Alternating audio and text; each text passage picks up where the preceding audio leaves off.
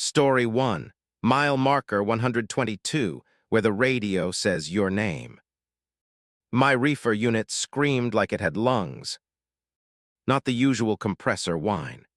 This was a long, wet wail that climbed the cab walls and vibrated my teeth, and when I glanced in the mirror, I saw the trailer doors breathing, bowing outward, then sucking back in, like something inside was pressing its face to the metal and letting go. The temperature readout that should have been holding at 34 flashed three numbers I'd never seen on that unit. 0, then 666, then my own dot number, as if the trailer had learned how to count me. Then the CB crackled and a voice said, calm as a dispatcher, "Eli Turner, you're about to pass where you disappear." I didn't answer. My throat locked. The Jake brake rattled under my foot as I eased off the throttle on I-80, westbound through Nebraska and the mile marker ahead, white post in the headlight beam, tilted toward me like it wanted to be read. The voice came again, closer to my ear than the speaker. "Don't look at the mirror when the doors blink." I looked anyway. I couldn't stop myself. The trailer doors had little red reflectors, one on each side. They weren't reflecting. They were blinking, left, right, like eyes. A gust hit the tractor broadside and shoved me half a lane. The steering wheel went slick in my hands, sweat and something else, cold moisture that didn't belong on skin. The air in the cab smelled of iron, like pennies warmed in a fist. My tongue tasted freezer burn. I told myself it was a malfunction, a loose sensor, an electrical gremlin. It's always something you can fix with a wrench, a fuse, a reset. That's what being a trucker teaches you. Everything has a reason, and most reasons are mechanical. But the voice had said my name the way my mother used to when she caught me sneaking out of the house. Like it already knew where I'd end up, and it was disappointed I was still trying. The reefer wailed again. The trailer doors bowed outward. And my radio, the one with the worn channel knob and the coffee stains in the speaker grill, whispered, "He's awake now." I'd been on the road 14 years and I'd learned to keep my life in compartments. Logbook, load, fuel, sleep, repeat. I ran refrigerated freight because it paid steady and it was honest. Lettuce out of Salinas, beef out of Omaha, frozen pies out of Des Moines. Cold product, cold schedule, no surprises. March 14th, 2023, the surprise started at a truck stop outside Kearney. I'd pulled in at 2:17 a.m. with my eyes gritty and my back aching from the seat. The sky was moonless, the kind of black that swallows the lights and makes the neon look weak. The parking lot smelled like diesel and old fryer grease. Inside, the fluorescent lights made everyone look sick. I remember because I checked my fuel receipt and wrote the time on it like I always do, a habit from an old mentor who said receipts are the only truth out here. I had a load of boxed chicken headed to Cheyenne, scheduled for delivery at 8:00 a.m., and I was ahead of time. Enough to grab a shower and a coffee and maybe 20 minutes of sleep if the lot noise didn't crack my skull. While I was walking in, I noticed a man standing by the edge of the lot near the dark line of the interstate. He was too still to be waiting for a ride. No bag, no cigarette ember, just a silhouette in a hooded jacket facing the road like he was listening to it. I didn't think much of it. You see all kinds. But when I came out with my coffee, he was closer to my rig, standing near my trailer doors. My reefer was running normal then, a steady hum. The man's head was tilted like he was reading the serial numbers stamped into the metal. "Hey," I called, more annoyance than fear. "Can I help you?" He turned slowly, and I felt the first pinch of wrongness in my stomach. His face wasn't dirty or bruised. It was clean. Too clean, like it had been washed and then left to dry in the cold until the skin tightened.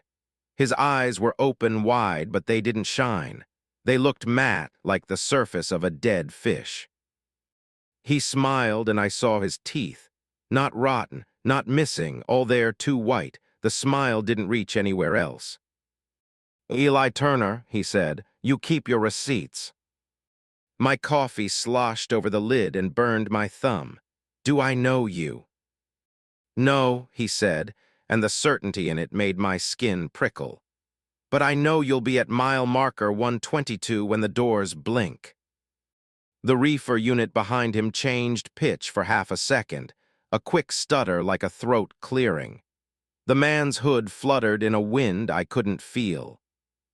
I should have walked back inside. I should have called the cops or the clerk or anyone. But being a trucker teaches you another thing. Don't make trouble at 2 a.m. if you can avoid it. Trouble follows you down the road. So I did what I always do. I kept it simple. "You need a ride." He shook his head. "You don't want anyone in your cab tonight." That snapped something. G in me. "Look, man, I got a schedule. Step away from my trailer." He stepped closer instead, close enough that I could smell him. He didn't smell like sweat or cigarettes or whiskey. He smelled like cold air trapped in a freezer, that sterile, numb smell that comes off boxed meat. It made my stomach lurch like I'd swallowed ice water. "You're hauling poultry," he said.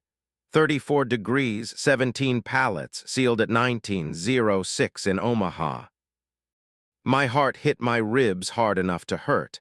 Those were details you wouldn't know unless you had my paperwork, unless you'd been inside my trailer, unless you'd been me. "You got the wrong guy," I said, but my voice came out thin.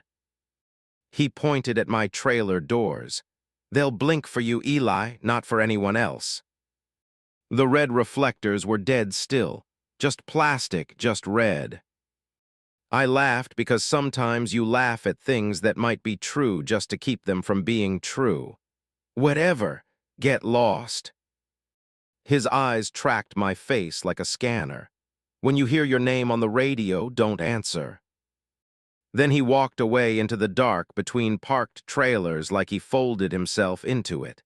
And I stood there with my coffee, watching the empty space where he'd been, trying to convince my pulse to slow. I inspected my trailer lock, sealed intact. I checked the reefer panel, normal 34 degrees. I told myself it was some creep messing with drivers, a prank, a scam. I went inside, took my shower, and I couldn't stop scrubbing my hands even after the soap was gone. I rolled out at 3:11 a.m. because sleep felt impossible. The interstate was mostly empty, just the occasional set of taillights floating ahead, the reflective lines sliding under my headlights like a hypnotist's watch. The road through Nebraska at night feels endless. Flat land, dark fields, the sky pressing down. The kind of emptiness that makes you feel like the only moving thing in a dead world. I kept the radio low on a country station because silence lets your brain invent sounds. At 3:42 a.m., the station cut out. Not static, not a fade. A clean, surgical silence like someone had pulled the plug on reality. Then the CB clicked and I heard a voice, not the man's voice from the lot. This was a woman, middle-aged, professional. "Unit 7845, she said. "Confirm location." My dot number, my company's unit number, things only dispatch and law enforcement use. I grabbed the mic. "This is 7845, who's this?" The speaker hissed, and then underneath the hiss I heard my own voice answer back, half a second delayed. "Who's this?" My hands tightened on the wheel. "Dispatch, you on the CB." The woman's voice stayed calm. "Confirm location, Eli." I almost didn't notice she'd used my name. My skin went tight along my arms. "I'm westbound I-80, I said, and my mouth went dry. "Past Kearney, heading to Cheyenne." "Negative," she said. "You are approaching mile marker 122. My stomach sank. I glanced at the dash clock. 3:44, 2 minutes since the silence. I looked at the mile markers as they flashed by. 149, 148. We were nowhere near 122. That's not possible, I said. I just passed. The reefer unit behind me changed pitch, a low moan that made my fillings ache. The road ahead shimmered for a second like heat distortion, but it was cold out. The outside temp read 21 degrees. The woman's voice lowered as if leaning in. Do not look at your mirrors. I broke that rule immediately. I looked at my driver's side mirror, then the convex. The trailer lights were steady. The doors were flat, nothing. The passenger side mirror showed something else. Not another vehicle, not a light. A shape inside the lane behind me, tall and narrow, moving too fast without making sound. It didn't have headlights, it didn't have reflectors. It was a darker dark against the darkness, a slice cut out of the night and stitched into motion. My chest tightened until breathing hurt. What is that? The CB crackled with my own voice again, faint, like a recording played from far away. What is that? The shape behind me surged closer, and the reefer unit screamed. The same wet wail I'd heard at mile marker 122, except I wasn't there yet. Unless I was. The dash GPS blinked and went blank. The map vanished. The screen displayed only coordinates that changed too fast to read, as if my truck was skipping across the earth like a stone. Eli, the woman said, if it catches you outside the lines, it will take a piece. What lines? I rasped. The lane lines, she said like it was obvious. Stay between them. A gust shoved me again, and the truck drifted toward the shoulder. The right tires kissed the rumble strip, a vibration that ran up my spine. Instantly, pain lanced through my left hand, white-hot, surgical, like a scalpel under the skin. I yelped and jerked the wheel back into the lane. The pain didn't fade, it pulsed deep and wrong. I glanced down and my breath broke. The skin between my thumb and forefinger had S. Split open, not torn, unzipped. A clean seam, edges peeled back, and beneath it I could see something pale and glossy moving, like fat or worm tissue sliding under the skin. Blood didn't pour. It beaded, thick and slow, as if reluctant to exist. My hand felt numb and burning at the same time. My fingers flexed without my permission, twitching like they belonged to someone else. It took a piece, the woman said, and there was something like satisfaction buried deep in her tone, something that made my stomach turn. I swallowed bile. Help me. You can't be helped if you answer, she said. The CB clicked off. Silence again. Then through the cab speakers, a whisper like breath against my ear. He likes you awake.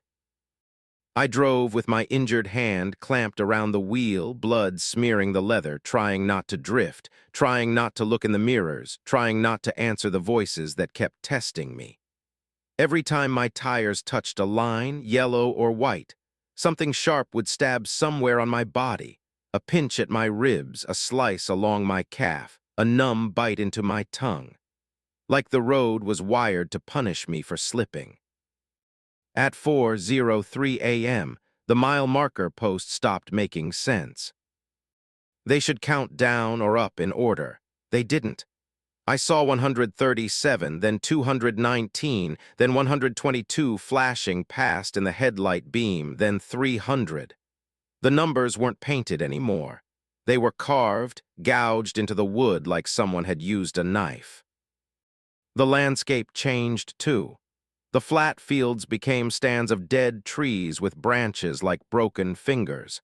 Then the trees vanished and there were low hills that shouldn't exist in Nebraska. The horizon bent, the black sky leaning like a ceiling sagging under weight. I tried to call my company. No service. I tried the emergency channel, static. I tried to turn on my dash cam screen, and it showed only my own face in grainy infrared, eyes too wide, skin slick with sweat. Behind my head, in the reflected dark of the rear window, there was a smear of movement that didn't match the reefer unit at all. The whisper came again, this time through the vents, cold breath on my knuckles. Mile marker 122 is where the road eats names. My vision tunneled. I focused on the lines, on the feel of the steering wheel, on the vibration of the cab. I chewed the inside of my cheek until I tasted blood just to have something real. A sign loomed ahead, rest area 1 mile. Relief hit me so hard I almost sobbed. A lit place. People, cameras, bathrooms. A chance to stop, to call the cops, to step out of this nightmare and let fluorescent reality slap me awake. But the sign was wrong. The letters looked like they'd been repainted over and over until the edges bled. Beneath rest area, someone had scratched smaller words into the reflective surface. I couldn't read them until I was close enough that the headlights caught the grooves. Don't park, don't sleep.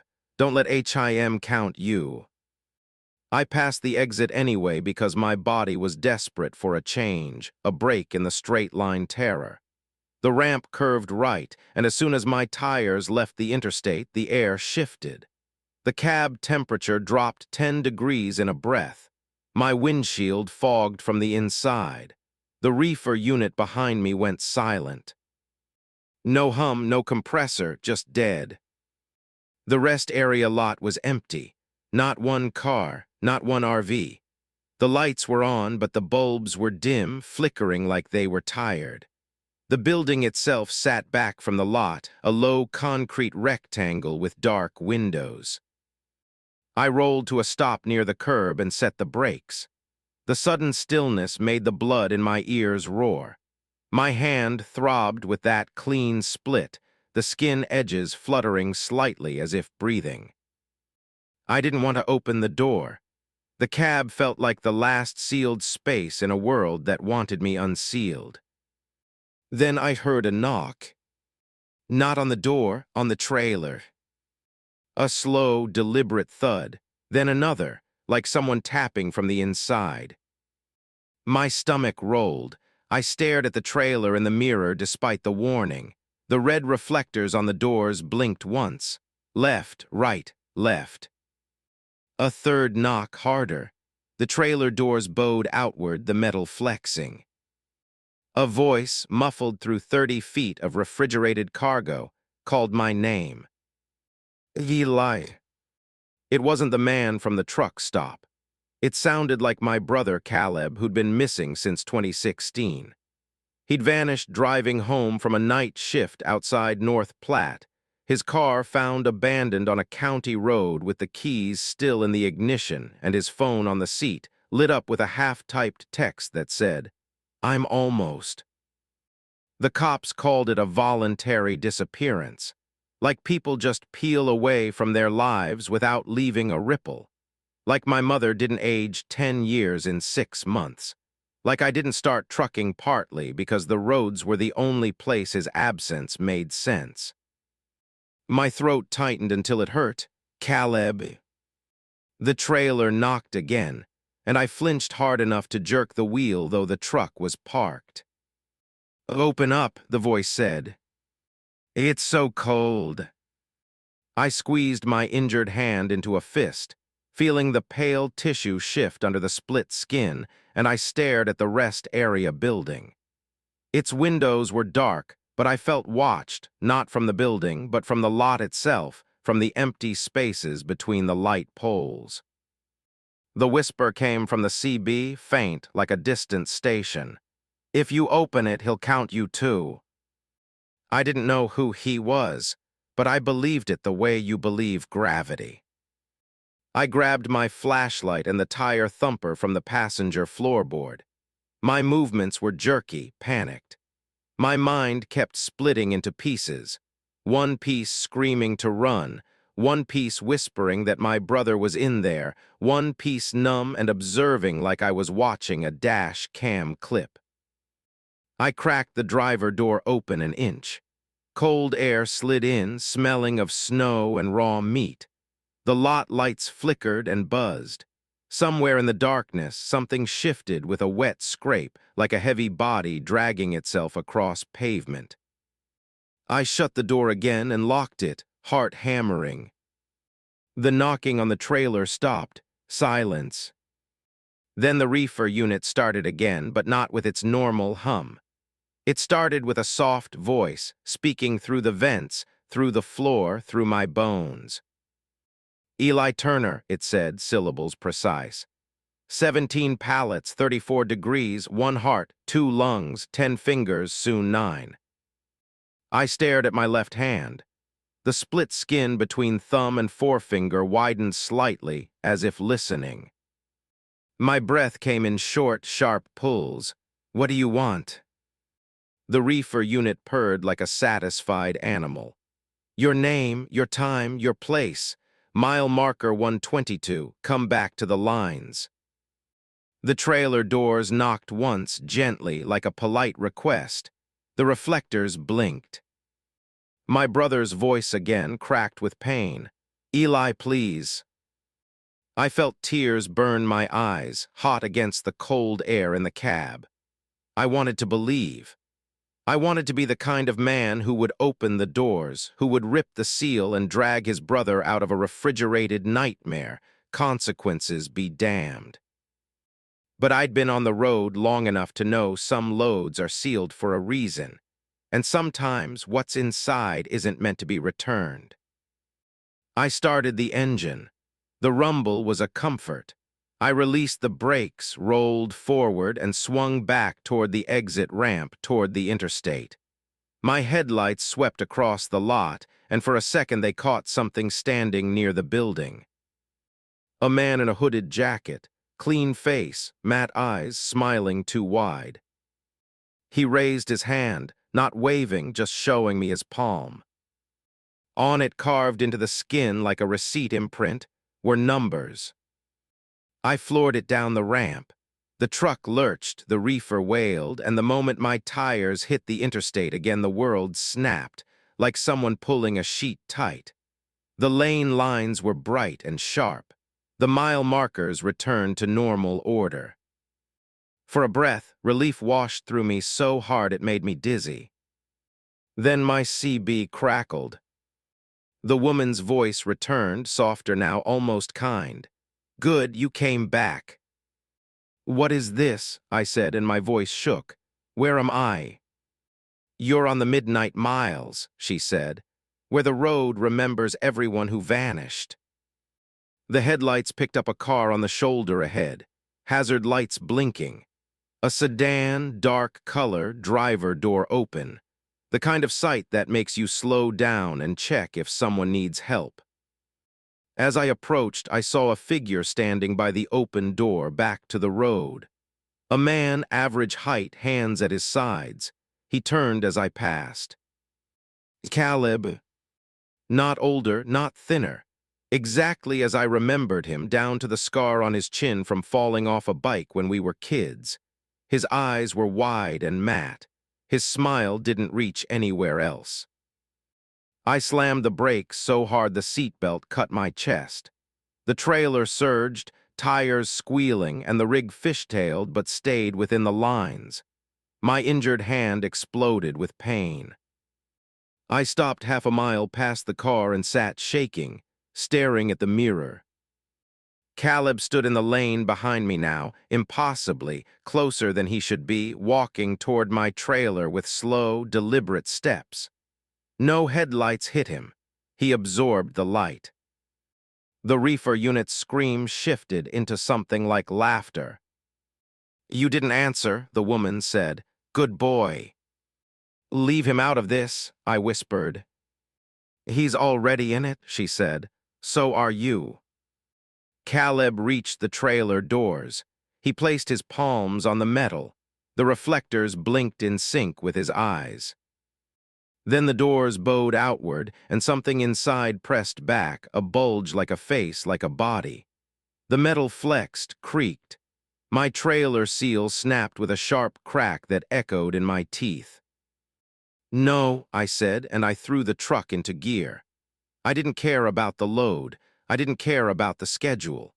I cared only about motion, about staying ahead of whatever the road had decided I owed it. I accelerated, the engine straining. The trailer rattled behind me, and I heard the cargo shifting, not boxes. Sliding, but something heavier, something wet, dragging across the floor. The CB crackled with my own voice, faint like a ghost recording. "No, no, no." The lane lines blurred in my vision as tears filled my eyes. I blinked hard, forcing focus. Stay between them, stay between them. The mile marker ahead flashed in my headlights. My heart slammed. No, no, no. The woman's voice was suddenly intimate, like she was in the passenger seat. "You can't miss it, Eli. It's where the names come off, like a sticker, like a seal." The reefer unit behind me went silent again. Dead. Then, from the trailer, a chorus of muffled voices began to speak, overlapping, dozens of them, men and women and children, all saying one thing. "My name is..." But they never finished. The sound cut off, replaced by a wet swallowing noise like a throat closing. My left hand twitched, fingers curling. The split skin widened. Beneath it, the pale tissue moved like it was trying to crawl out.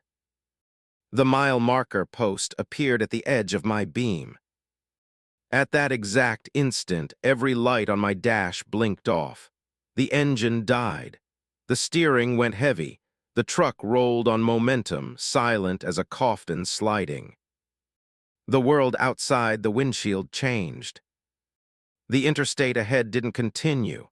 It narrowed into a single lane that ran straight into darkness, and on either side of it the land dropped away into nothing, a black void where there should have been fields.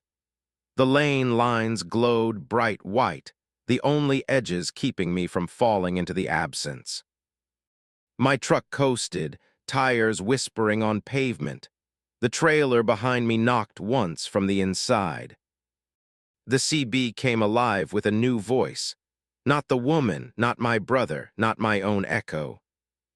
A man's voice, deep, patient, amused. "Eli Turner," it said, savoring the syllables. "Let's see how many pieces you can lose before you stop being you."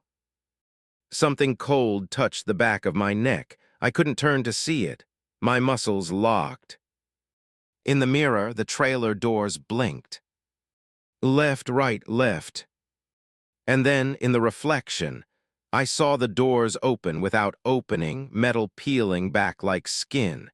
And inside my refrigerated load there weren't pallets of chicken. There were people.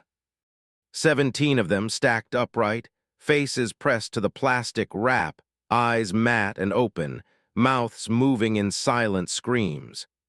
Each one wore a faded sticker on their chest like a shipping label, and on each sticker was a name. Caleb's name was there, second row, third from the left. At the bottom, a blank sticker peeled itself free from the roll and drifted forward through the air toward the cab, floating like a dead leaf. It slapped against the inside of my windshield, right in front of my eyes. The sticker was empty for half a second. Then letters began to appear, burned in as if by invisible heat. VLITURNER. The cold on my neck tightened, not like a hand, but like a measuring tape cinching. My throat compressed, my vision sparked. I tried to scream, and only a thin hiss came out, the sound of air escaping a seal. The man's voice on the CB chuckled. "There you are." The truck rolled past mile marker 122 into deeper black, and behind me, in the mirror, I watched my own name settle onto the sticker like it had always belonged there. Story 2, the way station that print your weight. The red closed sign over the way station was lit, but the ramp gate lifted anyway, slow as a tired eyelid, and my steering wheel jerked in my hands like the truck had made the decision before I did. I wasn't headed there. I was committed to the through lane on I-15 northbound, 20 miles south of Great Falls, Montana at 1:38 a.m. with a dry van full of boxed medical supplies and a clean log. Yet my blinker clicked on by itself. The dash dimmed. The CB gave one sharp pop, and a voice that sounded like it had learned English from emergency broadcasts said, "Pull in Denise Klein. You're overweight in the places that matter." The ramp curved into a pocket of sodium lights and frozen asphalt.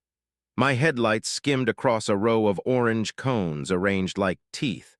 A wind smelled of sage and something sour like old antiseptic spilled on meat. The gate arm settled behind me with a hard clack. In my side mirror, the interstate traffic was gone. No taillights, no distant glow, just black, flat silence as if the highway had never existed. The way station building was dark except for a single office window glowing jaundiced. Inside that window, something moved, slow and indistinct, like a person turning their head in a fish tank. My brakes hissed. The truck shuddered to a stop on the scale, and the scale did what scales do. It woke up. The platform beneath my steers vibrated. The sensor box on the right flashed green. Then the digital sign above the lane sputtered and displayed not numbers, but letters. DNISCKLINE. Gross missing. The sign flickered. For an instant, the letters were replaced by another name.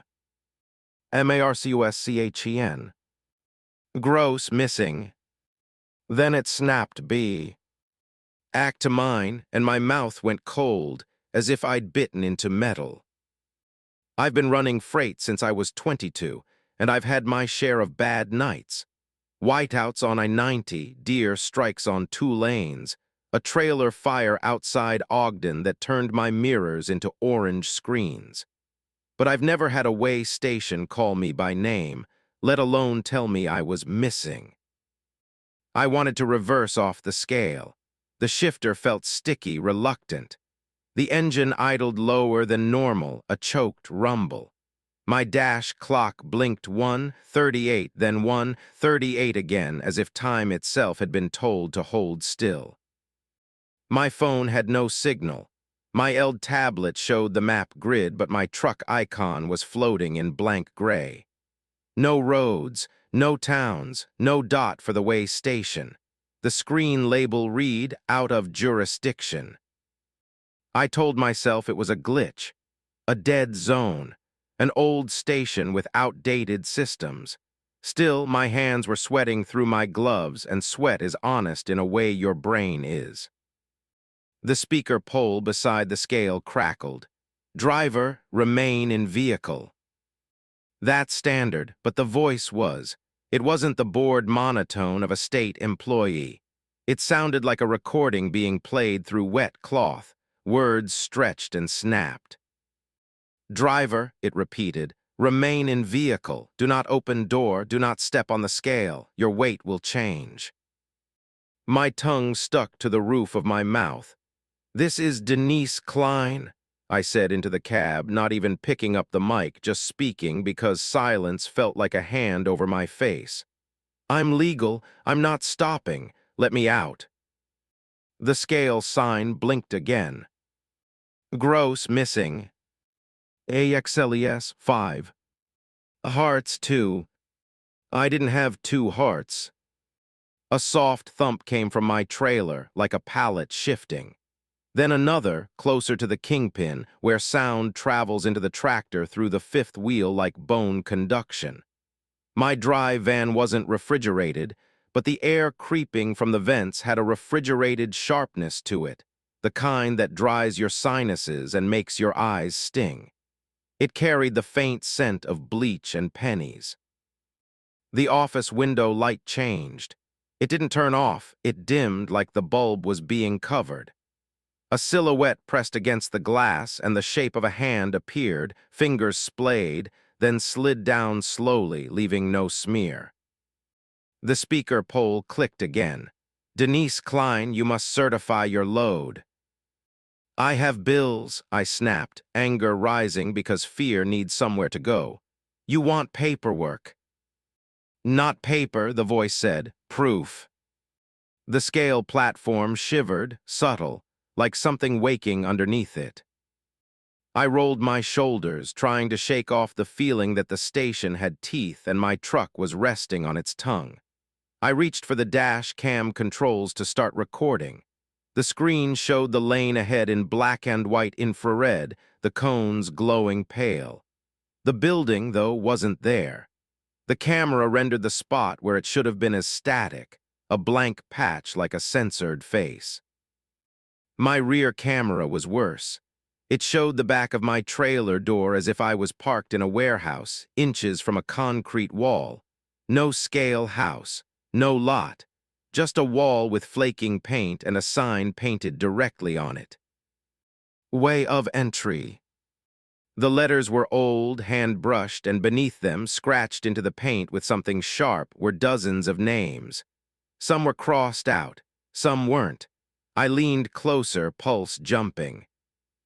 Marcuschen was there, carved deeper than the rest, like whoever scratched it wanted it to last. I had hauled with Marcus once, 2 years ago, a relay run between Spokane and Salt Lake. He was calm, methodical, always wiping his mirrors clean even when it was pointless. He'd vanished last winter. Company rumor said he'd taken a load into the mountains and never came out. The cops found his tractor abandoned at a rest area with the key still in, engine cold, bills on the seat, and his phone open to the weather app. No blood, no struggle. Just absence, like someone had lifted him out of the world and left everything else behind. Now his name was on a wall that shouldn't exist behind my trailer. My breath fogged the windshield. My heart banged hard enough to make my seatbelt tug.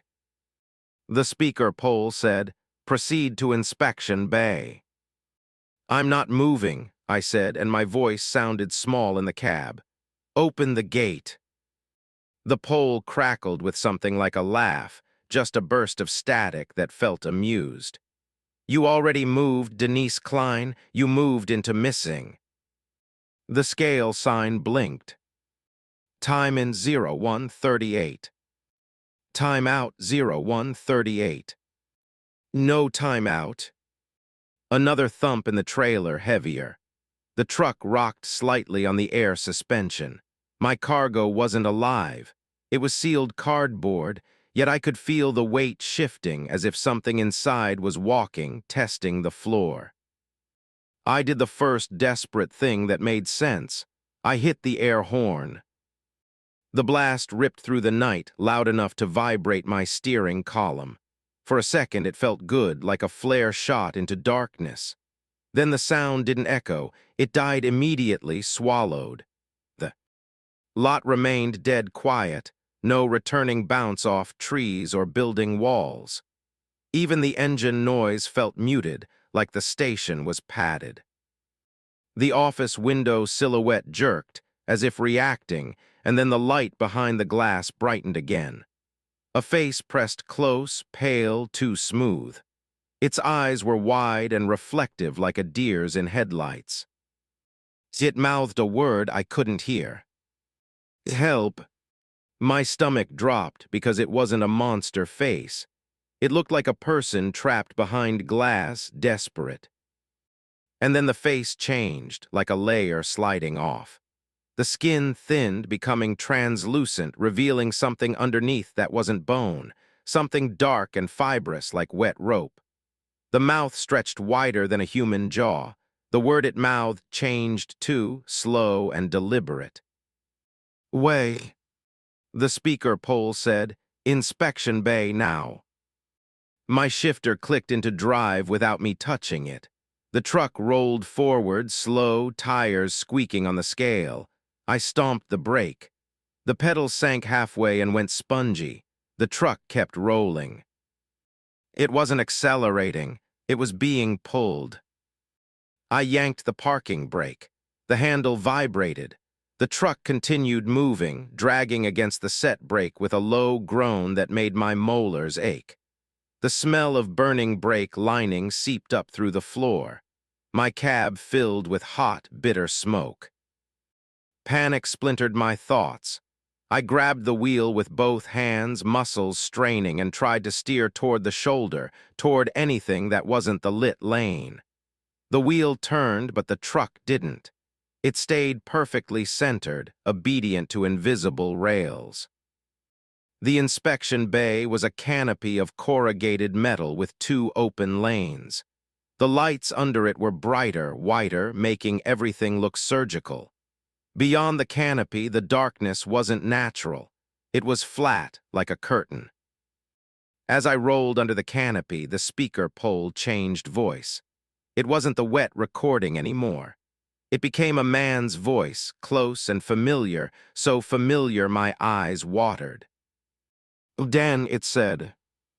My hands clenched. My throat tightened around the name like a choke chain. It was my father's voice.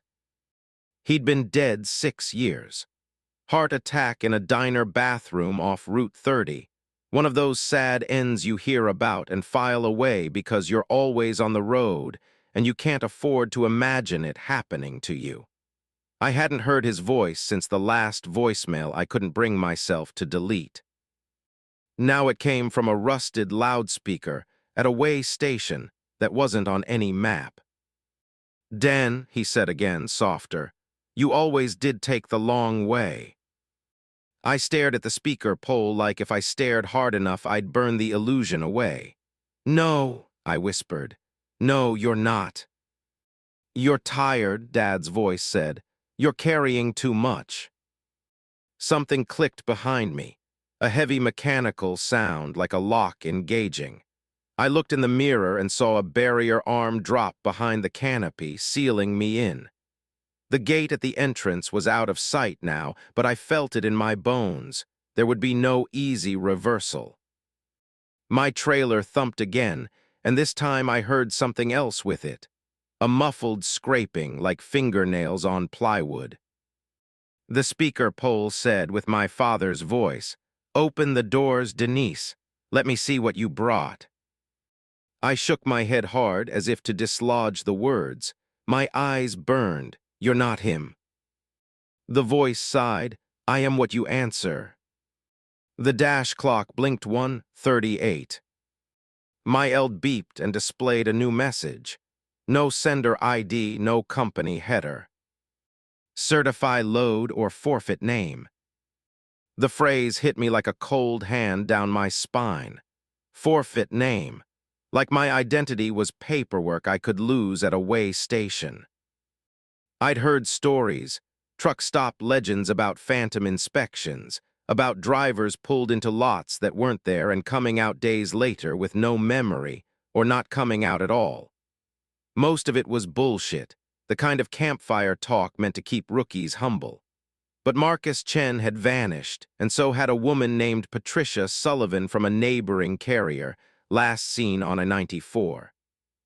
Their disappearances had the same detail in the rumors.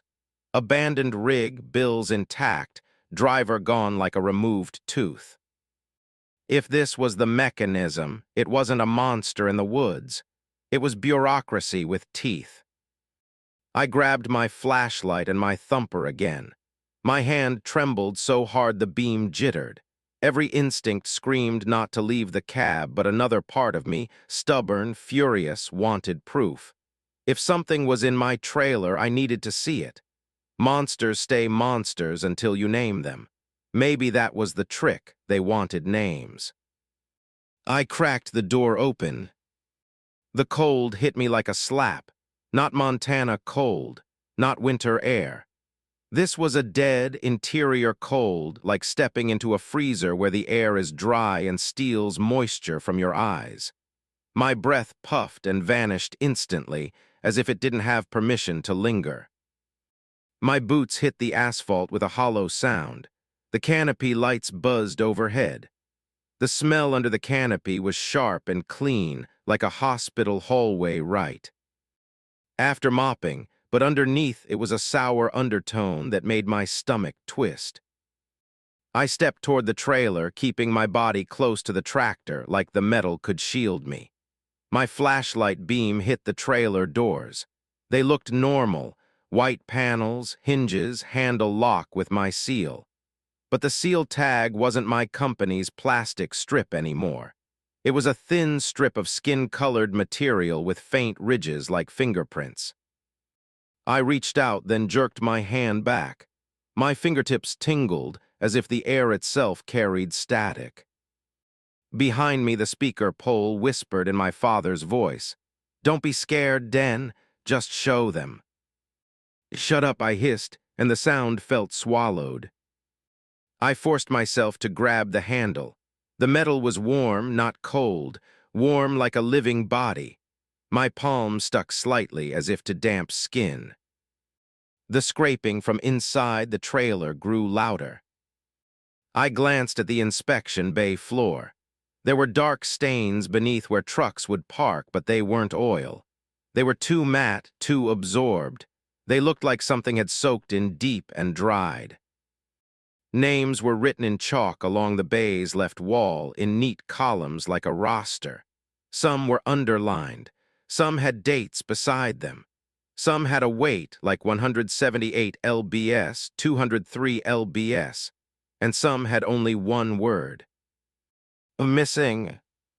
My flashlight beam caught one name halfway down. Marcuschen, 0138 missing. The same time as my dash clock. I swallowed so hard it hurt. What is this place? The answer came from behind the trailer door, a voice muffled by cardboard and distance. Denise. Not my father, not the speaker pole. A real voice, thin and trembling. A woman's voice. It sounded like Patricia Sullivan. The flashlight shook. I felt heat rush into my face, then drain away. "Patricia," I whispered. "Yes," the voice said, and it was ragged with relief. "Please, don't leave me, I'm in here." I pressed my ear to the door despite every warning siren in my body. The door vibrated faintly, like something moving close. "How?" "Don't ask," she said, voice cracking. "Just open it, I can't breathe, it's counting." Counting, that word made my stomach knot. The speaker pole, still my father's voice, said softly, "Open it, Den. That's what good daughters do." Anger flared so hot it almost steadied me. Whoever was doing this was using my dead father like a tool, and that felt worse than any physical threat. It felt like being robbed in a way you can't report. I grabbed my seal cutter from my pocket. The blade gleamed under the canopy lights. My hand hesitated. If I opened the doors, I might free someone, or I might let something out, or I might certify my load in the way they wanted, surrendering something I didn't know I could surrender. Patricia's voice sobbed. "It's dark, it's writing on me, please." Writing on her, like a shipping label. My chest tightened until breathing was work. I cut the seal. The strip didn't snap like plastic. It tore with a wet sound like skin ripping. A smell burst out, cold cardboard antiseptic, and underneath it a coppery stink that made my mouth fill with saliva. Blood smell, but old blood like dried and rehydrated. I yanked the latch. The handle resisted, then moved with a sudden give that almost made me stumble. The right door swung open. The inside of the trailer wasn't my load. It was a corridor. A long, narrow hallway that extended far beyond the trailer's actual length, lit by flickering fluorescents. The walls were metal ribbing like a trailer interior, but they were stained and scratched. Along the walls, at shoulder height, were thousands of little stickers like shipping labels layered over each other. Each sticker had a name. Some were smeared, some were ripped in half, some were blank, waiting. The air pouring out was so cold it burned my lungs. My eyes watered instantly. My teeth began to chatter. And in the corridor, halfway down, stood a person. A woman in a reflective safety vest. Her hair was matted to her head. Her face was gray with exhaustion and her lips were cracked. Her eyes looked too big, like they'd been staring into dark for too long. Patricia Sullivan. Except the vest wasn't her carrier's. It was a way station vest, faded and stained, with a patch that read inspection. She stepped toward me, slow, unsteady, and her boots made no sound on the corridor floor. "Denise," she whispered, and hearing my name from her mouth made something inside me break. "You have to close it." "What?" I croaked. "No, come out, come on." She shook her head violently, tears carving clean tracks down her dirty cheeks. "You can't. It won't let you. It only lets wait out, not people." Behind her, deeper in the corridor, something moved. Not a person. A shift in the fluorescent light, a ripple of shadow as if something large passed under it. Patricia's gaze flicked over my shoulder, terrified. "Don't turn around," she whispered. Too late, I already felt it. Something behind me under the canopy, breathing without lungs. A pressure in the air that made my skin crawl, like standing too close to high-voltage lines. The hairs on my arms rose. The speaker pole changed voice again, dropping my father's tone like a mask. It became the wet broadcast voice, and it said, "Certification in progress, present driver for weighing." The canopy lights brightened until they hurt. The scale platform beneath my trailer shuddered, and the asphalt under my boots vibrated, a low hum that climbed into my bones. Patricia's eyes widened. "It's starting," she whispered. "Close it. If it gets your name on a label, you're—" A sound cut her off, a tearing sound like Velcro ripped slowly. A blank shipping label peeled itself off the corridor wall and floated into the air, drifting toward me like a dead moth. It moved with intention, not wind. Its corners curled slightly as it traveled, like it was eager.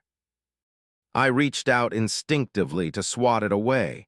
My fingertips brushed it. Cold seared through my skin, not numb cold, knife cold. The label stuck to my glove, and my glove stuck to it as if both surfaces were coated in glue. Letters began to appear on the label in dark ink, writing itself. DENISEKL. No, I yanked my hand back. The glove came off, leaving the label stuck to my bare palm. The ink continued to write, the letters sinking into the paper like they were being tattooed. Pain bloomed in my hand, deep and throbbing, as if the ink was burning into flesh. I screamed, a raw sound that didn't echo. Patricia lunged forward, grabbed the edge of the trailer door, and slammed it shut with all her weight. The corridor vanished. The door shut on empty cargo space, my real boxes stacked to the ceiling, shrink-wrapped, inert. No hallway, no stickers, no fluorescent flicker. For half a second, I thought I'd hallucinated it. Then the label on my palm tightened. I looked down and my stomach twisted. The paper wasn't paper anymore. It had fused to my skin, edges blending into my palm like it had grown there. The letters that had started on the label were now raised ridges under my skin, as if my flesh had become embossed. DENISEKLINE. My name printed on me. Patricia staggered backward, breathing hard, eyes wild. "You touched it," she whispered. "Why did you touch it?" "I didn't," my voice broke. "I didn't know." "Now it knows you," she said, and her gaze flicked past me again. It knows where to stick you. The hum under the canopy rose. The scale platform shuddered harder. The way station speaker barked, "Driver, step onto scale." My boots felt glued to the asphalt. I tried to move and my legs trembled. The air had thickened, heavy as syrup, pressing against my chest. Patricia grabbed my jacket sleeve with desperate strength. Her fingers were ice cold, and when she touched me, I felt a buzzing in my bones like she was charged. "Listen," she whispered fast. "It doesn't take bodies, it takes totals. It takes your measured self. That's why rigs are found intact. You're still there, just not in the way the world counts you." I stared at her, my mind struggling to hold onto sanity. "How long have you?" Her eyes snapped to the canopy floor. "Shut up, it hears questions. Questions are weight." A shadow slid along the bay wall, not cast by any object. A shadow moving on its own, climbing like spilled ink. It reached the chalk roster and stopped at Marcus Chen's name. The letters darkened as if being traced by something invisible. My dash clock beeped from inside the cab. 1:38. The speaker pole said, "Final way." My trailer jolted. The suspension compressed as if a massive load had been dropped inside, and the dry van groaned, metal ribs flexing. I heard boxes inside shift and collapse, cardboard popping. Something heavy slammed against the trailer wall from within, making the whole rig shake. Patricia's face contorted with horror. "It's loading," she whispered. "It's adding." "Adding what?" My name label burned on my palm.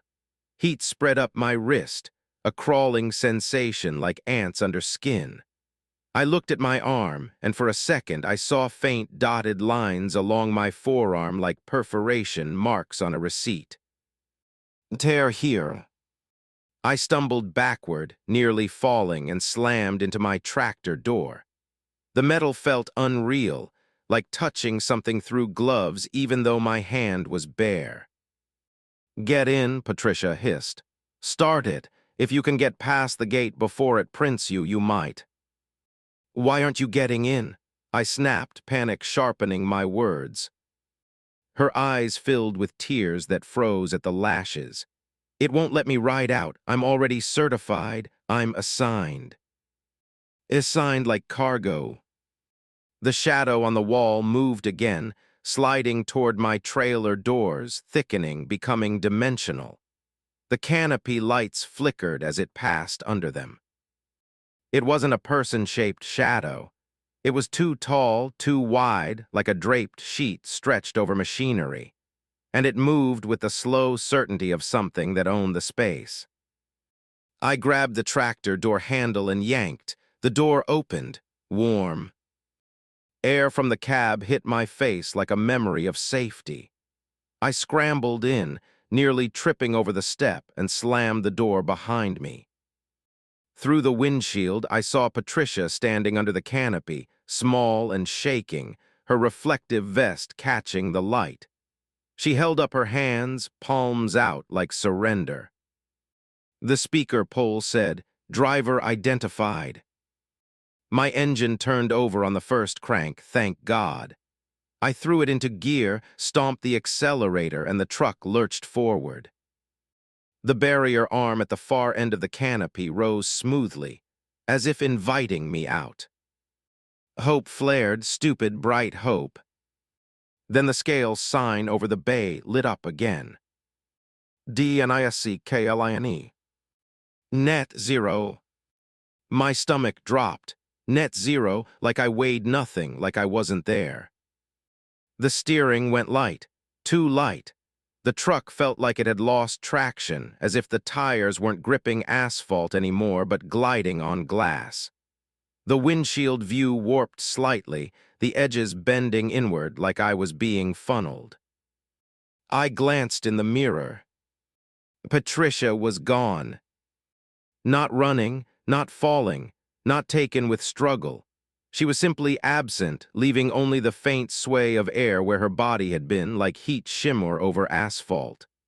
Her vest's reflective strip caught the light for half a second as it vanished, a brief spark like a match struck and snuffed.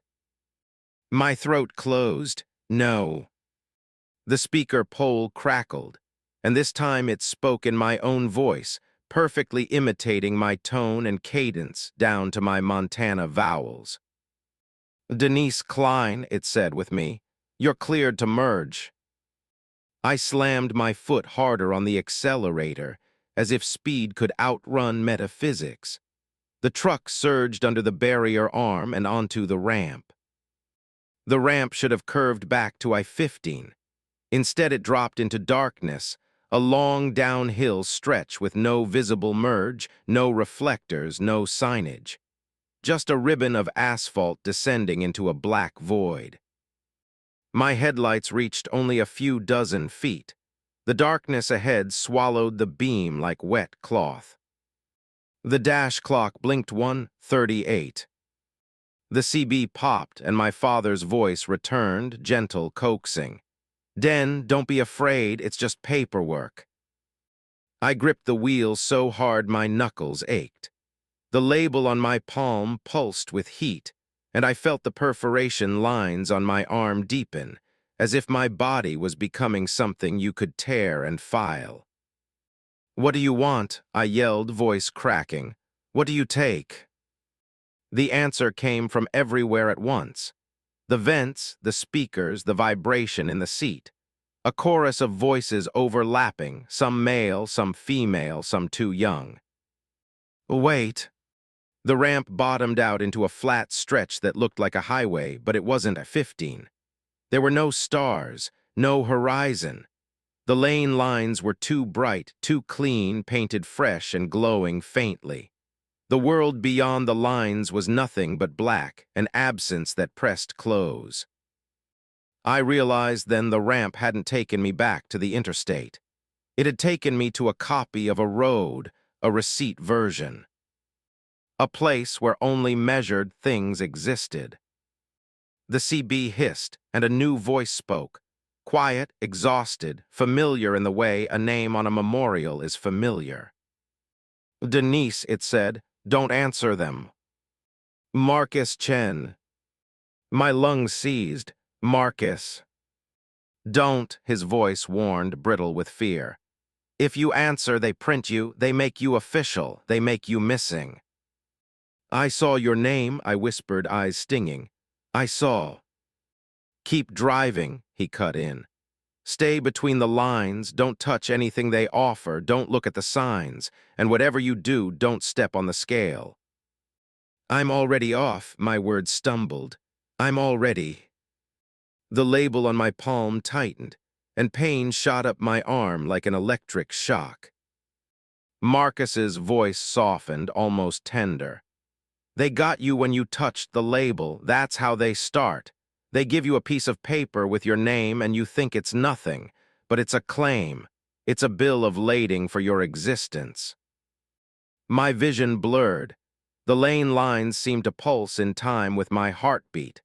I could feel my truck's weight changing, subtle shifts, like the suspension was breathing. "How do I get out?" I choked.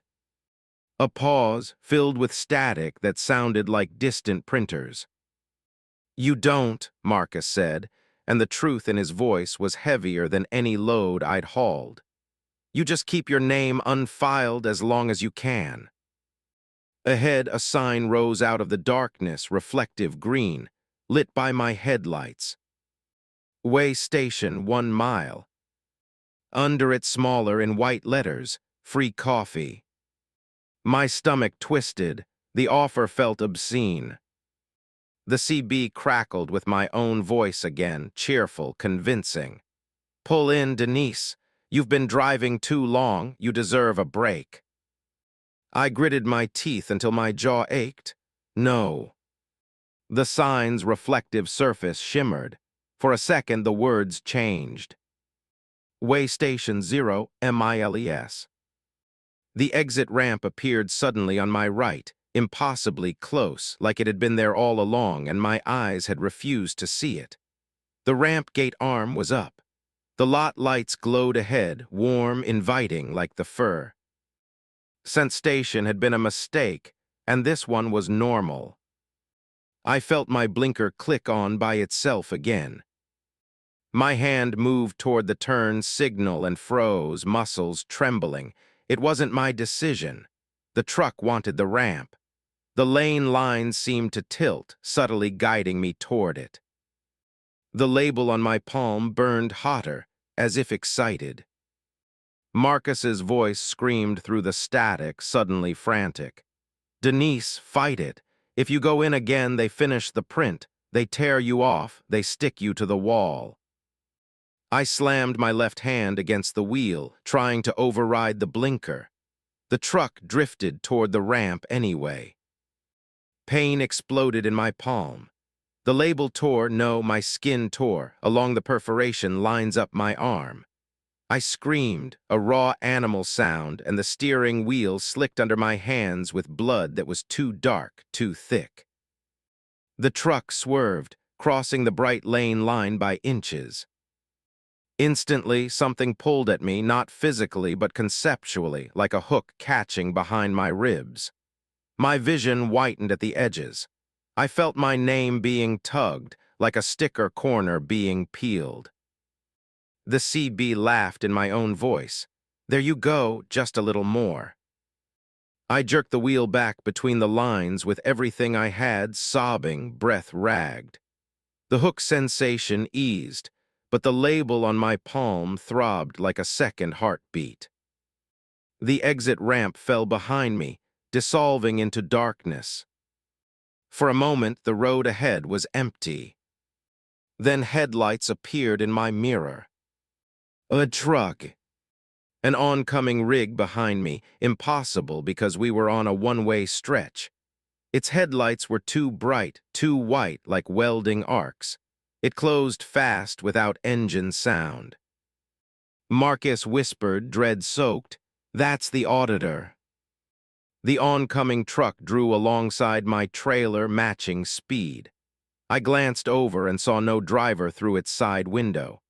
The cab was filled with paper, stacks of it, fluttering as if in wind. Receipts, manifests, bills of lading, all churning like a storm inside glass. A printer sat where the passenger seat should be, spitting out endless strips of paper that fed into the swirling mass. On the door was a logo, a scale, and a bar code. The auditor truck's window rolled down on its own with a smooth electric whir. A strip of paper slid out, extended toward my cab like a tongue. On the paper, in crisp black print, were words. "Please sign to acknowledge receipt of yourself." A pen clicked out beneath it, dangling on a chain. My skin crawled. My hands shook so hard I could barely hold the wheel. The paper strip fluttered closer, tapping my passenger window like a polite knock. The speaker pole voice, now coming from the auditor truck, said in my father's tone, "Just sign, Den. Then you can go." Marcus's voice turned ragged. "Don't. If you sign, you become a file, you become a missing person report, you become a story other drivers tell." The pen tapped again, impatient. The label on my palm surged with heat, as if craving the ink. My mind fractured into desperate calculations. If I didn't sign, the auditor might force it. If I did, maybe it would end. Maybe the road would return. Maybe I'd wake up at a normal way station with a hallucination and a burned hand. I looked forward. The lane lines pulsed brighter. Ahead, another sign emerged, closer than it should be. Final way 500 feet. My stomach flipped, final like an ending. The auditor truck edged closer, its paper storm pressing against the window from inside, muffling the light. The paper strip hovered inches from the glass, and I could see my own name faintly printed at the bottom, waiting. DNISCKLINE. My palm label throbbed in sync with the printed name, like they were magnetized. I made the only decision that felt like mine. I unbuckled my seatbelt, leaned across the cab, and punched the passenger window release. The window slid down.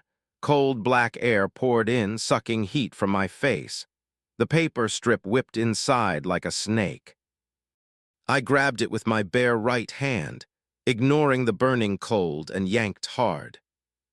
The strip tore free from the auditor truck with a sound like ripping fabric. The pen on its chain snapped after it, clattering against my dash. The paper in my hand was blank on the back, but the front still read the demand. "Please sign." I didn't sign. I crumpled the paper in my fist and shoved it out the window into the darkness beyond the lane line. The instant it crossed the line, the darkness reacted like water to a thrown stone. Ripples spread. The crumpled paper didn't fall. It hung, suspended, then unfolded itself, flattening, becoming a new label, larger than before. And on that label, letters appeared, not mine. Patricia Sullivan. A scream tore through the CB, high and thin. Patricia's voice, muffled, distant, like she was screaming from inside a cardboard box. The label shuddered as if something inside it was struggling. My stomach heaved. "Oh, God."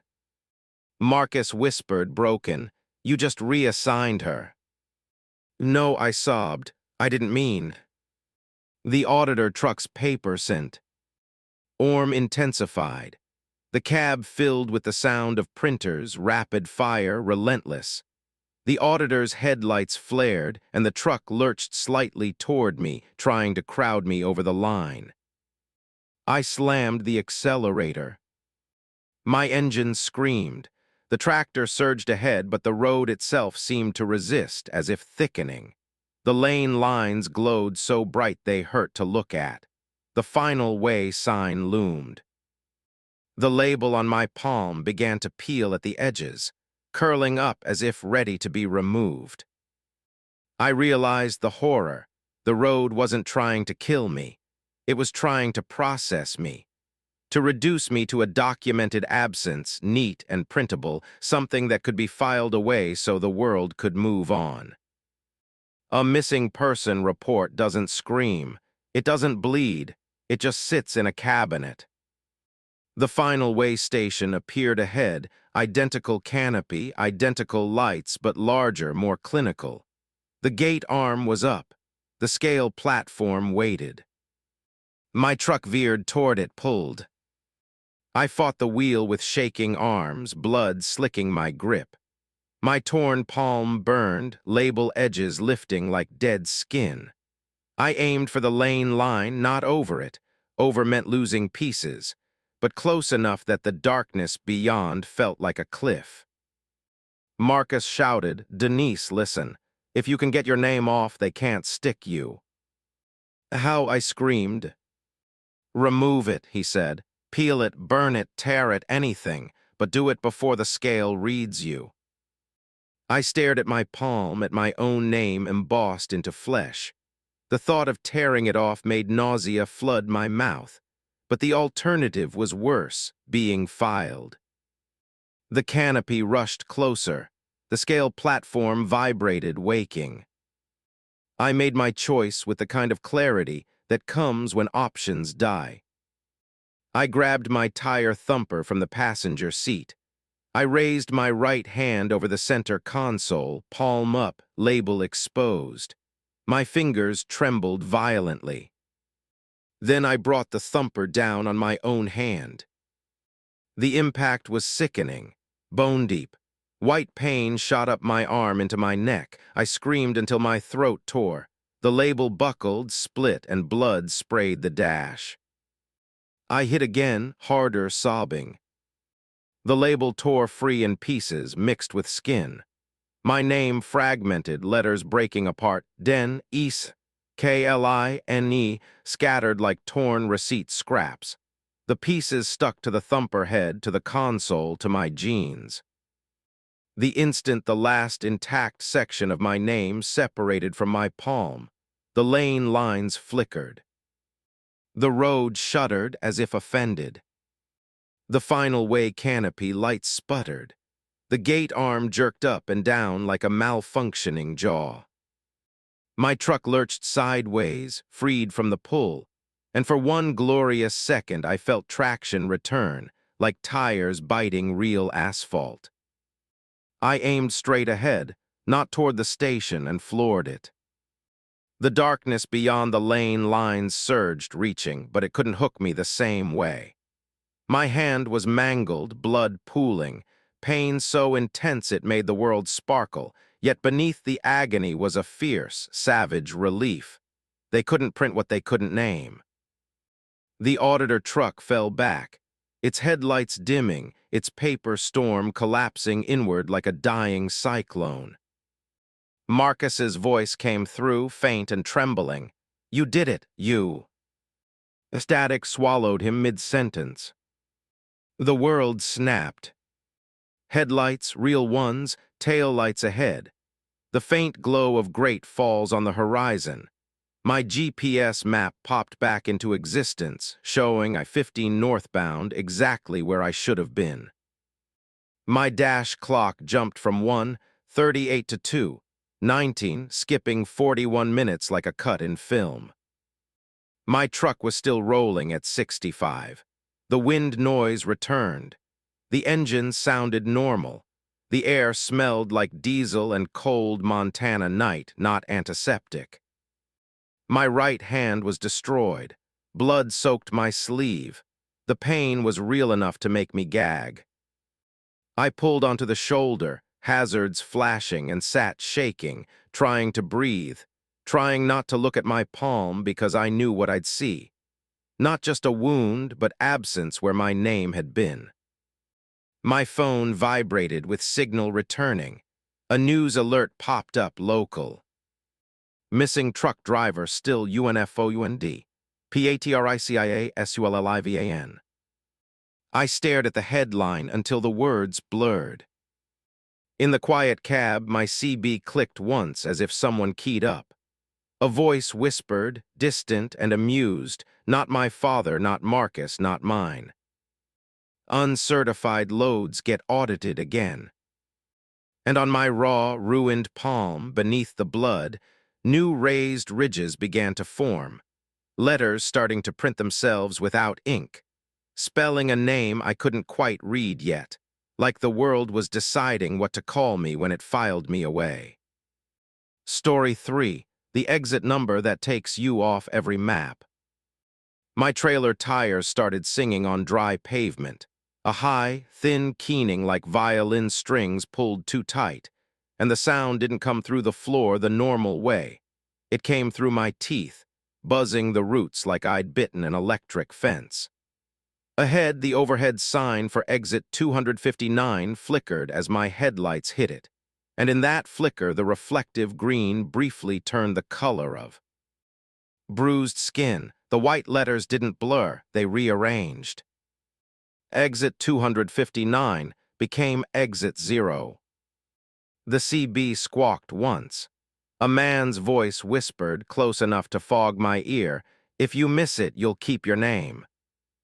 My hands tightened on the wheel until my knuckles ached. The dash clock read 3:07 a.m.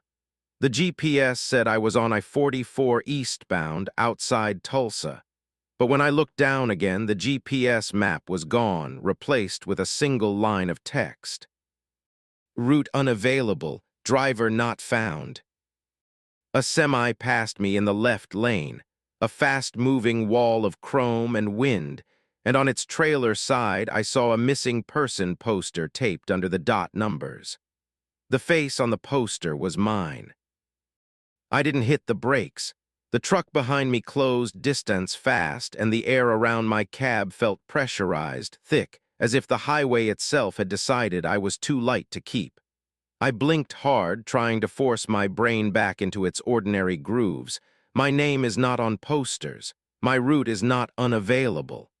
Exit signs don't become zero. But my tires kept singing, and exit zero waited ahead like a mouth. I've been pulling freight long enough to know how roads lie. Not with supernatural tricks, just with monotony, fatigue, the way the dark makes distances elastic. But this wasn't fatigue. This was the road doing something to me, deliberate and precise, like paperwork. My name is Malcolm Reyes, and I run a regular circuit. Albuquerque to St. Louis back down through Oklahoma, then home. Dry van, general freight. I like predictable. Predictable keeps you alive. April 2nd, 2025, dispatch begged for a favor load. A sealed pallet of electrical components from a warehouse in West Tulsa to a small distribution hub outside Joplin, Missouri. Easy run. 200 miles. Pay was decent. The only weird detail was the paperwork. The bill of lading had no shipper name, just a stamp that read VERIFIED in transit, and the consignee line was blank. I called dispatch and asked. They said it came down from a special account. They said don't worry, they said it had to move tonight. The warehouse was one of those places that looks like it was designed to be forgotten. No sign, just a roll-up door and floodlights. A security guard checked my CDL and didn't look at my face. He pointed me to Dock 3 and told me not to break the seal under any circumstances. Then he said something that stuck like a fishbone in my throat. If you see exit 259, don't take it, he muttered, like advice, like a warning he wasn't supposed to give. I laughed because that's what you do when someone hands you weirdness and expects you to carry it. I'm taking I-44. What's on 259?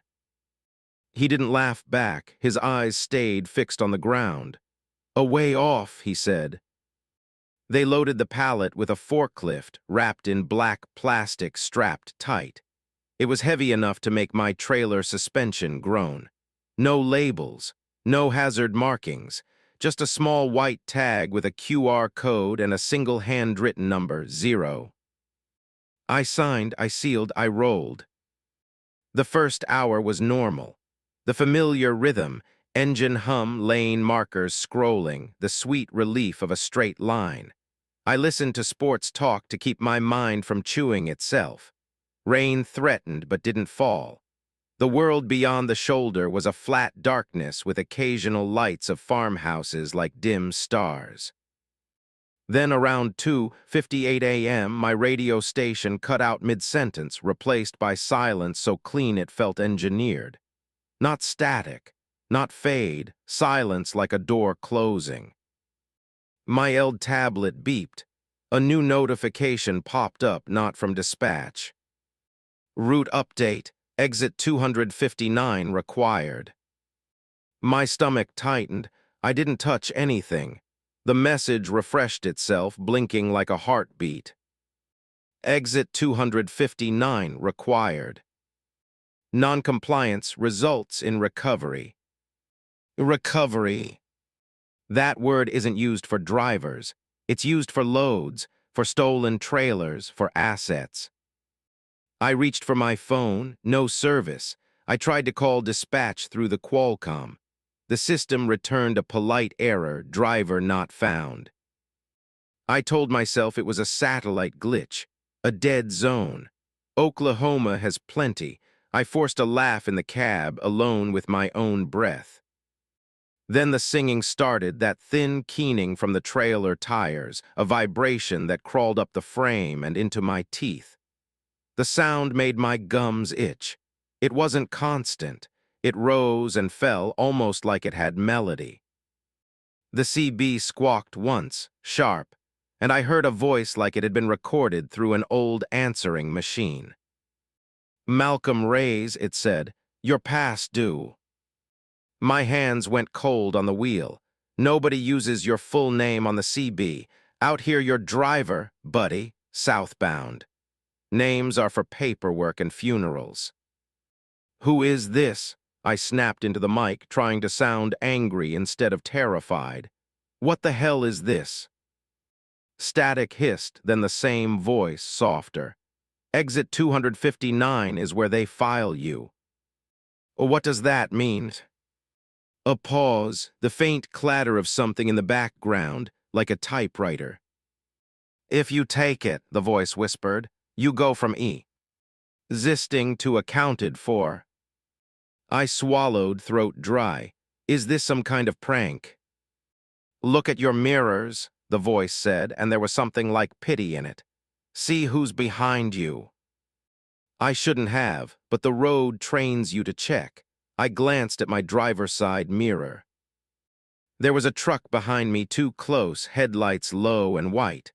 But it wasn't a semi. It looked like a box truck, older model, with no company markings. Its headlights didn't throw light the right way.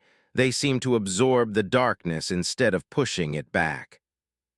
In my convex mirror, I saw its grille clearly for a second. It wasn't metal.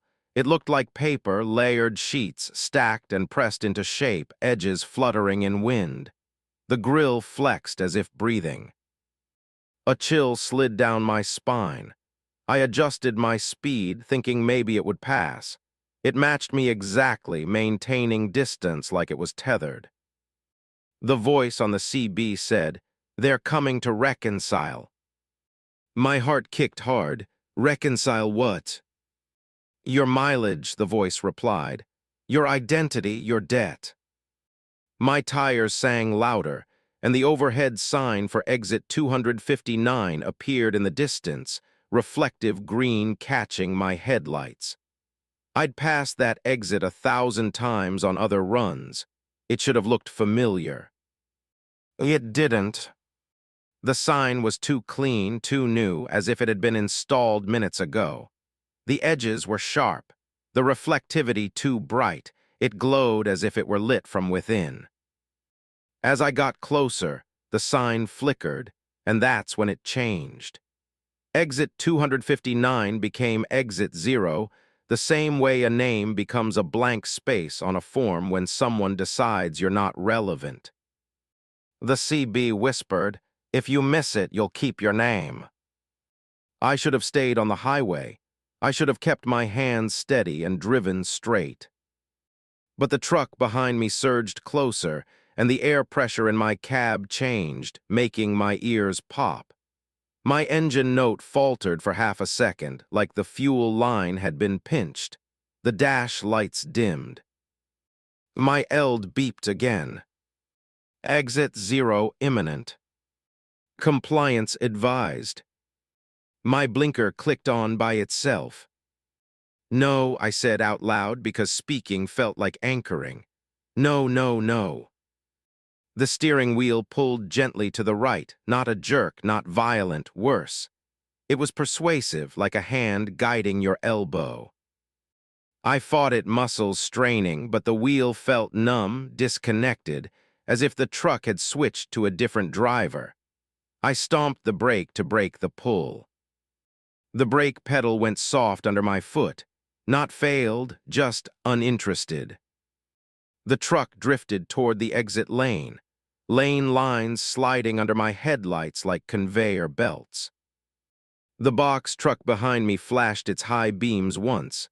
The light didn't flare, it pulsed like a scanner. I crossed onto the exit ramp. The instant my tires left a 44, the world changed. The sound of wind disappeared. The engine noise muffled, as if someone had wrapped my cab in insulation. The ramp was lit by amber streetlights, but the lights had halos that looked like cigarette burns in fog. The air smelled like dust and copy paper, dry and old. My GPS screen blinked and displayed only one thing: a coordinate string and the words outside grid. The ramp curved downward into darkness that felt dense, like a liquid. I expected to see the familiar frontage road, the cluster of fast food signs. There was nothing, just the ramp dropping into black. Then, as my headlights reached the bottom, a toll booth appeared. Not modern, An old concrete booth with cracked glass and a faded sign that read receipts only. No lanes beyond it, just the booth and a barrier arm across the pavement. I slammed the brakes. The truck stopped inches from the barrier, air brakes hissing loud in the muffled world. Inside the booth, a man sat hunched over a desk. His shoulders rose and fell slowly. The light above him flickered, making his face strobe in and out of view. The CB crackled again, the same voice, strained now. "Don't give them anything with your name on it." "What do they want?" I whispered, though my mic wasn't keyed. The man in the booth lifted his head, as if he heard me anyway. His face was smooth like wax, features too soft. His eyes were black dots, no whites like punched holes. His mouth opened, and when he spoke, it didn't come through the booth glass. It came from my cab speakers. "Ticket," he said, voice flat. "Proof of origin." "I don't have a ticket," I said, and my own voice sounded thin. His head tilted. "Receipt, then." The barrier arm lifted an inch, then dropped again, tapping my bumper lightly like a warning. My stomach clenched. Receipts, proof, paperwork. This was a place built of bureaucracy and hunger. I dug through my center console with shaking hands. Fuel receipts, scale tickets, a fast food receipt with grease spots. My fingers landed on a small white envelope I kept for emergencies, cash, toll money, spare. I could pay and leave. Then my eyes caught something else in the clutter. My CDL photocopy, the one I used for warehouse sign-ins. My N. AIM printed clear.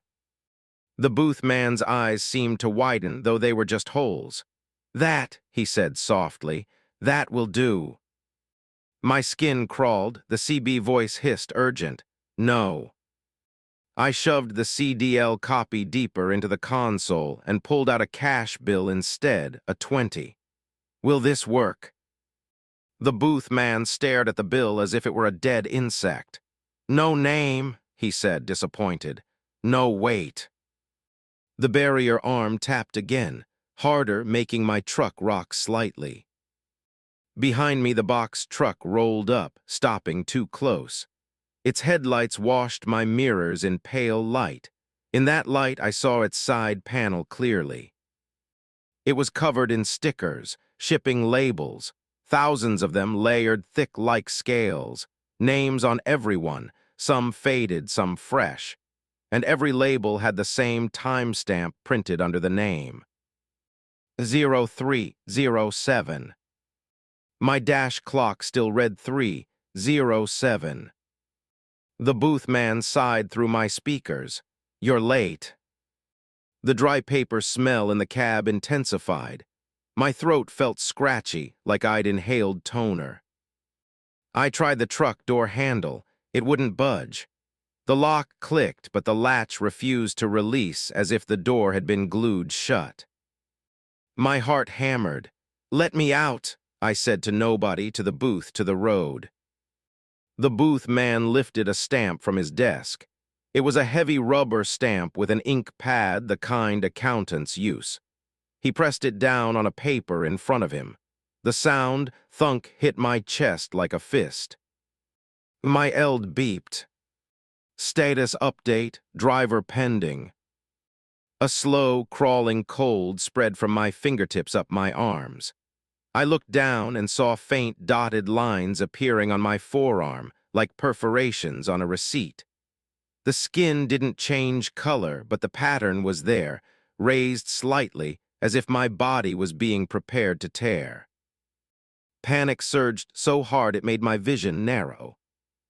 The booth man said, "Present name." The barrier arm lifted fully, smooth, and obedient now, as if the station had decided I'd comply. The ramp beyond the booth wasn't a road. It was a corridor of darkness with lane lines painted too bright, stretching straight into nothing. My engine revved without my foot moving. The truck rolled forward on its own, passing the booth. The booth man's face remained turned toward me, watching holes for eyes. I tried to wrench the wheel. It stayed centered. The lane lines glowed, guiding me. The box truck followed, close, a paper predator. My CB hissed, the voice weaker now. They don't need you dead. They need you documented. Don't let them print you. Who are you? I begged, voice cracking. A pause, then a name whispered like confession. Robert Hayes. The name hit me because I'd seen it before, on a flyer in a truck stop bulletin board in Amarillo months back. Missing driver. Last seen on a 44. Family begging for information. My chest tightened. You're not found, he said bitterly. Still driving, still being reconciled. The corridor's darkness deepened. The lane lines pulsed, almost breathing. A sign appeared ahead, floating in the black, lit by no visible light. Inspection ahead, declare contents. My throat closed. Declare contents.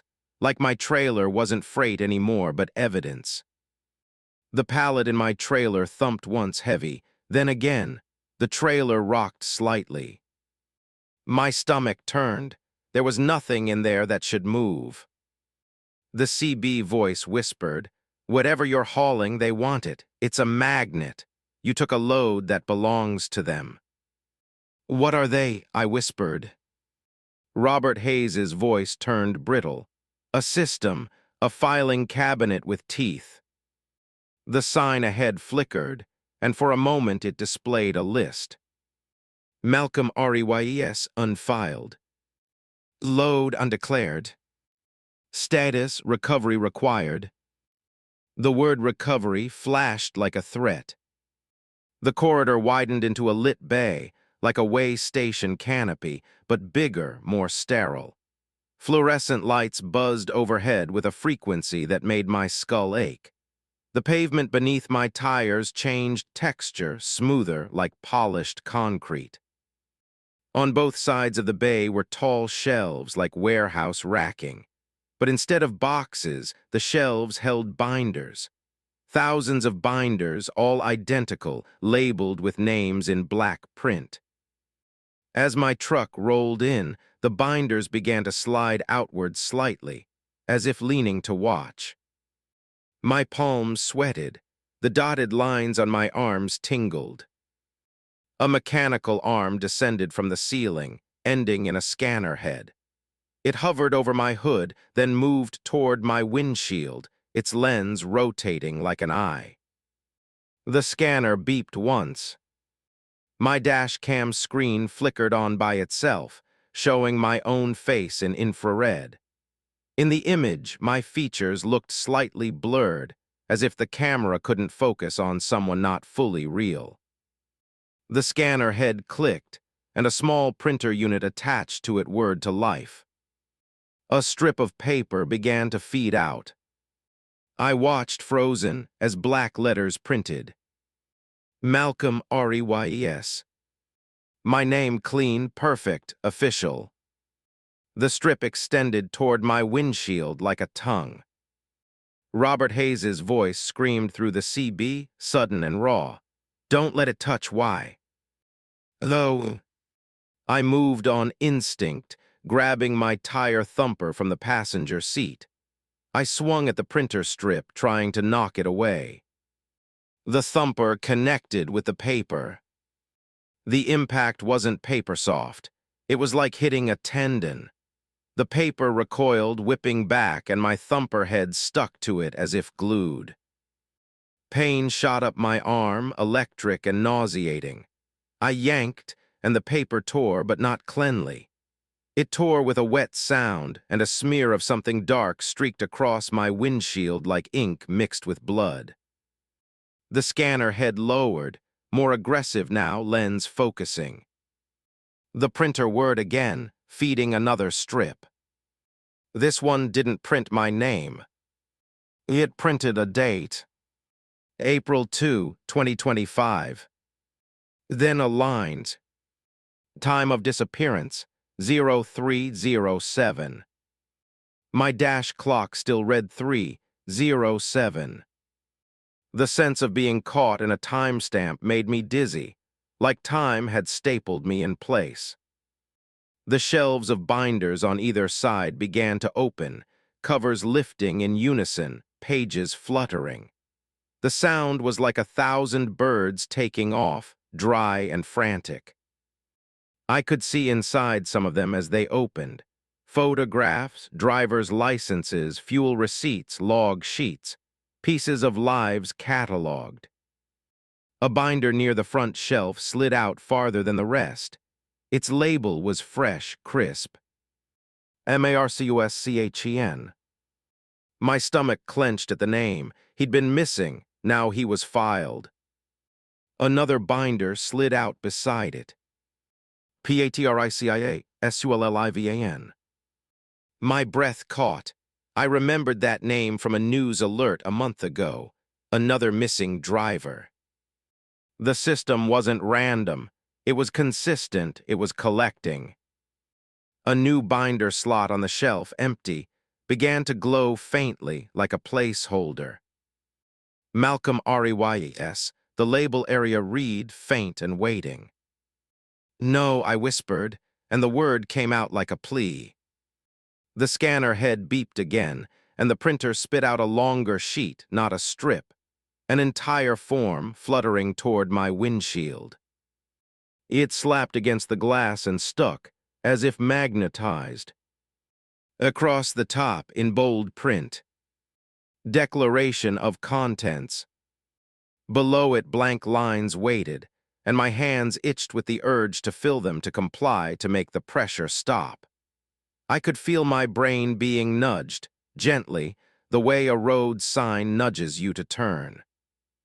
Robert Hayes's voice was barely there now, like a transmission fading. They can't take you if you don't declare.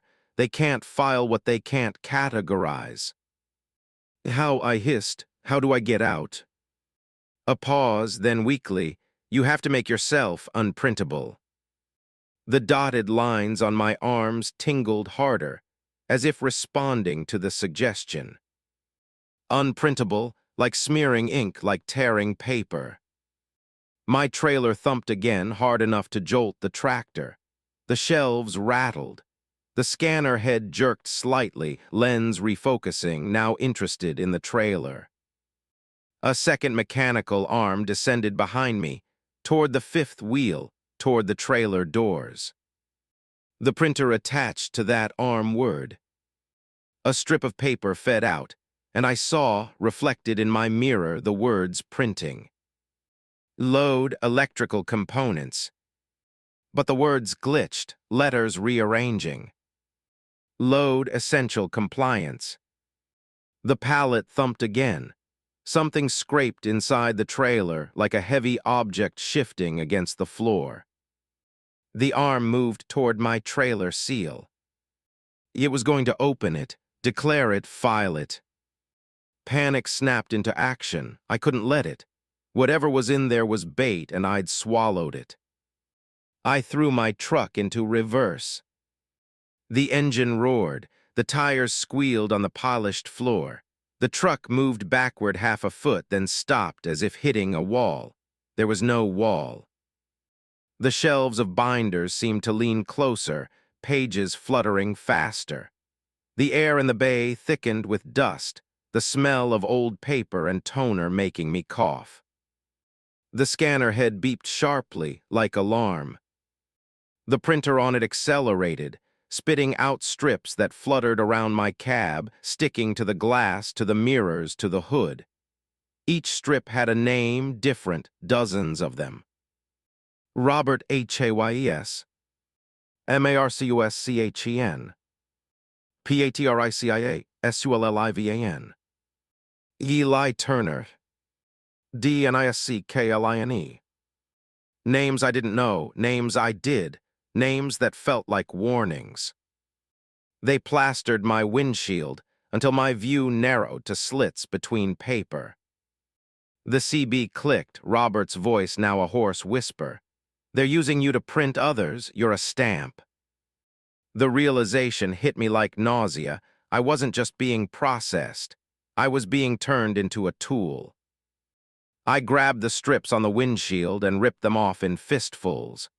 They tore like real paper, but each tear sent a sting through my fingers, as if the paper was connected to nerves. Blood smeared the glass. The paper edges cut my skin like razor-thin receipts. The scanner head lowered closer, lens inches from my face. I could see my reflection in it distorted, a man becoming a document. The lens clicked and a bright flash went off, not light but sensation, like my memory being photographed. My head filled with images not mine. A woman crying at a kitchen table, a child holding a missing poster, a deputy shrugging, a file drawer closing. My wrote tightened until I gagged. No, I rasped. No, those aren't. The printer spat out a glossy photograph and slapped it onto my dashboard. It was me standing beside my truck, smiling in daylight, a photo that should exist only in my phone gallery. Under it, printed in official font. Last seen, I-44 eastbound. Exit 259. My hands shook so hard I couldn't hold the thumper anymore. It fell to the floor with a heavy clunk. The bay lights flickered, and in the flicker I saw something in the shelves beyond the binders, behind the paperwork. Faces. Not printed faces, real ones pressed between binder spines like trapped insects in a book. Eyes wide, mouths open, silent. They were flattened, two-dimensional, but their eyes moved. One of them mouthed something. Help. The same word, over and over, lips forming it soundlessly. The horror wasn't that a monster would eat me. It was that a system would flatten me, file me, make me a story other drivers muttered about, and keep me alive enough to know I'd been reduced. The mechanical arm at the trailer seal hissed, clamp opening. I snapped. I grabbed the fire extinguisher from behind my seat, pulled the pin with my teeth, and aimed it at the scanner head. I squeezed. White powder blasted out, coating the lens, the printer, the bay air in a choking cloud. The scanner beeped wildly, lens trying to refocus through the dust. The printer sputtered, strips printing half words, letters smeared. For a moment the shelves paused, pages fluttering slower, as if the system had been blinded. Robert Hayes's voice, faint but urgent. Now, break the label, break your name. My name, where was it? My license, my logbook, my ID, all in my wallet, in my pocket, in my cab. I dug in my jeans, pulled out my wallet with trembling hands. My CDL stared up at me, my name printed clean, my photo glossy. The bay seemed to inhale. The printer whirred, eager. I realized the simplest truth. Paper is power here. I took the wallet and shoved it into the cup holder, then grabbed my lighter from the dash and flicked it. The flame trembled in the extinguisher dust, small but defiant. I held it to the corner of my CDL. The plastic didn't catch immediately. It curled, smoked, then blackened. The smell of burning plastic filled the cab, acrid, nauseating. The scanner head shrieked a beep, high and panicked. The shelves rattled. Pages fluttered violently like wings. The printer on the scanner head jammed, then started printing my name over and over in frantic repetition, as if trying to preserve it before it disappeared. Malcolm Reys. Malcolm Reys. Malcolm Reys. I shoved the burning CDL into the pile of paper strips on my dashboard. Flame licked up, catching the dry paper instantly. Fire spread fast, hungry. The bay lights flickered harder. The shelves shook. Binders slid, some falling open onto the floor, pages spilling like guts. The mechanical arm at the trailer seal froze, clamp twitching. For a brief second, I heard something else beneath the printer chaos. A low groan, like a building settling, like something deep in the structure waking angry. The cab filled with smoke. My eyes burned, my lungs seized. But the steering wheel suddenly felt connected again. I slammed the truck into drive. This time it moved. The tires squealed and the tractor lurched forward, pushing through the paper-strewn bay like a bull through office cubicles. Binders toppled. Pages flew up, slapping the windshield like frantic hands. The scanner head tried to follow, descending, but a shower of burning paper strips stuck to its arm, and it jerked back, smoking. The bay exit ahead was a rectangle of darkness with bright lane lines leading out, the corridor beyond. I drove toward it, coughing, eyes watering, one hand on the wheel, the other cradling my burned wallet like a grenade. Behind me, the box truck's headlights flared, closing distance. In my mirror, I saw it swerving amid falling binders, its paper grill flexing, its sides shedding labels like skin. The corridor swallowed me again. The lane lines pulsed, brighter now, angry. The CB crackled, Robert Hayes's voice breaking apart. You're smearing the record they don't like. Static swallowed him. The corridor sign flashed ahead. Finalization in progress. My dash clock blinked 3:07. The fire in my cab died quickly, starved by extinguisher dust, but smoke lingered, thick, bitter. My eyes streamed. My hands shook. Then ahead I saw it. The end of the corridor, a bright rectangle like a screen. Daylight. Real daylight. Hope punched through me so hard I nearly laughed.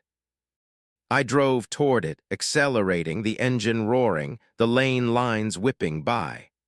The box truck behind me surged too, paper predator unwilling to lose its file. The daylight rectangle grew, filling my windshield. The moment my front tires crossed into it, the world snapped again. I was back on a 44, real highway, real sky, pale pre-dawn, traffic in the distance. My GPS map returned, showing a normal route. My phone chirped as service came back. The dash clock read 3:48 a.m.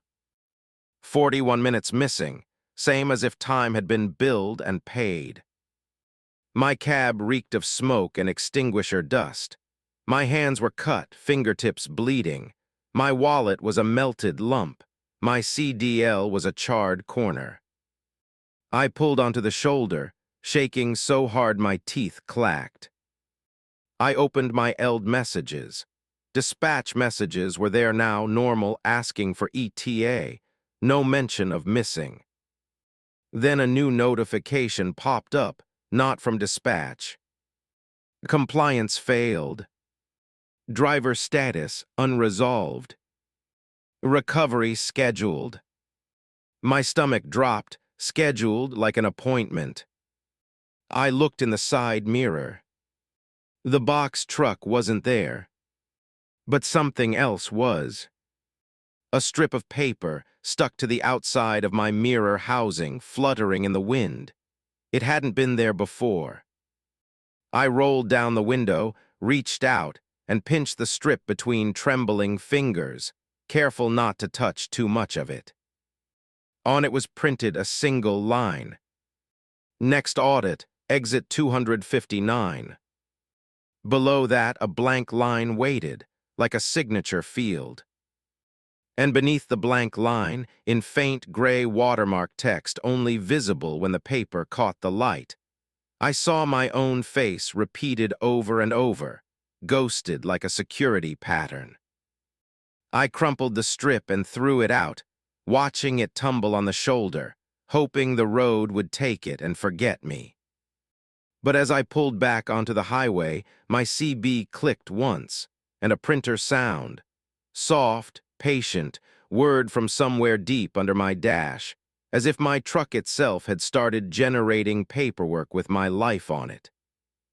The last thing I heard before the static swallowed everything was a whisper in a voice that sounded like it had been flattened into a document and mailed back. Missing isn't a place, Malcolm. It's a filing status. Story 4. The rest area that posts your truck empty before you arrive. My phone buzzed in the cup holder, and the screen lit up with a notification I hadn't earned yet. RO80WATCH alert. Abandoned semi I-70 EB rest area MM156. Cab empty, engine cold. Photo attached. The photo loaded in a slow, hateful crawl over the weak signal. When it finally sharpened, my stomach turned so hard I tasted bile. It was my rig. Same dent on the driver's side faring from the ice scrape in Kansas City. Same faded sticker on the sleeper that read Jesus SAVES, my brakes don't. Same trailer number painted crooked on the rear corner. Except in the photo, the driver door hung open like a mouth, and there were no tracks in the snow around it. Like it had been placed there by a crane, clean and untouched. Like the world had already finished with me. My dash clock read 2:41 a.m. I was still 40 miles east of that rest area, rolling I-70 eastbound through Indiana, and my engine was warm enough that the vents breathed heat onto my knuckles. The CB popped once, and a voice said in a whisper that sounded like it was smiling, "Renee Dalton, you're late to your own disappearance." I didn't answer, my jaw locked. My hands clamped the wheel until my fingers tingled. Then my Eld tablet chimed and displayed a new message that wasn't from dispatch, wasn't from Dot, wasn't from anyone with a login. Check-in required, MM156. Status already posted. The reefer unit behind me wasn't running. I was hauling auto parts, dry van, no temp control. Yet the air in my cab suddenly smelled like cold concrete and damp newspaper, like the inside of a public building where people wait to be called. And outside my windshield, the reflective mile marker posts started counting down faster than they should, as if the road was skipping ahead to meet the photo. I've been driving 8 years, mostly Midwest lanes. I'm not a legend, not a ghost story. I'm a woman with a CDL, a mortgage, and a rule about never stopping at lonely rest areas after midnight unless my bladder is about to explode. I'm careful. Careful keeps you alive. Tonight I was hauling a mixed load of stamped brackets and transmission housings from St. Louis to Columbus, scheduled for 7:00 a.m. drop. Simple, clean, paperwork normal enough, weather clear but bitter, the kind of dry cold that makes your nostrils stick together when you breathe too hard. The only odd thing had happened earlier at a fuel stop near Terre Haute. I'd been topping off when a guy in a reflective vest approached, face half hidden by his hood. He didn't ask for money. He didn't flirt. He didn't even look at me the way men sometimes do when they're deciding how safe you are. He just held out his phone, screen facing me. On it was a social media post from some local traffic account. A blurry night photo of a semi at a rest area, hazards flashing. Caption, "Anyone know whose truck this is? Been here since 1 a.m. Creepy." I squinted at the photo and felt my stomach drop. The semi looked like mine, but the image was too grainy to be sure. "That's not me," I said automatically because denial is a reflex. The guy's eyes flicked up sharp. "It will be," he said quiet, then he stepped. Ed back like he'd said something dangerous. and didn't want it to touch him. I laughed too loud to puncture the weirdness. Okay, man, sure. He didn't laugh back. He pointed toward the interstate with a quick jerk of his chin. If your phone tells you you're already there, he said, keep driving past the exit. Don't go looking. Don't try to prove it wrong. Then he walked away between the pumps and vanished into the glare like a thought you lose when you turn your head. I forgot him. I wanted to. I climbed back into my cab, wiped my hands, checked my mirrors, and rolled out. At 2:35 a.m., the first alert came in, the one with the photo. At 2:41 a.m., my life started feeling like a page someone else was turning. The mile markers were wrong. I knew the spacing. A mile marker is a mile marker. Your brain measures them without thinking. But now they came too quickly. The numbers dropped. 180, 178, 176, like the road had pressed fast forward. My GPS still showed my speed at 66. My tack was normal. Yet the world beyond my headlights seemed to slide faster, the reflective paint streaking like wet ink. I tried to call dispatch. My call didn't ring. It went straight to a recorded voice. The number you have dialed is not in service. My dispatch number, the one I'd used 1,000 times. I tried my sister, same message. I tried 911. A woman answered, calm. Indiana Highway Patrol, what's your emergency? Relief hit so hard my knees went weak. Hi, my name is Renee Dalton. I'm a commercial driver on I-70 eastbound, and I swallowed. I just got a notification that my truck is abandoned at a rest area ahead of me, like someone posted a photo, but I'm driving it. I need. The line went silent for a breath. Then the woman said very softly, Ma'am, are you currently at mile marker 156? No, I'm near. I glanced at the post whipping by. 172. Another pause, then. Our system shows you checked in at 156 at 1:59 a.m. My scalp prickled. That's impossible. Her voice changed, becoming flat like reading from a script. Ma'am, if your vehicle is abandoned, do not return to it. Stay where you are. An officer will. I cut her off. No, listen, I'm in the truck. I'm driving. I'm telling you. The call dropped. My phone's screen went black, then lit again with a new road watch alert, as if the world itself was live tweeting my fear. Update, driver door still open. No one inside. Hear radio PLAYING. Photo attached. I forced myself to open the photo. In it, my cab interior was visible through the open door. The sleeper curtain was pulled halfway. My steering wheel was turned slightly left. My thermos sat in the cup holder. And on my dashboard, the radio display glowed with a single word that made my throat close. Arianid.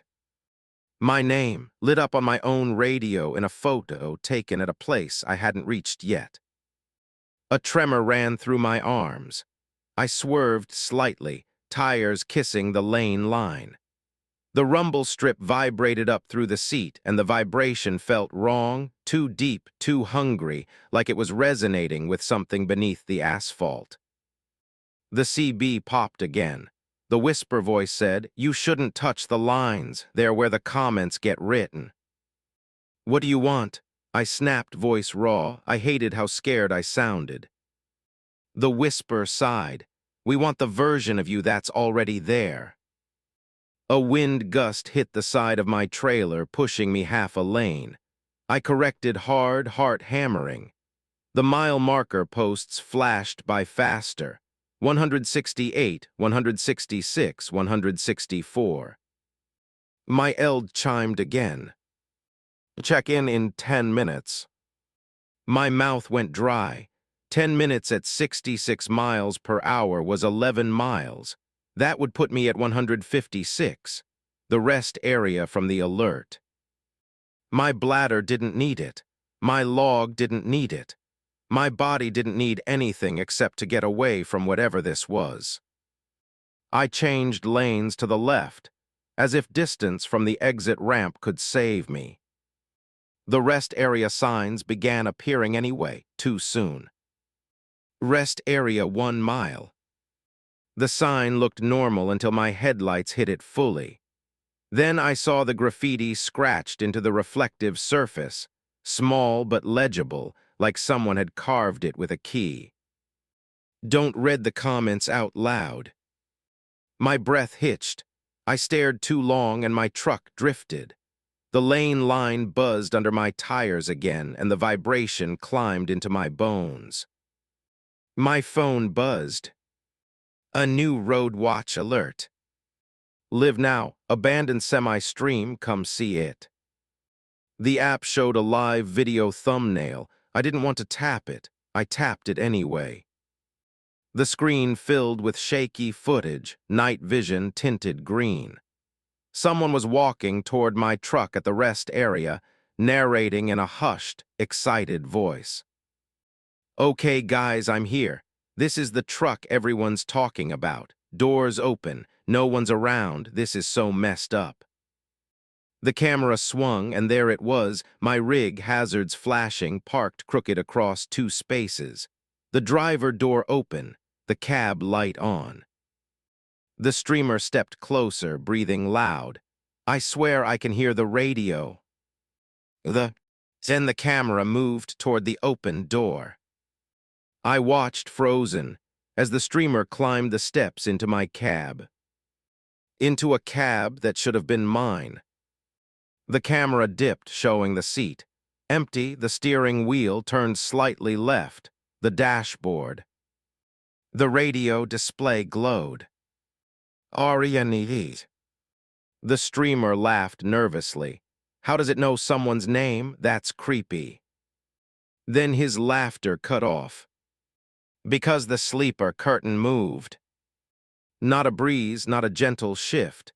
It pulled back slow like a hand drawing it. Behind it was darkness. And then a face emerged from that darkness, pale, eyes too wide, mouth slack. It was mine. Not a photo, not a reflection. A living face staring directly into the streamer's camera, expression blank, skin with that waxy tightness people get when they've been cold too long. My own lips moved. The sound came through my phone speaker, tinny and distorted, but clear enough to slice my spine. Renee Dalton, my face said, come home. I threw the phone across the cab. It hit the passenger door and fell to the floor, still playing audio. The streamer's sudden choking gasp, his frantic footsteps, his scream cut short as if someone had covered his mouth. Then static.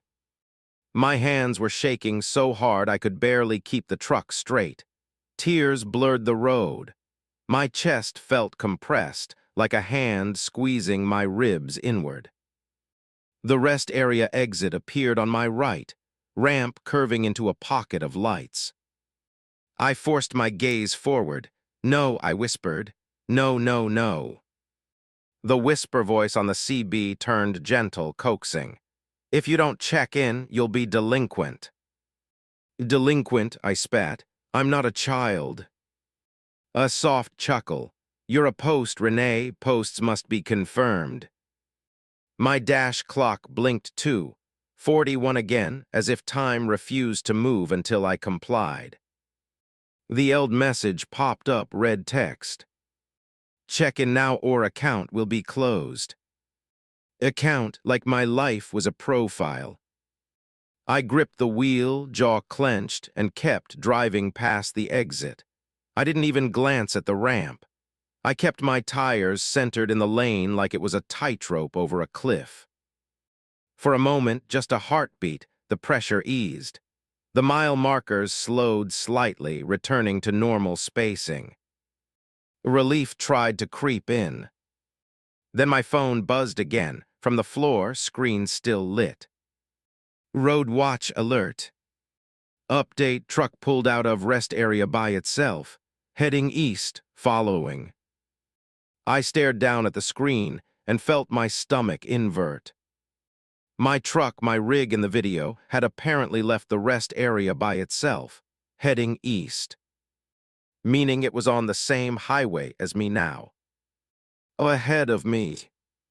Or behind me. My mirrors suddenly felt dangerous, like portals. The whisper voice said, "You can't outrun yourself, you can only merge." I didn't look in the mirrors. I couldn't.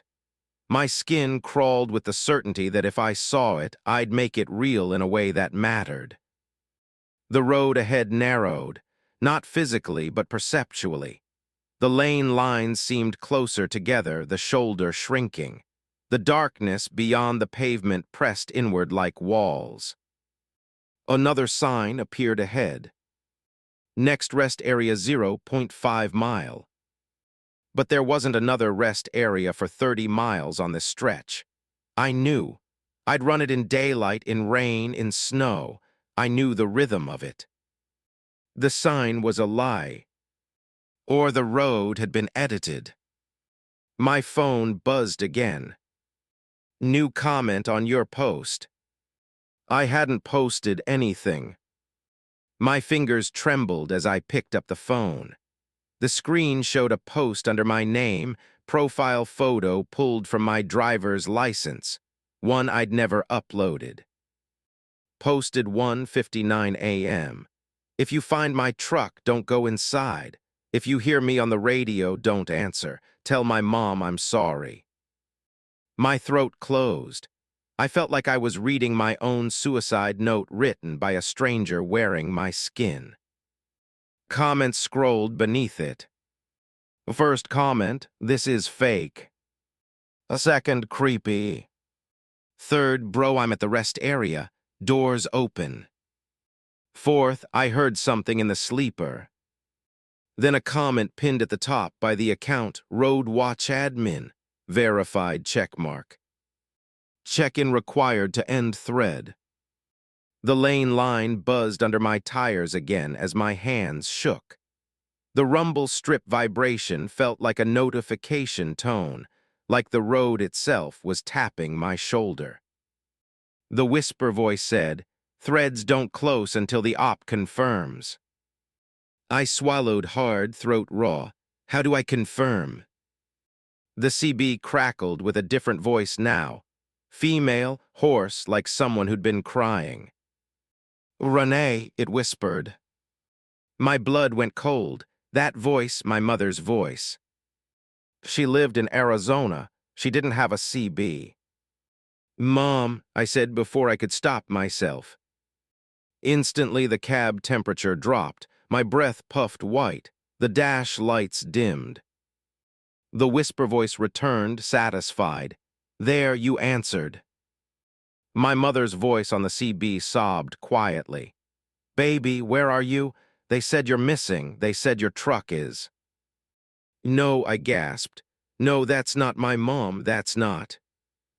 Her sobbing turned into laughter, low and wet, and then the voice shifted, deepening, becoming something wrong. "Good girl, it s. Aid, now you can hear the thread." My phone screen filled with audio, as if the comments had become sound. Whispered voices layered over each other, hundreds of them, all talking at once. Excitement, fear, disbelief, cruelty. "Go inside." "Touch it." "Open the sleeper." "Film it." "Say her name." The chorus pressed into my ears like insects. I swerved, fighting nausea. My skin prickled as if the words had weight and were piling on my shoulders. Ahead, the fake rest area sign loomed. The ramp appeared, lit, inviting, impossible. My blinker clicked on by itself. "No," I shouted and slapped it off. It clicked back on. The steering wheel tugged right. I fought it, muscles burning, and the truck stayed on the main line, barely. The phone buzzed again. New comment, SHES passing the exit, don't let her. The air in the cab thickened. The wheel jerked harder. The engine sputtered for half a second, like someone had reached into my fuel line and squeezed. My trailer tires began singing again, louder, a high keening that made my molars vibrate. The chorus of comments in my phone speaker rose in volume, becoming a chant. Check in, check in, check in. My vision tunneled, sweat ran cold down my back. My hands felt numb, as if blood had abandoned them. I saw my headlights catch something on the shoulder ahead, a semi parked, hazards flashing. For one insane second, I thought it was a stranded driver. Then I recognized the dented fairing, the faded sticker. It was my rig. Parked on the shoulder, 30 feet ahead, driver door open. But I was in my rig, driving it. My brain refused the image. It tried to slide around it like a tire on ice. As I closed distance, I saw movement inside the parked cab, a figure leaning out of the open door. My face. It looked up at me, eyes wide and shining black in the headlights. And it smiled like it had been waiting. The road narrowed around us, lane lines bending inward, forcing my path closer to the shoulder. My steering wheel fought me, pulling right toward the parked truck like a magnet. The chorus of comments screamed through my phone speaker, ecstatic. Yes. Emerge. Finally. Home. I screamed an ugly sound and stomped the accelerator instead of the brake. If impact was inevitable, I'd choose speed. Speed meant less time to think. The parked truck's cab light flickered. My face inside raised a hand and pointed at the open driver door, as if inviting me to step into myself. At the last second, I yanked the wheel left, trying to avoid the shoulder, trying to avoid collision. The lane line buzzed under my tires, and the vibration this time wasn't just sound. It was sensation, like fingers plucking a string tied to my spine. Pain lanced through my ribs. My vision flashed white. The truck lurched, and for a moment I wasn't sure if I'd avoided the parked rig or hit it. Then the world snapped. Silence, not the muffled silence from before.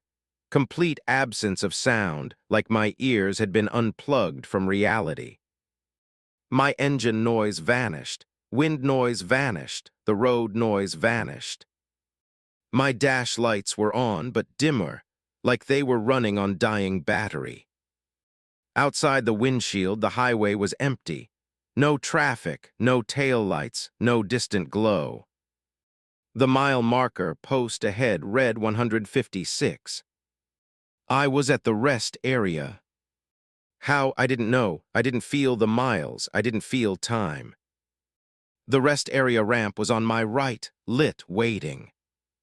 My phone buzzed once more, and when I looked, the Road Watch app was open on its own, live stream playing. The camera view was from inside my cab.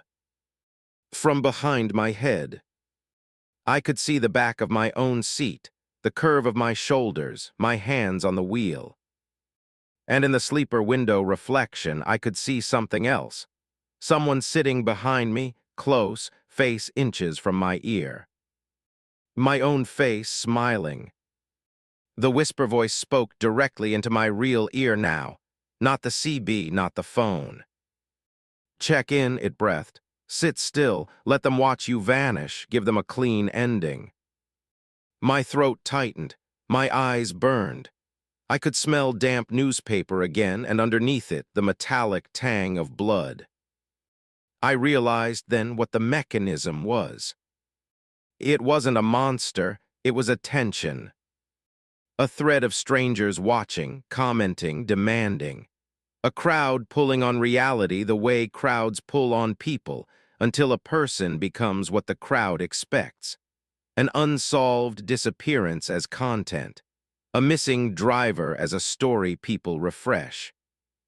The road wanted me to become the post that had already been made.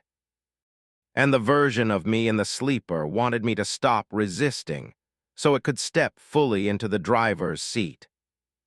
My hands trembled. My damaged instincts screamed to keep driving, but where? The highway beyond the rest area looked like a dead strip of tape unspooled into black. The mile marker said 156 and didn't change when I rolled forward a few feet. The numbers were glued in place like a pinned location. My eld chimed. Check in now. Thread will close. My phone screen showed the live stream comments. Scrolling fast, thousands of them now, all caps, excited. Open the doors.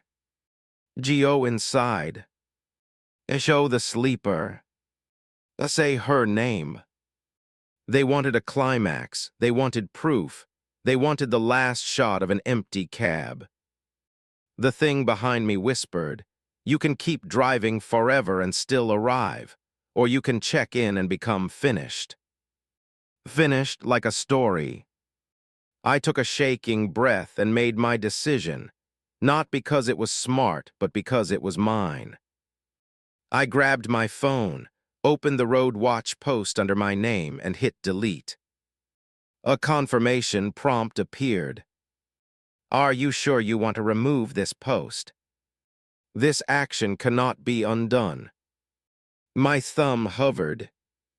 Behind me, my double inhaled, close enough that the warmth of its breath should have fogged my neck. Except it was cold, freezer cold. Don't, it whispered, and for the first time I heard anger in it. If you delete it, you'll be unobserved, you'll be unplaced. Unplaced sounded like death, or worse, being lost without even being missing. I hit confirm anyway. The moment my thumb pressed the screen, the cab exploded with sound, printer chatter, 1,000 voices screaming in frustration, the roar of wind returning all at once like a dam breaking. The lane lines outside the windshield snapped straight. The mile marker post blurred as the truck moved. The rest area lights flickered and went dark. My phone screen went black.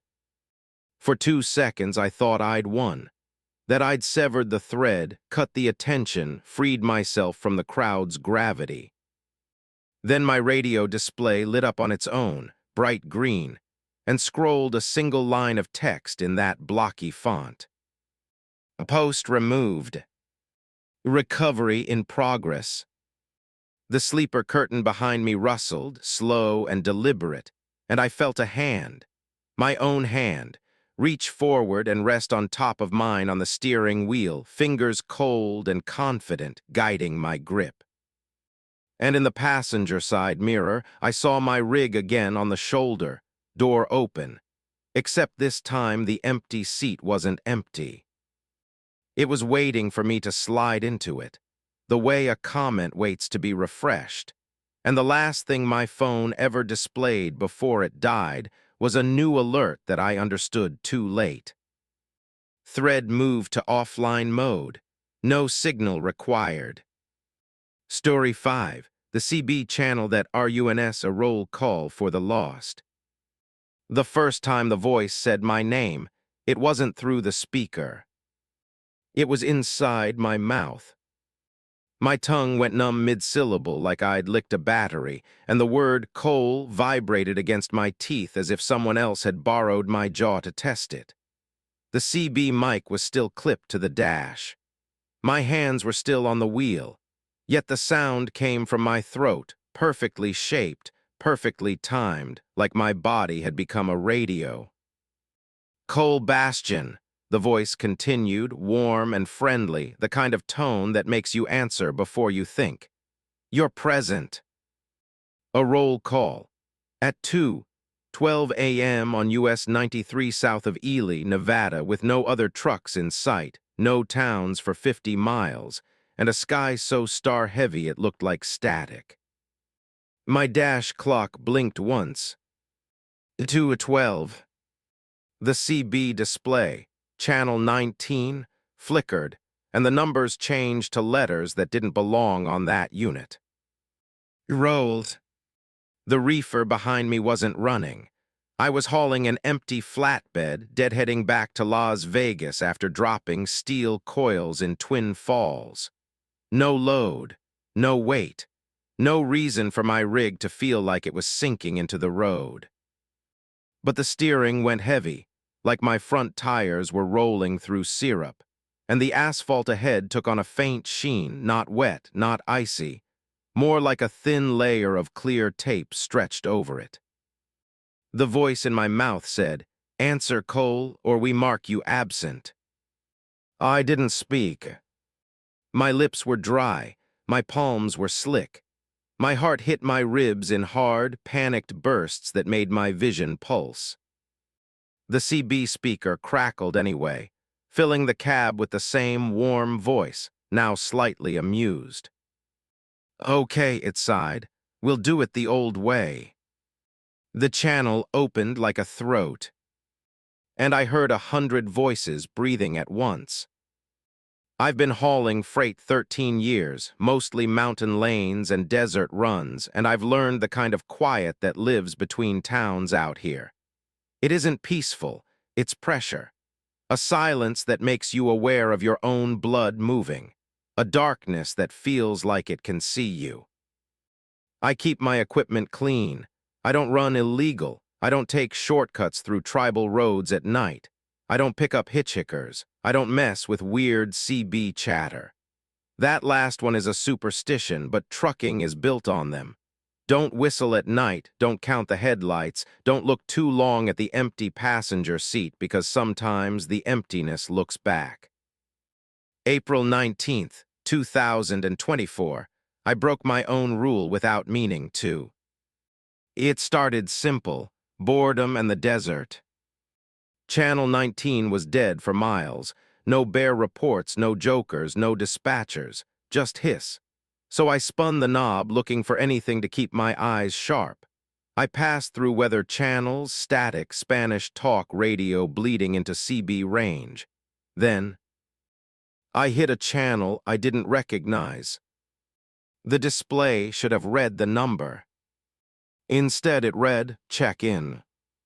The speaker popped and a man's voice, older, tired, said, "If you're hearing this, you're close enough to be counted." I should have turned it off. I should have gone back to 19 and embraced the silence. But the voice sounded human, lonely, like someone stuck out here too long. "Who's this?" I asked, because I'm an idiot in the way all people are idiots when they think they can help. There was a pause filled with faint clicking, like a pen tapping. Then roll call starting, "Don't use your name." The words hit me like a slap. Why not? Static, then a soft, regretful sound. Because they'll use it to file you. I laughed, forcing it. "File me where?" The man didn't answer. He just said, low and urgent, "Turn your CB off. Don't answer if they say you're present, and if you hear breathing." The channel cut sharply. My dash clock blinked. 2:12. And the voice in my mouth said my name. Now, with that breath-stuffed cab and the steering heavy as guilt, I understood what the man had tried to warn me about. This wasn't random weirdness. This was a system, a procedure. Something that took attendance. The CB speaker crackled again, bright and cheerful like a school secretary. "Roll call for the midnight miles," it announced. "Please respond clearly. One name only, no nicknames, no handles. We're trying to keep records tidy." Behind that voice, I heard the breathing. Too many throats too close. The announcer continued. "First up, Robert Hayes." A male voice, shaky, responded through the hiss. "Present." The instant he said it, the cab temperature in my truck dropped. I felt it in my sinuses, a sudden cold pinch. The steering wheel vibrated. My headlights flickered. The announcer chirped, "Thank you, Robert. Next, Patricia Sullivan." A woman's voice answered, barely audible, "Present." My stomach turned because I'd heard those names before. Flyers, forums, the whispered lists drivers trade when they're half joking and half afraid. "Missing." The announcer continued, "Marcus Chen." A long pause, then a soft sound like someone swallowing, "Present." Each present made the road feel thicker, like layers of reality were being laminated around us. My tires hummed on the tape-sheen asphalt, and that hum shifted into a faint musical note, almost the same pitch as my engine at 1,600 RPM, like resonance. The announcer said, "Denise Klein." There was no answer for 3 full seconds. The breathing behind the voice grew louder, impatient. Then Denise's voice came through, strained, like she was speaking with her mouth full of cotton. "Present." My throat tightened, my palms tingled. My name had already been spoken into this system once tonight. I could feel it hovering near my tongue, eager to be used. The announcer said, "Cole Bastion." The cab went still in a way that felt impossible while moving 62 miles per hour. Even the engine noise seemed to dip, as if the truck itself leaned in to listen. The voice inside my mouth repeated, "Answer, Cole, or we mark you absent." I clenched my jaw until it hurt. I forced air through my nose. I stared at the lane lines, bright and steady, and tried to treat this like any other bad situation. Isolate variables, keep control, don't panic. I didn't answer. The announcer waited, the breathing behind it swelled. I heard faint clicking again, like a pen writing. Then the announcer said, still friendly, "Cole Bastion absent." A sound followed that made my teeth ache. A long, slow tearing noise, like paper pulled apart carefully so it doesn't rip crooked. The road shuddered under my tires. The steering wheel yanked slightly right, trying to drift me toward the shoulder. I corrected hard. The lane line buzzed under my right tires, just a kiss. Pain lanced through my right ear, sharp enough to make my eyes water. I hissed and overcorrected back into the lane, heart hammering. On the CB, the announcer sighed. "Absences are messy. We prefer cooperation." The breathing intensified, and in it I started picking out individual sounds. Wheezes, rattles, shallow inhalations like someone breathing through a straw. The cab smelled faintly of old pennies and hot dust. My phone, mounted on the dash, lit up by itself despite having no service a moment ago. A text notification appeared from an unknown number. "You missed roll. Please report to pull out ahead." The GPS map blinked and replaced itself with a single arrow pointing forward. No roads, no labels, just an arrow and a distance. 0.7 mi. My mouth went dry. I whispered no. The voice in my mouth whispered back, using my own vocal cords without moving my lips. "You can't ignore paperwork forever." Ahead, my headlights caught a reflective sign I'd never seen on this stretch. "Pull out 1-2 mile. Under it smaller, check in here." The desert beyond the shoulder looked wrong, too flat, too black like a printed backdrop. The stars overhead seemed closer as the sky had lowered. The CB announcer said conversationally, "We'll make this easy, Cole. Pull in. State your name, state your destination, confirm you're alone." "I'm not doing anything," I said, voice shaking. The announcer laughed softly. "You already did, you listened." I wanted to rip the CB out. I wanted to smash it with my fist. But the fear wasn't just the voice. It was what happened when names were spoken.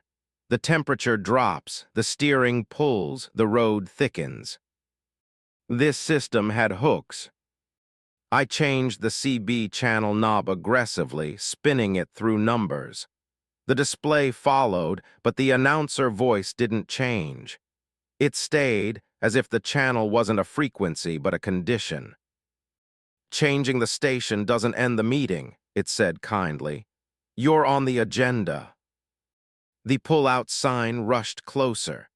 My steering wheel tugged again, stronger, guiding me toward the exit lane that hadn't been there a moment ago. The lane line buzzed under my tires, and this time pain stabbed behind my eyes white-hot like a migraine knife. I grunted, nearly losing control. I had to stay in the lane. I had to keep control.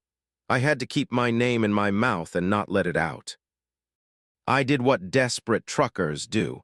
I looked for something physical to anchor reality. I reached into the cooler beside my seat and grabbed a bottle of water. My hand shook so badly the cap rattled. I took a swallow. The water tasted like paper. Not metaphorically, literally, like pulp and ink. My stomach lurched. I spat it onto my dash. The droplets looked darker than water should, faintly gray like diluted toner. The announcer said gently, "Everything in here is paperwork now." My pulse spiked. I looked at my hands on the wheel. Faint dotted lines had appeared on my knuckles, pale and raised like perforations. Small, neat, tear here. I gagged. The pull-out appeared, an opening in the shoulder with a gravel lot and a single light pole buzzing overhead. No bathroom building, no vending machines, just a rectangle of gravel lit like an interrogation room. In the center of the lot stood a lone object, a microphone on a stand like a stage setup with a coiled cord running into the ground. My steering wheel turned right on its own. I fought it, muscles burning, sweat sliding down my spine. The truck drifted toward the pull-out anyway, like the road had a magnetic strip and my rig was a card being swiped. The CB announcer said, "Good, that's it, park in the light." I slammed my foot on the brake. The pedal went soft for a half-second, then returned as if the truck was deciding whether to obey me. The rig slowed, tires crunching over gravel, and I rolled into the pull-out despite every screaming instinct. I set the brakes hard. The cab shuddered to stillness. The silence afterward felt too thick, like cotton packed into my ears. The light pole buzzed overhead, and its light wasn't warm or white. It was the color of old receipts, that sickly beige. The microphone stand waited in the headlights, casting a thin shadow that looked like a noose. My CB speaker clicked. The announcer's voice turned intimate, like someone leaning close. "Step out," it said. "State your name, then you can go." "No," I whispered. My throat felt raw, as if my name had been scraping at it from inside. The breath chorus behind the announcer swelled, impatient, and I heard something else beneath it. Paper shuffling, binders opening, the soft mechanical whir of a printer.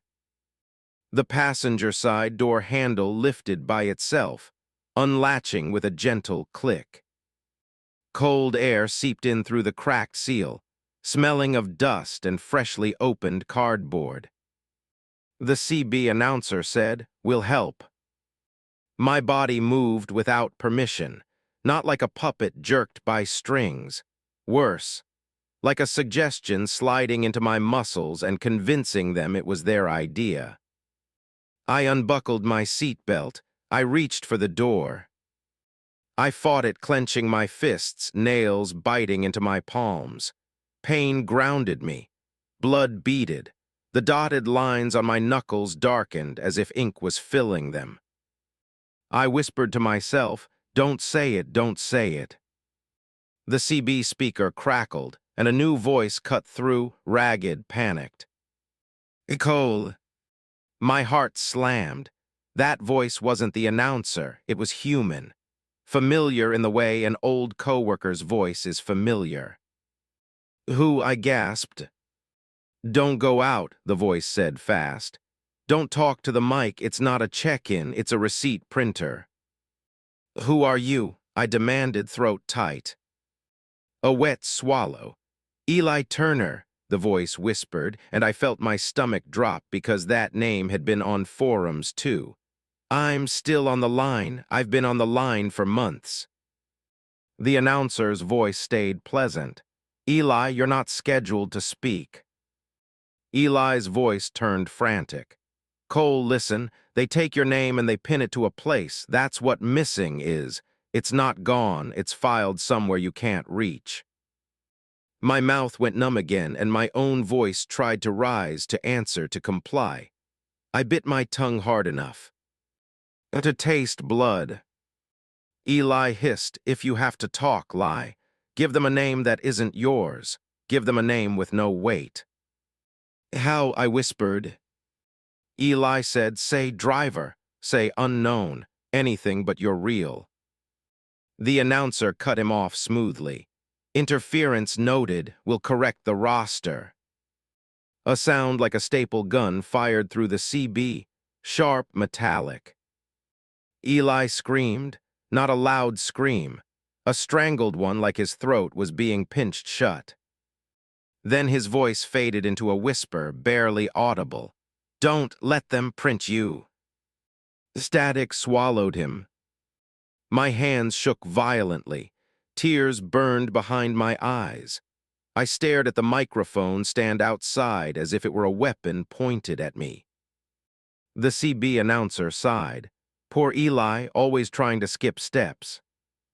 The passenger door creaked open wider, pushed by invisible pressure. The cold air deepened, and with it came the smell of ink, fresh chemical. The microphone outside clicked once, as if it had power. My feet slid off the pedals. My boots touched the floor mat. My body stood. I clutched the steering wheel, trying to anchor myself, but my fingers slipped.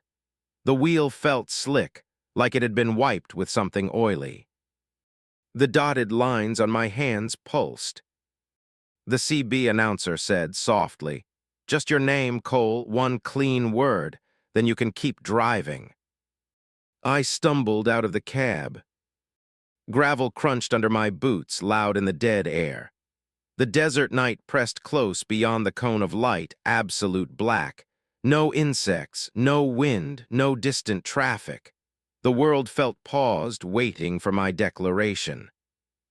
I stepped toward the microphone, stand like a man, walking to his own sentencing. As I got closer, I saw what was clipped to the stand beneath the microphone head. A small strip of paper, like a receipt, fluttering slightly though there was no breeze. Printed on it, in crisp black letters, was my name. Cole Bastin. Under it, absent. The sight made nausea surge. How? The microphone crackled, not from speakers, but in the air itself. The announcer's voice came from the mic now, louder, echoing faintly off nothing. Please speak clearly into the microphone. I opened my mouth. My name rose like vomit. I clenched my jaw hard enough to make my teeth ache. I forced out a different word, the first thing that came to mind. Driver. The microphone hissed. The light pole buzzed louder, angry. The announcer's tone sharpened. Full legal name. My throat constricted. My tongue went numb. My jaw trembled. I tried again, louder. Unknown. For a moment, there was silence. Then the microphone printed another strip of paper from a slot I hadn't seen. It slid out like a tongue. On it, letters formed slowly, as if the machine was thinking. UNKNOWN. The strip hung there, fluttering. The announcer's voice softened again, almost pleased. Interesting, a blank. Behind me, my truck engine turned over by itself, idling low. The headlights stayed fixed on the microphone, pinning me in light. The desert beyond the light rippled, and shapes began to emerge at the edge of visibility, figures standing just outside the cone, unmoving. Men and women in reflective vests, hoodies, pajamas, faces pale, eyes too wide. Each one held a small strip of paper in their hands like a boarding pass. The announcer said, "We have room for blanks." The figures breathing filled the air, synchronized, like a crowd waiting to chant. I backed away from the microphone, gravel sliding under my boots. "No," I whispered. The strip labeled "Unknown" fluttered, and the letters began to change, as if the printer was filling in missing information. COLEB. Pain exploded in my mouth. I tasted ink. I gagged, spitting onto the gravel, and the spit came out gray-black, thick like toner slurry. The announcer chuckled. "Your body remembers your name even if you don't say it." The figures at the edge of the light stepped closer as one, silent, their paper strips held out, as if offering them. I saw names printed on those strips as they entered the cone. Robert Hayes, Patricia Sullivan, Marcus Chen, Denise Klein, Eli Turner, names like weights. My chest tightened. I turned and ran back toward my cab, sprinting through gravel, lungs burning. The cab door was open, inviting. I climbed the steps, grabbed the steering wheel, and threw myself into the seat. The engine idled. The shifter vibrated like it wanted motion. The CB announcer said, "Too late, Cole. Once you've approached the mic, the receipt is active." I slammed the truck into gear and gunned it, tires spraying gravel. The rig lurched out of the pull-out and back onto the highway that appeared again, as if conjured, lane lines glowing faintly. In the mirror, the microphone stand shrank in the distance, but I could still see the strip of paper fluttering from it, stretching longer, trailing like a ribbon. And behind it, the crowd of paper-faced people remained in the light, watching. The CB hissed with the breath chorus, satisfied. My dash clock blinked. 2:12. It hadn't moved. The lane. Lines pulsed brighter, and the road ahead narrowed into a tunnel of darkness again. The singing returned in my tires, higher now, like a scream forced through a straw. The CB announcer said calmly, "We'll complete the form in transit. We don't need your cooperation anymore. We just need your time." A new strip of paper began to extrude from my dashboard, from a seam I swore hadn't existed.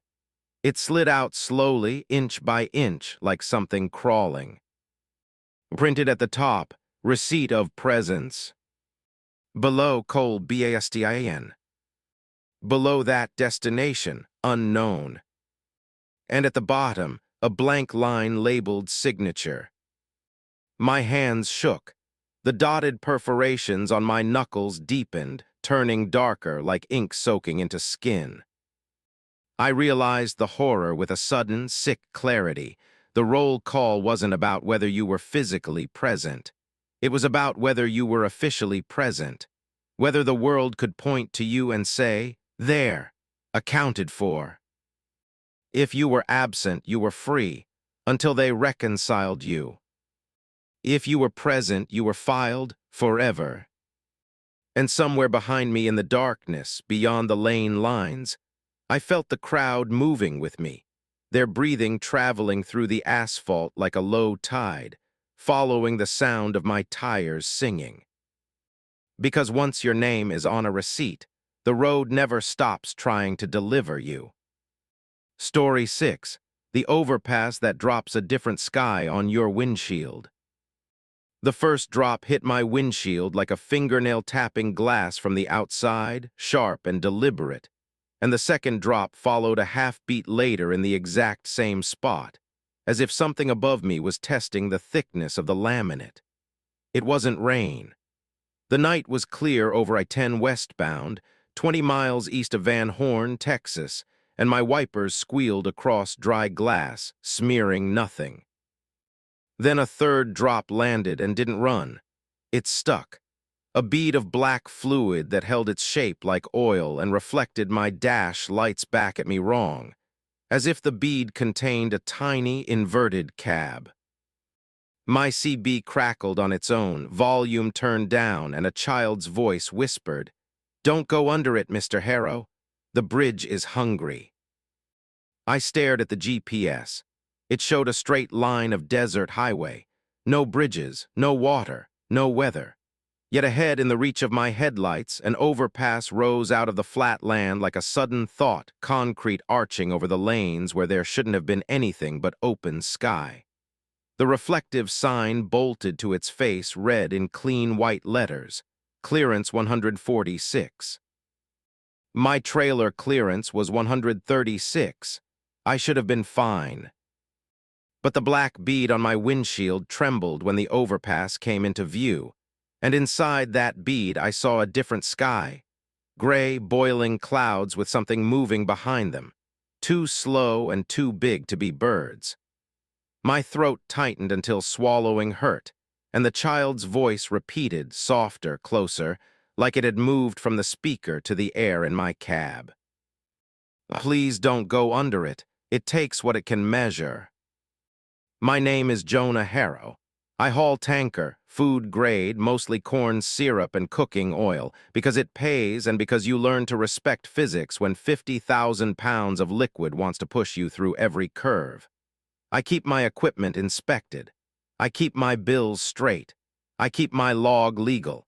And I keep my superstitions quiet because superstition is just experience you can't prove. June 6, 2025, I picked up 37,000 pounds of high-fructose corn syrup in El Paso for a bottling plant outside Tucson. Easy, long haul, late start because the plant's pump system had been down. I rolled out at 10:48 p.m., sun long gone, desert cooling fast, the kind of night where the stars look close enough to snag on an antenna. The only reason I was on this stretch at 1:13 a.m. was because dispatch wanted the delivery by morning, and I'd promised my kid I'd be home for her birthday call. My daughter, Leela, had turned 8 last month and had started leaving voice messages when I missed her bedtime. She liked pretending the voicemail was a radio, like Dad's truck. It's funny what you carry in your head on an empty highway. Her laugh, the smell of syrup that never fully leaves the hoses, the low slosh in the tanker that becomes your second heartbeat. And then you carry the wrong thing. At 12:57 a.m., the first time the overpass appeared, it was in my mirrors. I don't mean I passed it and saw it behind me. I mean it showed up behind me first, a concrete span in the darkness, shrinking away in the mirror as if I'd already driven under it. Except I hadn't. I knew the stretch. There were no overpasses out here for miles, just occasional ranch road crossings with nothing but cattle guards. I glanced, frowned, and told myself my brain was playing pattern games in the dark. Mirror illusions happen. You see towers, you see faces, you see shapes that aren't there. Then the CB crackled and the child voice said, "That one didn't take you, not yet." I nearly swerved, my hand tig. H-tend on the wheel hard enough to ache. "Who's on the air?" I barked into the mic. "This is Channel 19, identify yourself." No response. Just a soft, steady breathing through the speaker, like someone holding the mic close to their mouth to make sure you could hear them alive. I clicked the mic off and turned the CB volume to 0. The breathing continued anyway, now so faint it felt like it was inside the dash plastic. At 1:06 a.m., my phone rang, Leela's ringtone, a chirpy tune she'd picked. I smiled despite the nerves and hit accept. "Hey, Bug," I said, "you still up?" Silence, then a soft, wet sound like someone licking their lips. "Leela," I said, sharper. The line crackled. A child giggle came through, her giggle the exact cadence, the little snort at the end. Then a voice that wasn't hers said in the same pitch, "Daddy, what's your clearance?" My stomach dropped. The call ended on its own, screen going dark. I pulled my eyes back to the road, and that's when the first black drop hit my windshield. Now the overpass stood ahead, solid, impossible, growing larger. The clearance sign shone. The desert beyond it looked normal, flat, scrub, distant mountains like sleeping animals. Except the black bead on the glass showed that other sky. And when I shifted my gaze from bead to real windshield and back, the images didn't match like reflections should. It was like the bead was a window punched through the world into a place with different weather and different physics. My tanker sloshed behind me, heavier now as if the liquid had thickened. The steering wheel felt gummy. My accelerator pedal resisted slightly, like stepping on wet sponge. The child voice whispered, "It counts you in inches." My mouth went dry. "What are you?" I asked the cab the night my own fear. The voice answered, and for a second it didn't sound like a child. It sounded like many voices layered, a chorus forced into a small throat. "I'm the one that got away," it said. "I'm what's left when the bridge keeps the rest." A cold wave washed over my skin. I forced my brain to grab onto something practical. Overpasses don't appear out of nowhere. If this is a hallucination, I need to stop. If it's real, I still need to stop, because surprise infrastructure at night is how you die. I flicked on my four ways and eased off the throttle, looking for a wide shoulder. The shoulder vanished. Not gradually, not narrowing. It simply wasn't there anymore, lane line painted right at the edge of the asphalt, beyond it darkness that looked too flat, like a cutout. My headlights didn't illuminate the desert shoulder because there wasn't one. The light fell into nothing like into a pit. The child voice said, almost kindly, "No pulling over, no measuring stops. You either go under or you turn around." I laughed once harsh. "Turn around a tanker on I-10, you serious?" The overpass grew closer. I could see its concrete texture now, pitted, stained, but the stains were arranged in vertical streaks like dried drips. Not rain stains, like something had seeped down. Black drips. My windshield bead trembled again, and another bead formed beside it, then a third, as if the air itself was condensing something oily out of nowhere. Each bead reflected that other sky. Something moved in those reflections, slow and deliberate. A shadow passing behind the clouds, wide enough to cover half the bead's view. My tanker sloshed hard, as if the syrup had shifted in response to fear. I did the only thing I could think of. I checked my clearance on the dash sticker, the one every driver knows by heart. 136. I mouthed it like a prayer. The child voice said, "That's your trailer, what about you?" My scalp prickled. "I'm not 14 feet tall," I snapped. "No," the voice agreed, "but you're full of extra." The cab lights dimmed. My dash clock blinked 1:13 a.m., then 1:13 again. My speedometer needle wavered, dipping, then rising, as if the truck couldn't decide its speed. The overpass sign loomed, clearance 146. Under it, smaller text I hadn't seen before shimmered into readability as my headlights hit it dead on. Clearance subject to revision. My heart hammered. Revision by what? By who? I reached for the CB power switch and yanked it off. The child voice continued, now from the sleeper vent behind my head. Power doesn't matter. Bridges don't need electricity. The overpass swallowed my entire windshield view. Concrete overhead, darkness beyond. My hands shook on the wheel. I had a split-second decision. Go under or attempt something suicidal. Jerk into the non-existent shoulder, slam the brakes, maybe jackknife, maybe die, but at least not be revised. I thought of Leela's voice, of her birthday call, of the giggle that had been used like a lure. I aimed straight. The truck entered the shadow beneath the overpass. Instantly, the temperature in the cab dropped like someone opened a freezer.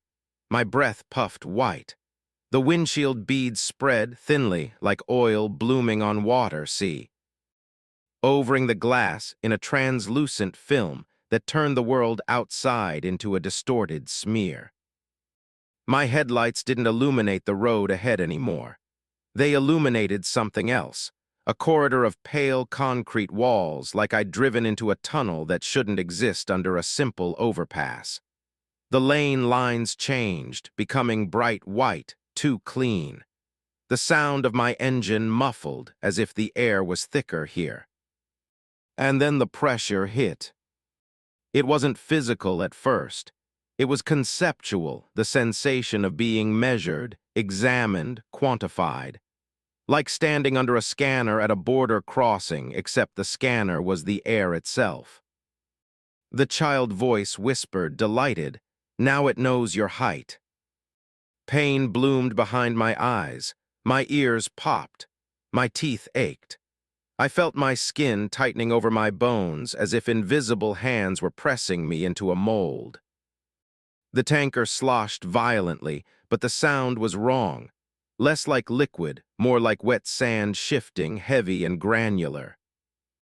A loud metallic ping rang out from the trailer behind me, like a strap snapping. Then another. Then a deep groan, the sound of steel flexing. My dashboard flashed a warning, trailer ABS sensor fault. Then another, air pressure low. I tried to breathe and felt my lungs resist, like inhaling through cloth. The corridor walls on either side were lined with markings, scratches at different heights like tally marks. Some were labeled in faded paint. 129, 132, 140. And next to them, names scrawled like graffiti. MARCUS, PATRICIA, DNISC, Eli. Names I'd heard in rumor lists, in missing flyers pinned at truck stops. My throat closed. "No," I whispered, and the word came out as frost. Ahead, a bright rectangle of light appeared, like the tunnel exit. Relief surged. Then I realized the light wasn't daylight. It was fluorescent. An inspection bay. Under the overpass. Impossible. The tunnel opened into a wide bay with polished concrete floor and bright overhead lights that buzzed with a frequency that made my skull throb. In the center stood a vertical measuring pole, like the height marker at a drive-thru, except it was taller, 15 feet with notches. Beside it was a sign, clean and official. Height verification required. Driver must exit cab. My truck rolled forward on its own, steering wheel stiff under my hands, aligning perfectly with the measuring pole. I stomped the brake. The pedal sank, then firmed, but the truck kept moving, slow and deliberate. The child voice said, "Don't worry, it's quick. It just trims what doesn't fit." "It trims," I choked. The voice giggled, Leela's giggle again, perfectly stolen. Snip, snip. The truck stopped exactly under the pole. My engine idled low, subdued. The air smelled like cold concrete and faint formaldehyde. A mechanical click sounded above my cab, and something descended from the ceiling. A flat metal bar spanning the lane like a guillotine blade, moving down with slow precision.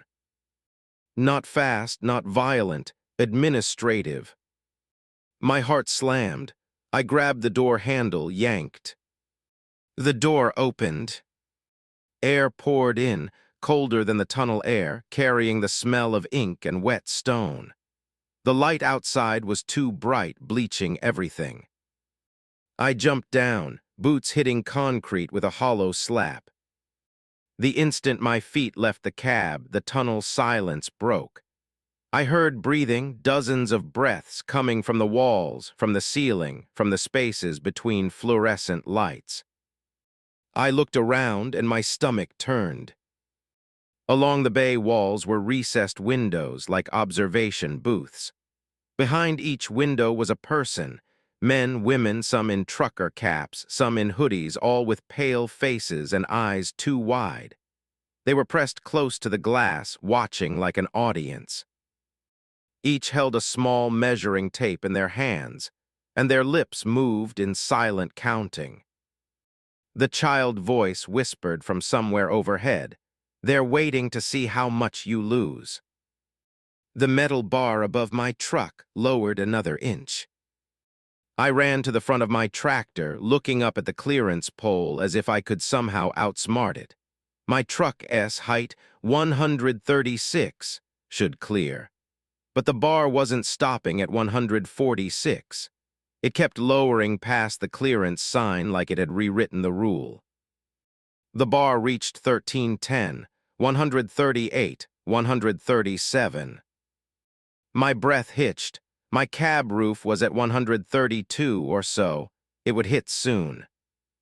I sprinted back to the driver door, climbed the steps, threw myself into the seat and slammed the door.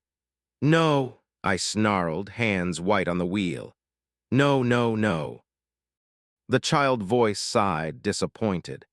"If you stay inside, it measures you with the truck. If you get out, it measures you alone. Either way, it measures." The bar hit the top of my cab with a dull, grinding scrape. Metal screamed. The cab roof flexed inward. Dust rained down. The sound wasn't catastrophic. It was controlled crushing like a press. My head ducked instinctively. Panic tore through me. I slammed the truck into drive and floored it. The wheels spun briefly on polished concrete, then bit. The rig surged foe. Roared, dragging under the bar. Metal shrieked as the bar scraped along the roof, peeling paint, flattening antenna mounts. The observation windows rattled as if excited. The child voice laughed, many voices layered, a chorus of giggles. The bar continued lowering as I moved, staying pressed to my cab like it was tracking me, not fixed in space. I realized then the bar wasn't attached to the ceiling. It was attached to me, to my measured height. It was lowering toward whatever it wanted to trim. A sharp pain stabbed behind my sternum. I gasped, my vision sparkled. The bar scraped lower. I heard a crack, plastic, then metal. My overhead console shattered. My sun visor snapped off and slapped my cheek. I screamed and kept the accelerator down. Ahead, the tunnel exit, the dark mouth back to the real highway, appeared, and I aimed for it like salvation. The cab roof continued compressing, and the pressure inside my skull built as if my thoughts were being squeezed. My ears rang, my teeth clacked. The child voice whispered, intimate now, "It's not the truck, Jonah, it's your life. It's shaving off what sticks up." "What does that even?" I choked. But the sentence died because the bar hit lower and something inside me changed. Memories flickered. My first truck, my mother's funeral, Leela's birth. My ex-wife's face the day she told me she couldn't do the road widow thing anymore. The memories didn't just play. They folded, compressed like files being zippered. I felt a sickening sense of parts of myself being made smaller, flatter, easier to store. The tanker behind me groaned again, louder, and I realized the bar wasn't only shaving the cab. It was affecting the load, too. The syrup sloshing sounded thicker, like it was turning to paste. The tunnel exit rushed closer. The bar scraped down and caught the top of my windshield frame. Glass spiderwebbed instantly. A long crack shot across my field of view like a lightning bolt. I couldn't see. The windshield film of black beads blurred everything into a watery distortion. I drove by lane feel alone, hands shaking, feet numb. Then the cab lurched. The bar snagged. For a fraction of a second, resistance built like a held breath. Then the bar tore free with a violent yank, and my cab roof popped upward slightly, as if released from a clamp. The sudden release threw me forward. My seatbelt cut my chest, my hands slipped, the truck swerved. We crossed the tunnel threshold, and the world snapped back. Night, desert, real wind noise, stars. 10 lanes, shoulder back in place. No tunnel, no bay, no observation windows. The overpass was behind me now, shrinking in the mirror, a normal concrete span over a normal highway. My cab roof was dented, my windshield cracked, my chest burned. I laughed once, hysterical, because reality returning feels like a joke after you've been held under something. Then my phone rang again. Leela's ringtone.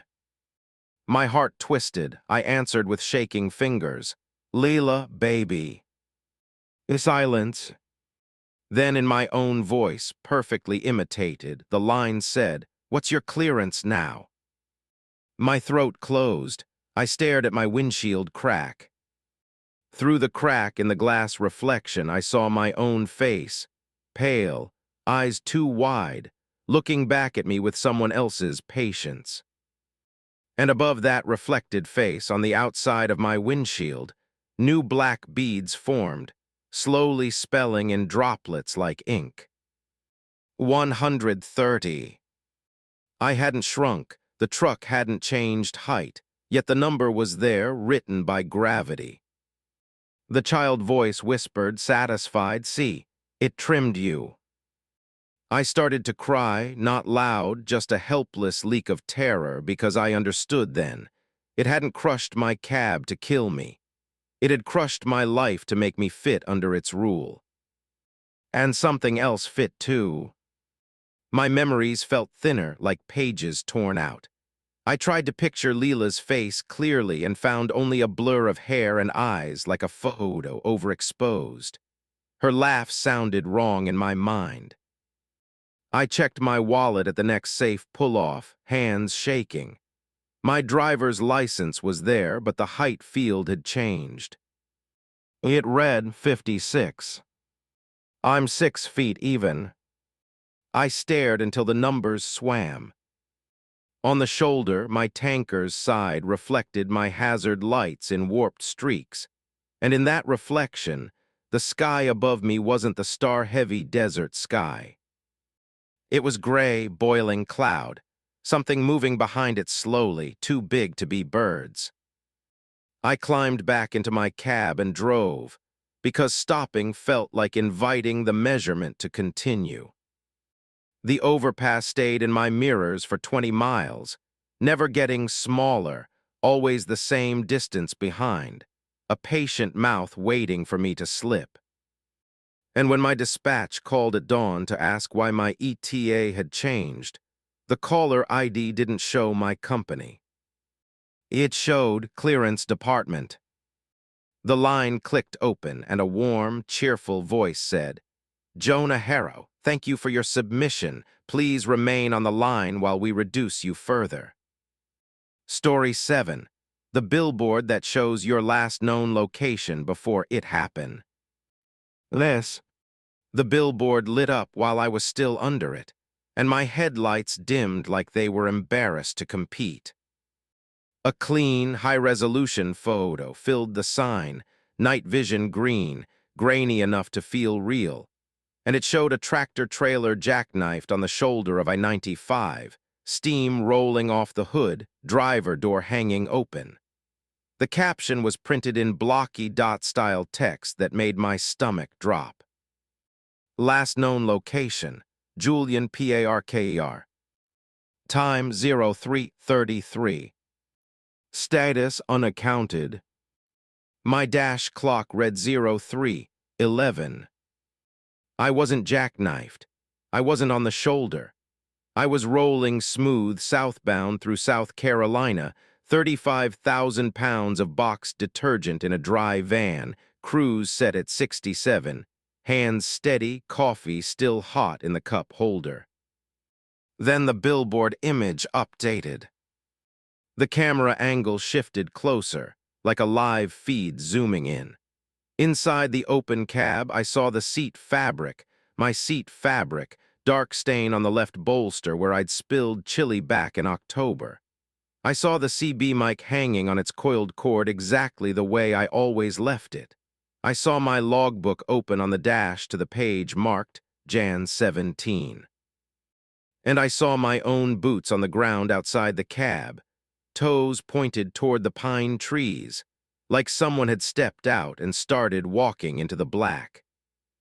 My phone buzzed with a push alert from an app I didn't remember installing.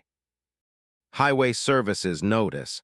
Abandoned CMV reported. Do not approach. Driver may be disoriented. Under that, in smaller text, a line that made my throat clamp shut. If you see yourself on the sign, do not pull over. The CB crackled with a voice so calm it felt rehearsed. Julian Parker, confirmation required. Please comply with your projected outcome. I tasted metal. My hands tightened until the wheel creaked. Somewhere behind my eyes, panic started chewing a hole. I've been driving 11 years, mostly East Coast lanes. Jacksonville to Baltimore, Baltimore down to Savannah, the same corridors of light and asphalt that make you feel like your life is a long, moving hallway. I'm not reckless. I'm not a ghost chaser. I don't stop for weird billboards or take detours just because the night feels wrong. But I've got one weakness. I hate being told what's inevitable. So when a billboard told me my last known location was 13 miles ahead, and my boots were already walking into pine shadows, something in me turned hard and stubborn. I said out loud to the empty cab, "No." The CB voice replied, still calm. "Noncompliance increases deviation. Deviation increases risk. Risk increases recovery." Recovery again. That word had been haunting drivers lately, whispered like a new kind of curse. I'd heard it at truck stops in Virginia, in forums, from a guy in a Petro lounge who swore his cousin vanished, and the only thing left in the cab was a sticky note that said recovery pending. I'd laughed then. You laugh at stories when you don't want to imagine your name in them. Tonight, my name was on a billboard. I tried to call dispatch. My phone dialed, rang once, then the screen flashed driver not found and the call ended. I tried my wife. Same message. I tried 911. A woman answered crisp. "Emergency services, what's your location?" Relief hit me like a warm wave. "I'm on a 95 southbound near..." I glanced at the mile marker sliding past. "Near mile marker 132. I just passed a billboard that..." The woman interrupted softly, "Julian Parker." My blood went cold. "How do you know my name?"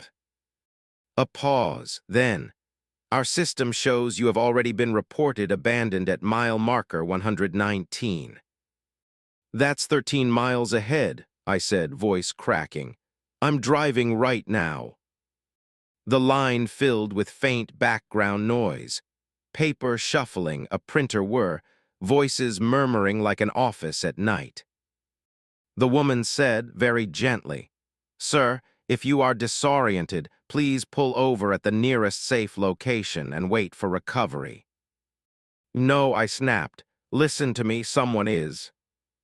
The call dropped. My phone immediately received another alert, as if to replace the conversation. "Recovery team ETA, 22 minutes.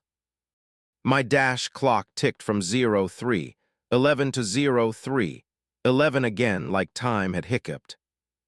The road ahead looked normal, dark pines, occasional reflectors, a pale stripe of shoulder.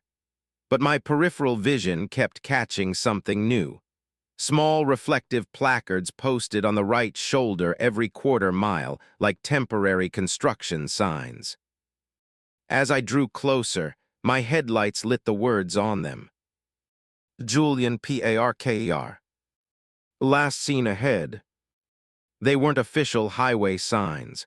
They looked homemade, white boards with black stencil letters.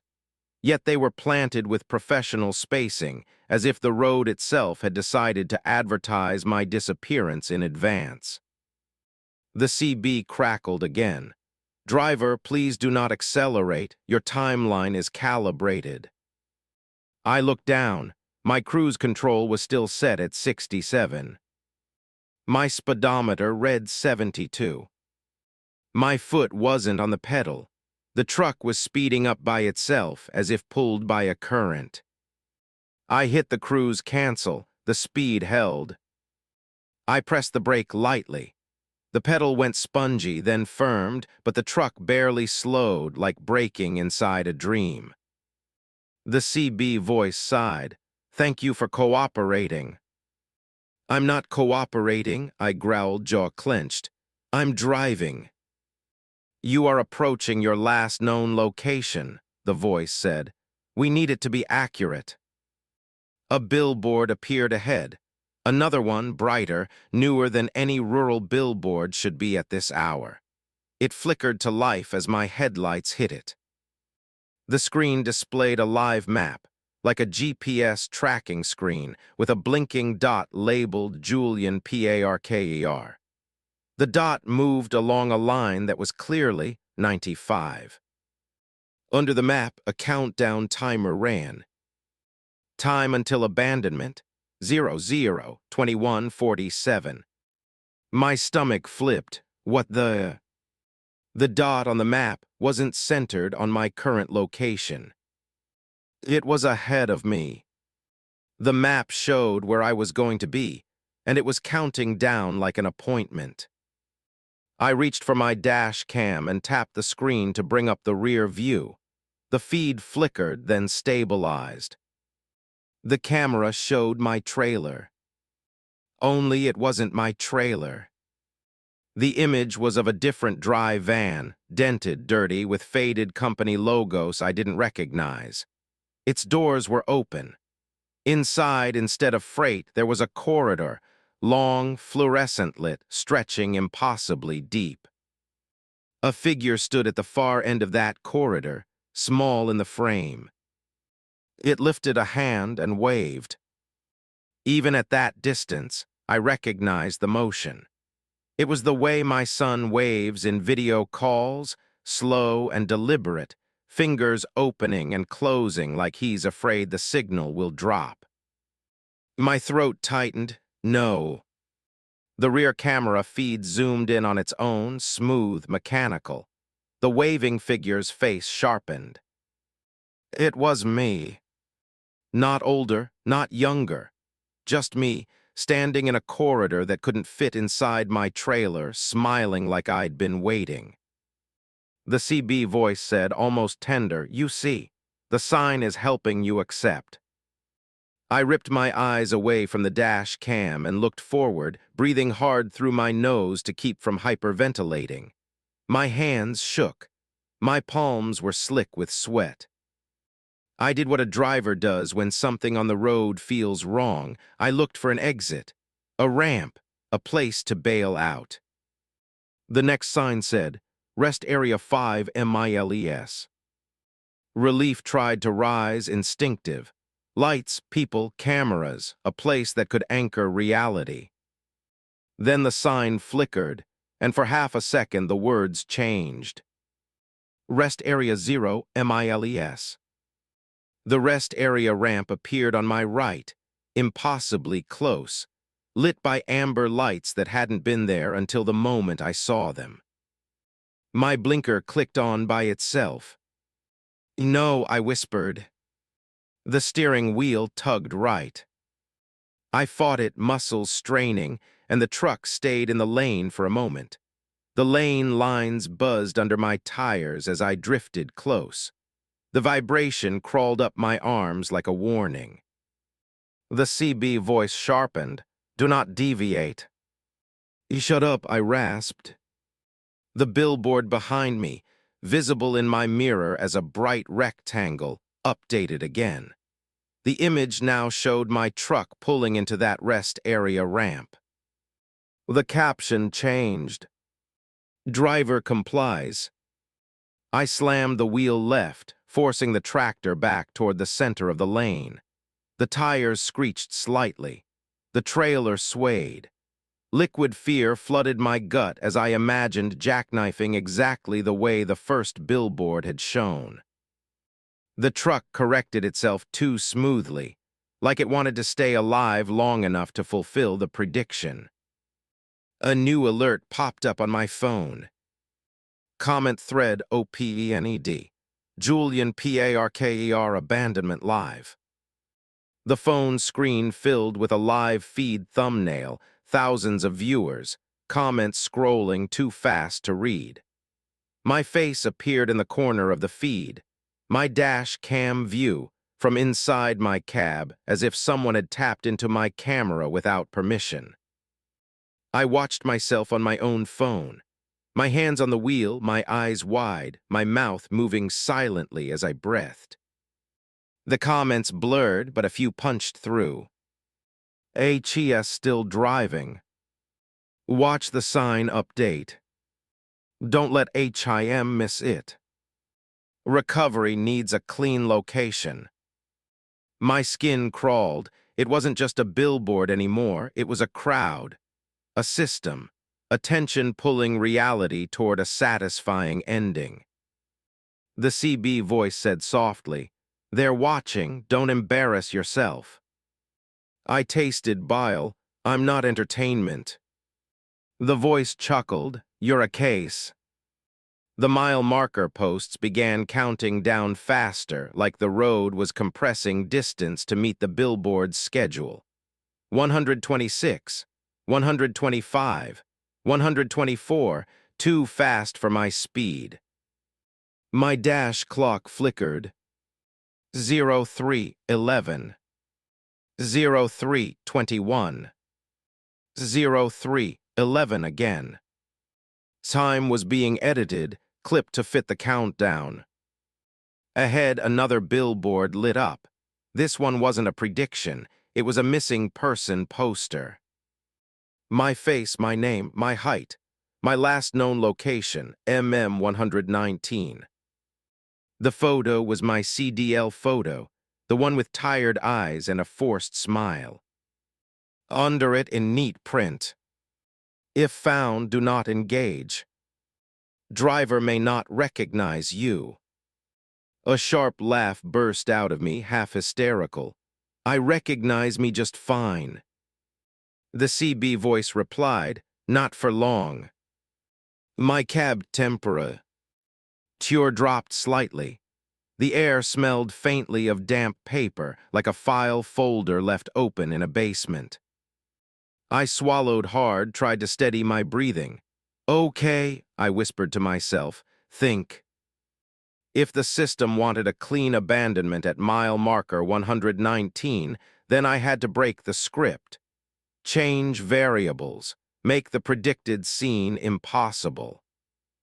I couldn't stop the truck from being where it was going, not with the way the road was compressing, but I could change what happened when I got there. I reached for my wallet and pulled out my driver's license. My name stared back at me in black letters, too official. Julian PARKER.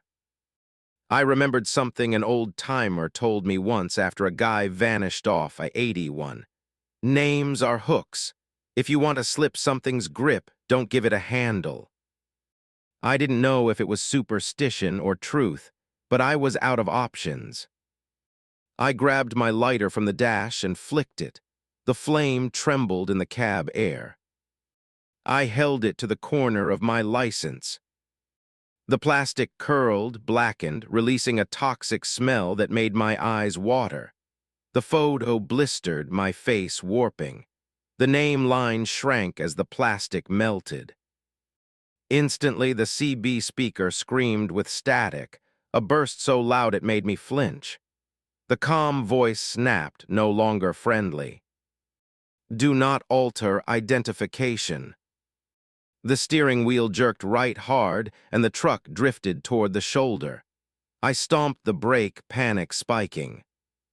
This time the brakes bit, but too late. I crossed the white line. The rumble strip vibrated violently, and pain exploded in my left hand, sharp and slicing, as if something had taken a thin strip of skin. I yelped and yanked the wheel back into the lane, heart pounding. My left palm burned. I glanced down and saw a thin, clean cut across it, blood beading, as if a paper edge had sliced me. My phone buzzed again. Recovery team ETA, 8 minutes. The countdown billboard ahead updated. The map dot labeled Julian Parker flickered, then stuttered, as if confused. For a second, the label changed. Unknown driver.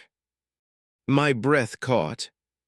Then the label snapped back to Julian Parker, and the CB voice hissed, furious. You can't erase a case once it's opened. The comment thread on my phone went wild, text flashing. HES burning his ID. Don't let HIM cheat. The sign has to match. I felt sick. The crowd wanted consistency. The system wanted closure. Another mile marker flashed, 121. My dash clock now read 03:29. 3 minutes to the predicted 03:33. The world ahead seemed to tighten. The lane lines looked brighter, cleaner. The darkness beyond the shoulder felt flat like printed black. The air smelled stronger of paper and ozone. Then I saw it. A cluster of hazard lights on the shoulder ahead, exactly where the billboard photo had shown the abandoned rig. A set of cones, orange, placed in a neat taper. A small white utility vehicle parked behind the cones, with its amber beacon flashing. Recovery. The word was printed on the side in plain black letters. My stomach dropped. No. As I approached, I saw figures standing near the cones. Not cops, not tow operators. They wore reflective vests, but the vests were too clean, the reflectors too bright, like they'd been issued 5 minutes ago. They stood with their backs to the road, facing the pine trees, all of them, as if waiting for someone to walk into the dark. The CB voice returned to calm, eerily so. There we are, mile marker 119, please pull over. The steering wheel tugged right. I fought it, jaw clenched. No. The figures on the shoulder turned in unison. Their faces were blank, smooth, like mannequins, but each had a name tag clipped to their vest. Robert, Patricia, Marcus,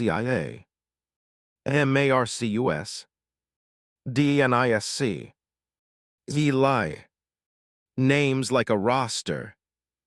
They raised their hands slowly and pointed toward my truck, then toward the trees, like directing traffic in silence. My phone screen showed the live feed from my cab. Viewer count climbing, comments screaming. Pull over. Don't let HIM pass. He can't pass. This is the part where he walks. My dash clock rolled to 03:33. The moment the minute changed, my engine cut out. Not a sputter, a clean shutdown like someone hit a kill switch. My dash lights stayed on. My hazard flashers kept blinking. But the engine was dead silent, and the steering went heavy as the truck coasted. I slammed the key. Nothing, no crank, no click. The truck drifted toward the shoulder with its own momentum, like a dying animal collapsing exactly where it was told. I fought the wheel, but without power steering, it was like wrestling a locked door. The tires kissed the rumble strip. Pain stabbed my left palm again, and I felt another thin slice open, blood dripping onto the wheel like ink. The truck rolled into the coned-off shoulder lane, slowing. The recovery figures stepped closer, movements synchronized, silent.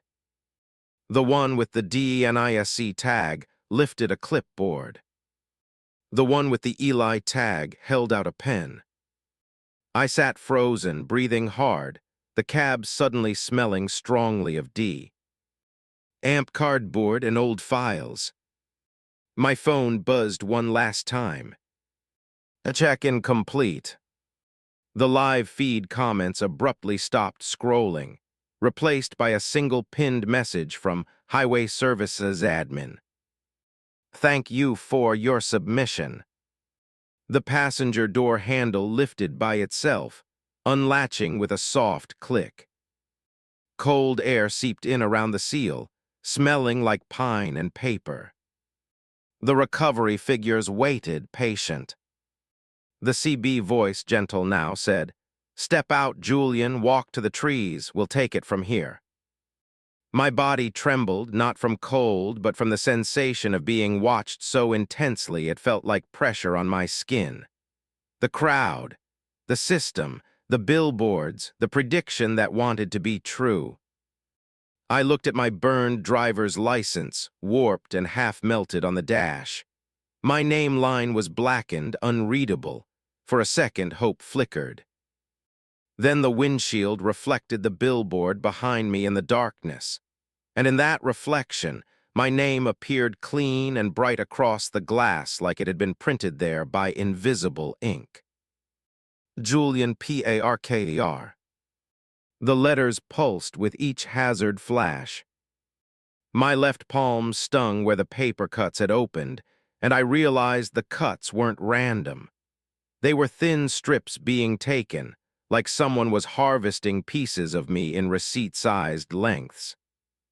The recovery figure labeled MARCUS lifted his hand and pointed at my bleeding palm, then mimed peeling something off, slow and careful, like removing a sticker. My throat tightened until breathing hurt. I didn't step out. I couldn't. So I did the only thing left that felt like mine. I grabbed the pen from my cup holder, the cheap ballpoint I used for bills, and jammed it into the CB speaker grill as hard as I could, ripping the plastic, silencing the voice mid-syllable. Then I tore the live feed phone mount off the dash and threw the phone out the open passenger crack into the darkness beyond the cones. For a half-second, everything paused. The recovery figure's heads tilted, confused. The hazard lights blinked. The windshield letters flickered. Then the pine trees beyond the shoulder rustled without wind, and a sound like thousands of pages turning rose from the dark. The figures on the shoulder stepped back in unison, suddenly afraid of whatever they served. And in the silence that followed, I heard a new voice, low, patient, coming not from the CB or phone, but from the space behind my eyes, like a thought planted. "Fine," it murmured. "If you won't be watched, you'll be stored." The pine shadows opened like a filing cabinet drawer, and the last thing I saw before the cab light blinked out was the billboard behind me updating one final time to a clean, official notice. Case closed. Julian Parker. Location confirmed. Witnesses removed. Story 8. The fuel receipt that prints who you were before you vanish. The receipt spat out warm and curling, and the ink was still wet enough to smear when my thumb brushed it, except it didn't smear like ink. It smeared like something living, leaving a faint gray streak on my skin that tingled, then went numb.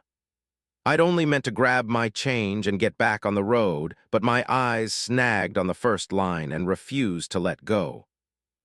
Customer name, nobody. I stared until my vision pulsed. The pump clicked off behind me with a hollow metallic thud.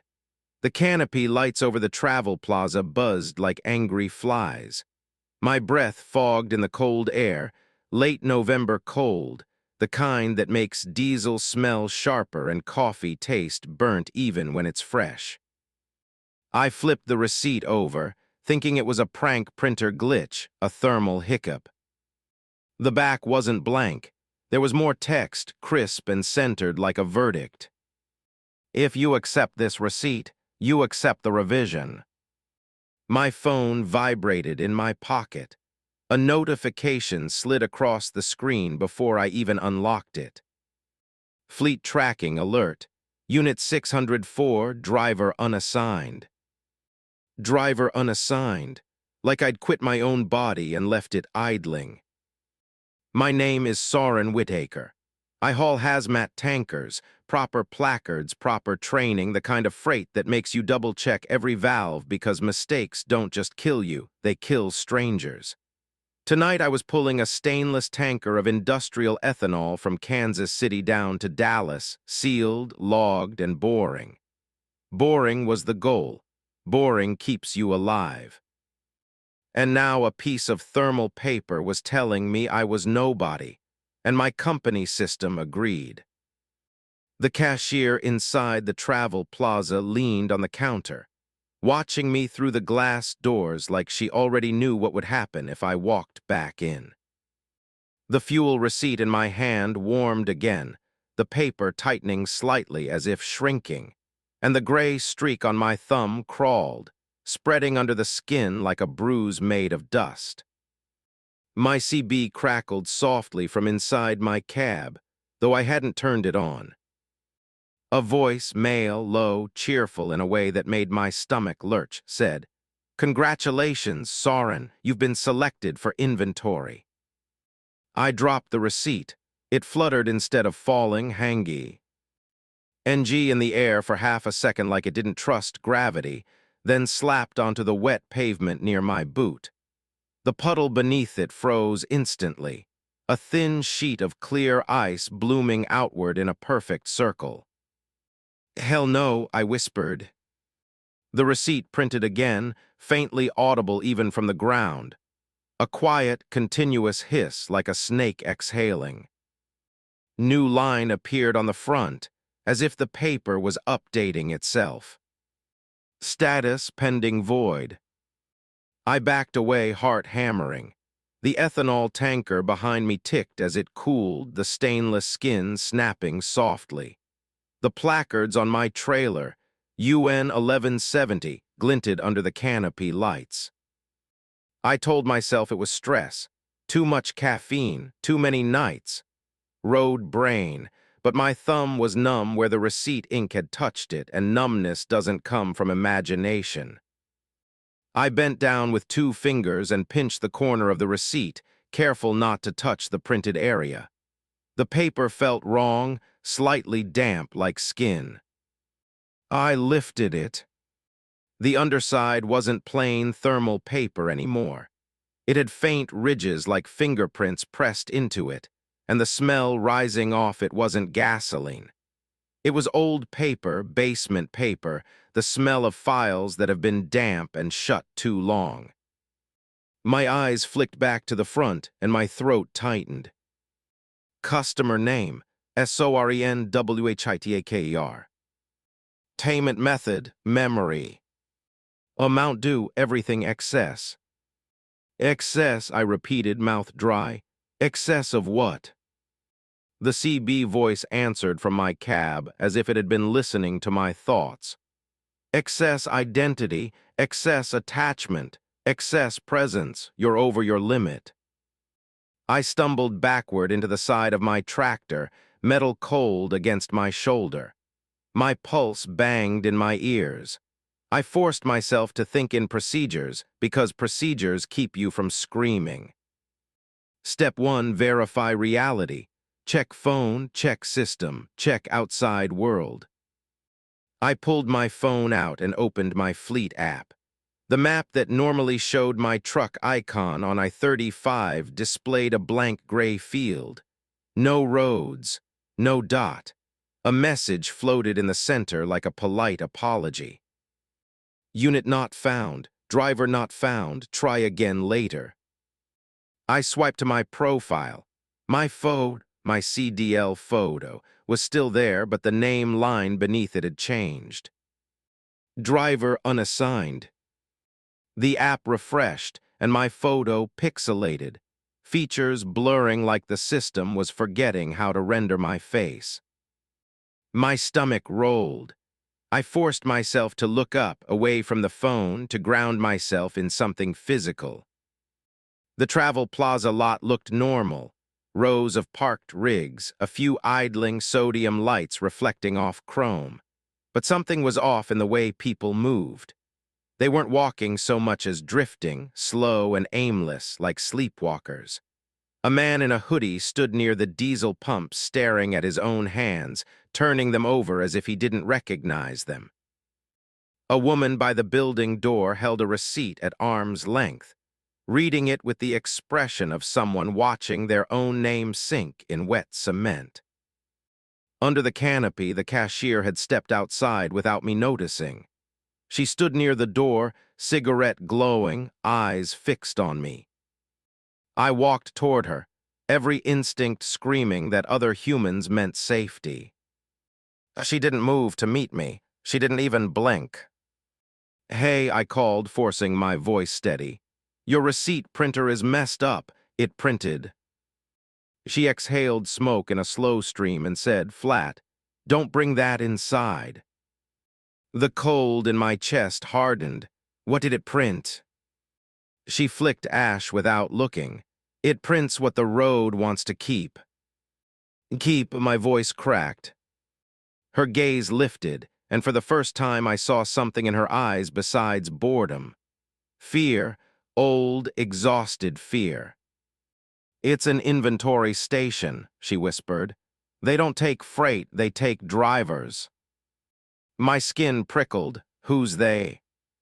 She shook her head quickly, like the question itself was dangerous.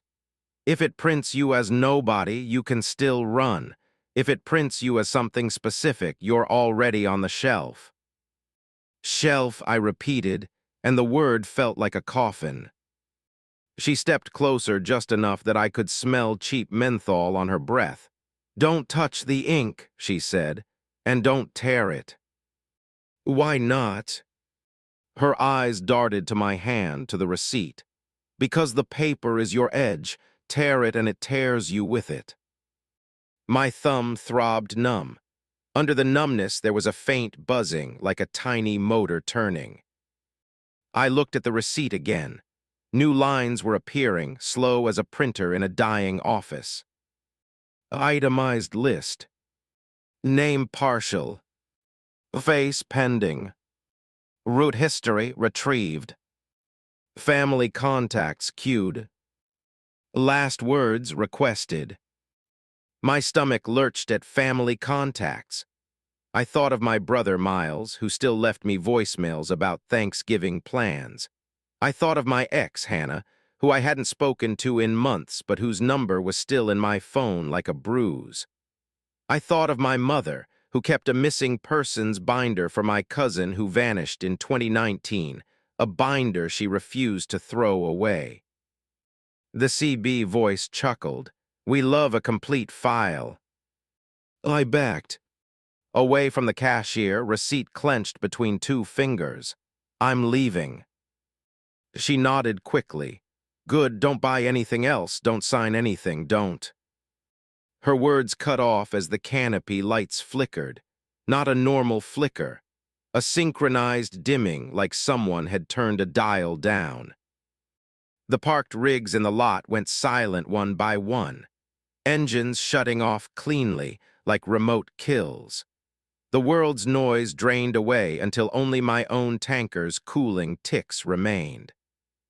The cashier's cigarette ember dimmed, then relit, pulsing. She whispered, "Oh no, it noticed you arguing." The receipt warmed in my hand and printed faster now, the hiss louder. Last words, AUTOPOPULATD. Under it in crisp black. I'm leaving. My blood went cold. How? The CB voice answered, pleased. Thank you for providing a statement. I ran. Not dramatic sprinting. Practical running, boots slapping pavement, keys clenched in my fist. I climbed into my cab and slammed the door, locking it out of habit, though locks do mean much when the world decides otherwise. I jammed the key into the ignition and turned. The engine hesitated, one cough, then it started, rumbling like an animal waking angry. Relief surged so hard my eyes stung. I threw it into gear, released the brakes, and rolled away from the pump. The tanker sloshed behind me, heavy and familiar. Then my dash lit up with alarms. Not mechanical, not engine. A new message scrolled across the display where my trip meter should be. Inventory in progress. Please remain on site. I ignored it and kept rolling, heading for the lot exit. The exit wasn't there. The driveway that led back to the highway had become a wall of darkness, flat and featureless, like someone had parked a black shipping container across it. My headlights hit it and disappeared. No reflection, no outline, just absence.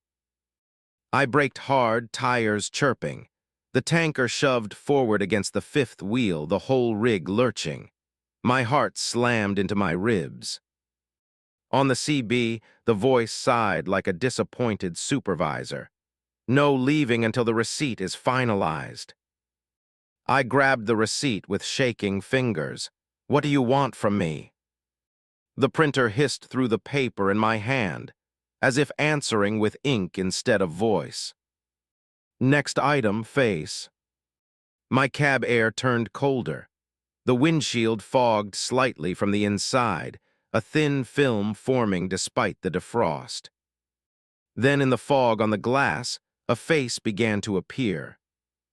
Not a reflection, not mine. A face drawn as if by invisible fingertip, two eyes, a nose, a mouth slowly sketched into the fog. It looked like me, but wrong. My cheekbones too sharp, my eyes too large. My mouth stretched too wide, as if the face was a memory of me distorted by someone who didn't understand humans. The face on the windshield smiled. My steering wheel vibrated. The tanker behind me ticked louder as if reacting. The receipt printed a line. Vase captured. Pain flashed behind my eyes. I blinked hard, and for a split second the world outside the windshield looked different, like a photograph taken in fluorescent office light. Flat, colorless. When my vision returned, the cashier was standing in front of my truck. I hadn't seen her move. She was just there under my headlights, eyes wide. She held her own receipt in both hands like a shield. Her lips moved without sound. Don't. I mouthed back, help me. She shook her head and pointed at my hand, at my receipt, then mimed dropping it. Not tearing, dropping. The CB voice laughed softly. Don't take advice from unprocessed staff. Staff. My stomach turned. The cashier wasn't a cashier. She was trapped in a role like a ghost in a uniform. She lifted her receipt and turned it toward my headlights so I could see it through the windshield. Customer name, Rachel Lane. Status staff permanent. Under that, in smaller print, no returns. Her eyes filled with tears. She mouthed, "It printed me and I stayed." My throat tightened. I couldn't breathe right. How do I stop it? Rachel's hands shook. She mouthed, "Don't let it print your route." Too late, the receipt in my hand hissed faster. Next item, route history print. My dash GPS blinked and went blank, then replaced itself with a list of places, not a map. Tulsa, OK, 11-14-24. Nashville, TN, 80324. Albuquerque, NM, 60625. Great FALLS, MT01// Mile marker 122, //. The last entries weren't my routes. They were other people's nightmares, names and numbers I'd heard in truck stop whispers. My lungs seized. "No," I whispered. The receipt printed a barcode beneath the route list. The barcode looked like a ladder, like a cage. A new message popped on my phone, which had no service a minute ago. Contact sync started. My phone began vibrating repeatedly, rapid fire like a heart in fibrillation, as if it were receiving dozens of texts at once. The screen filled with outgoing messages, messages I wasn't sending. To Miles, "I'm not coming." To Hannah, "Don't look for me." To Mom, "I'm sorry."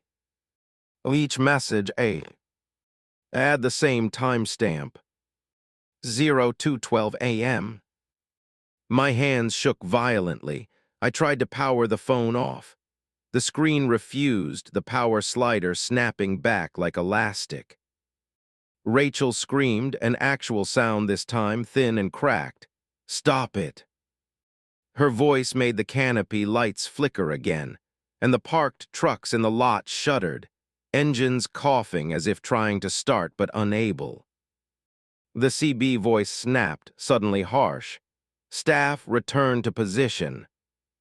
Rachel's face contorted with rage. She lifted her receipt and tore it in half.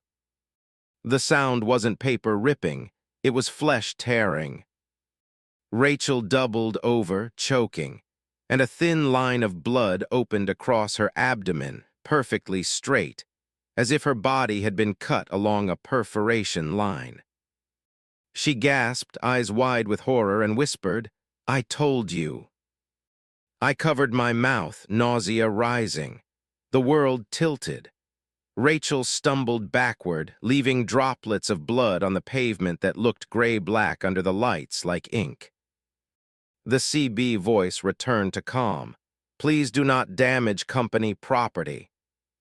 My pulse roared in my ears. I looked at the receipt in my hand with new terror. The paper edges looked sharper now.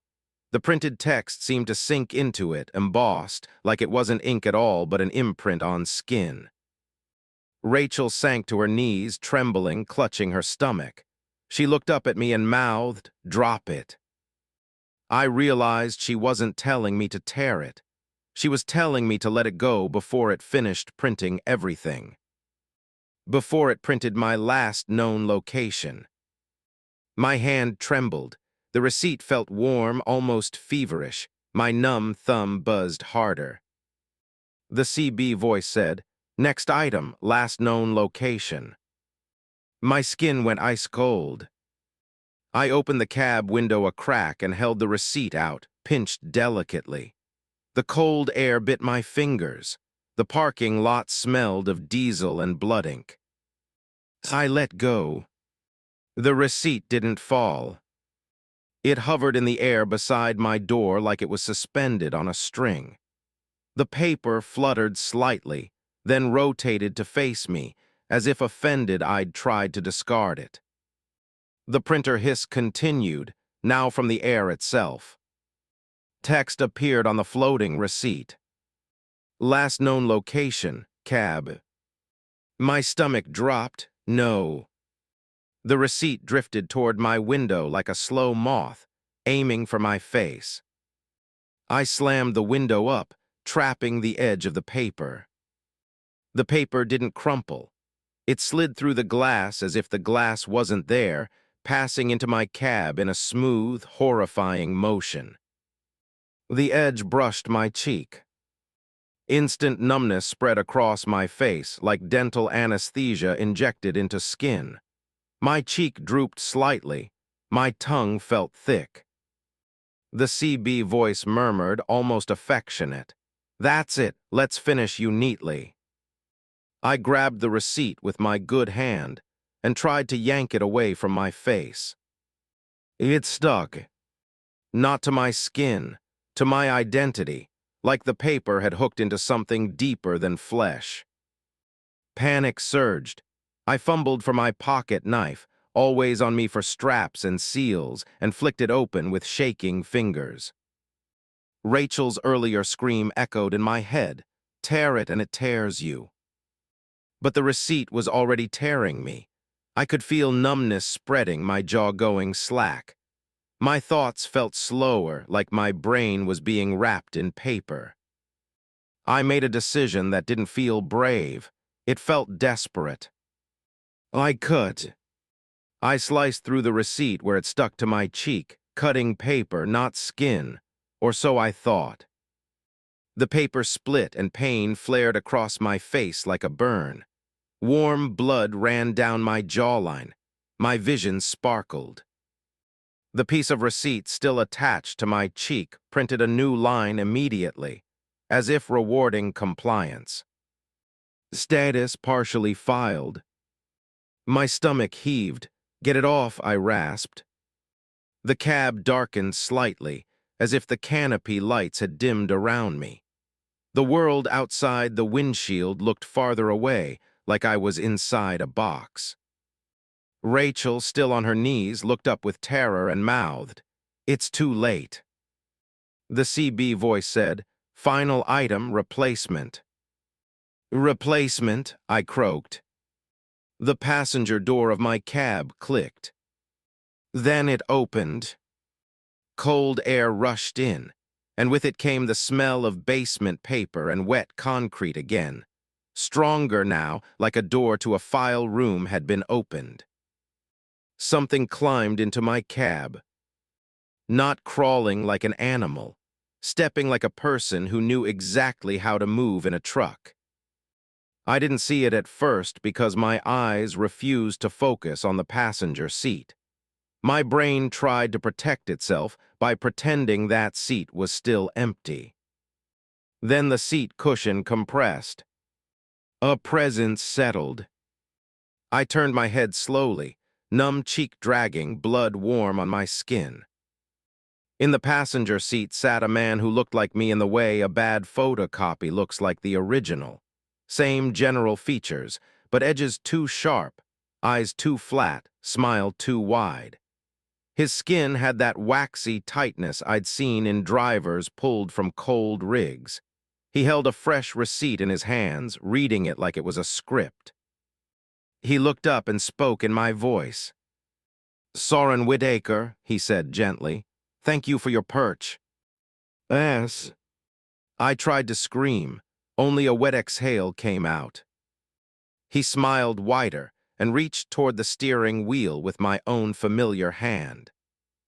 The receipt fragment on my cheek printed one final line, ink warm against numb skin.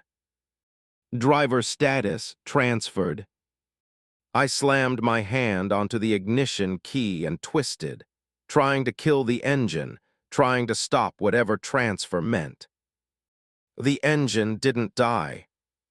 Instead, my dash display changed from miles per hour to a receipt-like readout, black letters on a pale background. Current location, inventory lot. Driver unassigned. Vehicle assigned. Next destination, shelf. Outside, Rachel's body slumped sideways, exhausted, blood ink pooling beneath her like a spilled printer cartridge. Her eyes met mine, and in them I saw the truth, The lot didn't need to trap trucks. It trapped identities. The trucks drove out just fine. It was the drivers who didn't. The man in the passenger seat, my photocopy, placed his hand on my wrist, gentle, almost kind. His skin felt like cool paper. He leaned close and whispered into my ear in Leela's borrowed child voice, sweet as a bedtime call. "Don't worry, Daddy. The road still needs somebody to hold the wheel." And as my vision grayed at the edges, I understood what the receipt had been all along. Not proof of purchase, but proof of replacement. Because the last thing to vanish isn't your truck, or your body, or even your name. It's the part of you that knows you were ever real. Story 9. The parking spot that keeps your cab running after you walk away. My engine was still idling when I watched myself climb down from the driver's seat and vanish between two trailers. That's impossible. I know it is. I was still in the seat, my hand still on the wheel, my coffee still steaming in the cup holder. Yet my dash cam playback showed a clean, uninterrupted clip of me opening the door, stepping onto the lot, and walking out of frame like I'd decided to leave my life behind for a piss break. Then the video timestamp jumped ahead by exactly 12 minutes. At the 12-minute mark, the cab was still running, the headlights still on, the door still open. But I never came back. The notification tone chirped, and my Fleet app displayed a status update that made my stomach drop through the floorboards. Driver disconnected. Unit active. Location parked slot 47. Slot 47. I looked out through my windshield. The truck stop was lit like a floating city in the dark, sodium lights and neon halos shimmering on wet asphalt. Rows of rigs, rows of trailers, the low constant growl of idling diesels. And at the edge of the lot, the numbered signs marking parking rows were staked into the ground like tombstones. A yellow reflective placard directly ahead read, "Slot 47. My CB, which I hadn't turned on, clicked once and whispered, "Tomas Velez, you're late. Your truck has been waiting without you." My name is Tomas Velez. I run long-haul reefer out of Phoenix, produce, packaged food, anything that needs to stay cold enough to keep its shape. I'm the kind of driver who triple-checks door seals, who hates mystery, who watches the lot before stepping out at night. I'm not superstitious, not in the cute way. I just have rules, and rules have kept me from becoming a story pinned to a bulletin board. March 3rd, 2026. I broke one rule because my body begged for it. Don't park in the far rows after midnight, the rows where the lights stutter and the cameras don't quite reach. But the lot was packed, and my eyes were sandpaper. I'd been running I-40 eastbound all day, hauling a mixed produce load from Bakersfield toward Memphis, and my log was tight. At 1:54 a.m., I hit a travel plaza outside Amarillo to grab my 30-minute break and maybe a nap if I could wedge my rig somewhere without getting boxed in. Every close slot was taken. Every open space had a rig already signaling. My reefer unit droned behind me like a tired animal, holding steady at 35. The air outside smelled like diesel, wet pavement, and old fryer grease bleeding out of the building vents. I circled twice, jaw clenched, eyes burning. That's when I saw slot 47. It wasn't just open. It looked freshly opened, like someone had vacuumed the asphalt clean. No trash. No oil stains, no faded tire marks. The reflective number sign shone brighter than the others, as if it had been newly planted. I didn't remember slot 47 being there. I've parked at this plaza before. Rows A through F slots 1 through 38. That's what my brain insisted. Yet there it was, slot 47, waiting like a reserved seat. The moment I lined up to back into it, my dash clock blinked 1:54 twice, then held. My GPS map on the Eld tablet stuttered and replaced the lot with a blank gray square labeled Unmapped Area. A little pop-up appeared, no sender, no company logo. Parking confirmation required. Slot 47 reserved. Reserved for who? I muttered, and my voice sounded too loud in the cab. The CB whispered, almost playful, for the part of you that leaves first. I should have pulled away then. I should have taken a shoulder somewhere and risked a ticket rather than park in an unmapped area. But the slot was there, open, and I was tired enough to bargain with weirdness. I backed in clean, set brakes, reefer humming, hazard lights off, normal. Then I noticed the sign beside the slot. A white board on a post, like a lot notice, written in neat black letters. No walking between trailers. Use designated path. Return within 12 minutes. 12 minutes. My stomach tightened. Rules posted like that don't exist at truck stops, not specific, not timed. I grabbed my phone anyway because habit, and I opened my fleet app to message dispatch that I'd stopped. The app lagged, then displayed the same words I just read on the sign, as if the lot had sent it through my phone. Return within 12 minutes. Then below that, a button. Confirm departure. I hadn't departed. I hadn't even stepped out. I hit X to close it. The pop-up refused to close. Confirmed departure. The air in the cab felt suddenly colder. Not reefer cold, paper cold, basement cold. A smell crept in through the vents, damp cardboard and pennies. My hands shook. I killed the engine to make myself feel in control. The engine died. The cab fell quiet except for the reefer's distant drone. My fleet app updated instantly. Unit active. Driver disconnected. I stared at it, pulse hammering. What the hell? I started the engine again. It roared to life like normal. Unit active. Driver disconnected. It didn't matter what I did. The system had decided I wasn't attached to my own truck. I checked my mirror. The parking lot looked normal. Other drivers walking toward the building, heads down, hands in pockets. A guy in a beanie smoking near the dumpster. No one paying attention to slot 47. But a sensation crept up my spine. The feeling of being watched by something that wasn't a person. Not eyes, attention, the kind that measures you by whether you comply. My bladder cramped hard. I hadn't used the bathroom since Holbrook. My body was the one thing that didn't care about paranormal bureaucracy. Fine, I muttered. I'll take a quick piss and come back. I grabbed my flashlight and stepped down from the cab. The instant my boots hit the asphalt, my ears popped like pressure changed. The lot noise dimmed slightly, as if someone lowered the volume on reality. The reefer's drone sounded farther away. I looked back at my truck. It looked the same. Then my phone buzzed.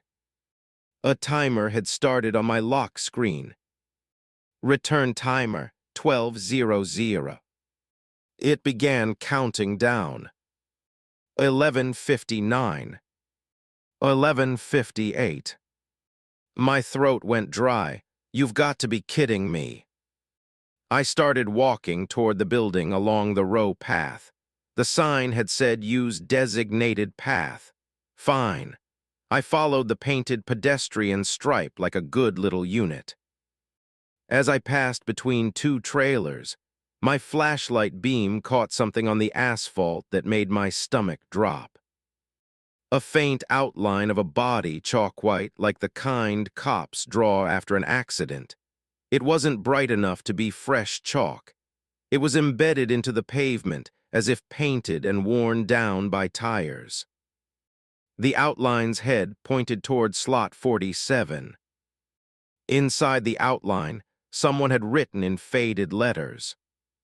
Returned late. My timer ticked. 11:21. I forced myself to keep walking. My breath came shallow and fast.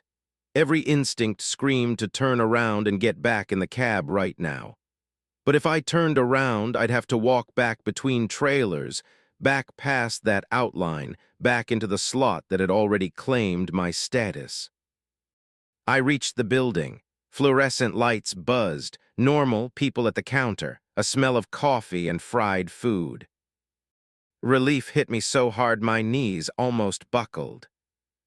Then I saw the bulletin board near the entrance.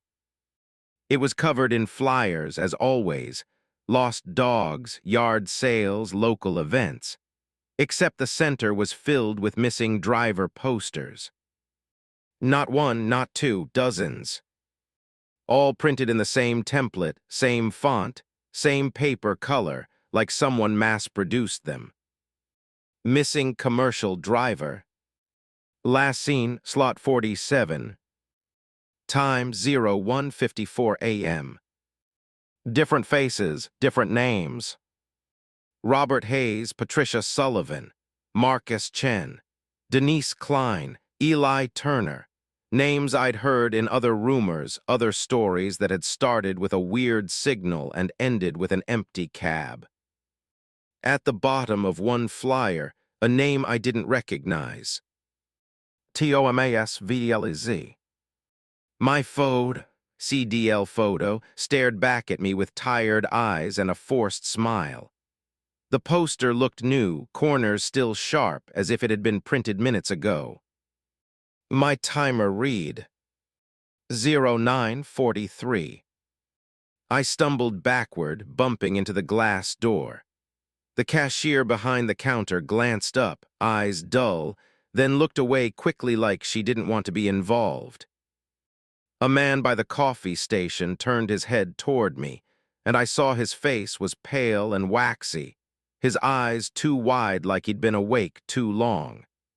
He held a receipt in his hand and was reading it over and over, lips moving silently. He caught my gaze and mouthed a word. Runned. Like, rant. I pushed back out into the lot, cold air slamming into my lungs. My timer jumped as if startled. 09:21. 09:20. I sprinted down the painted path, boots slipping slightly on wet asphalt. The lot seemed longer now, the distance stretched like a rubber band. Rows of trailers felt like walls in a corridor. My flashlight beam jittered across reflective tape. Shadows swayed. Then I saw something that stopped my heart.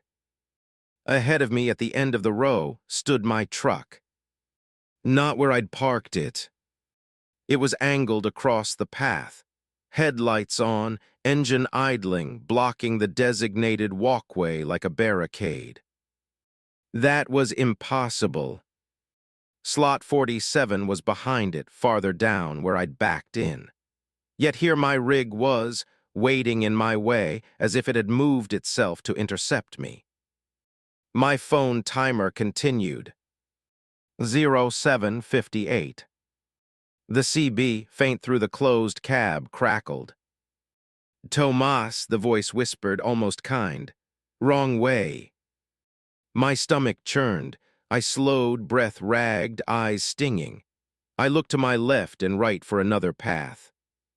There wasn't one. Trailers pressed close. Between them was darkness. The sign had said, no walking between trailers. My timer ticked. 07:42. The voice in my CB said, designated path only.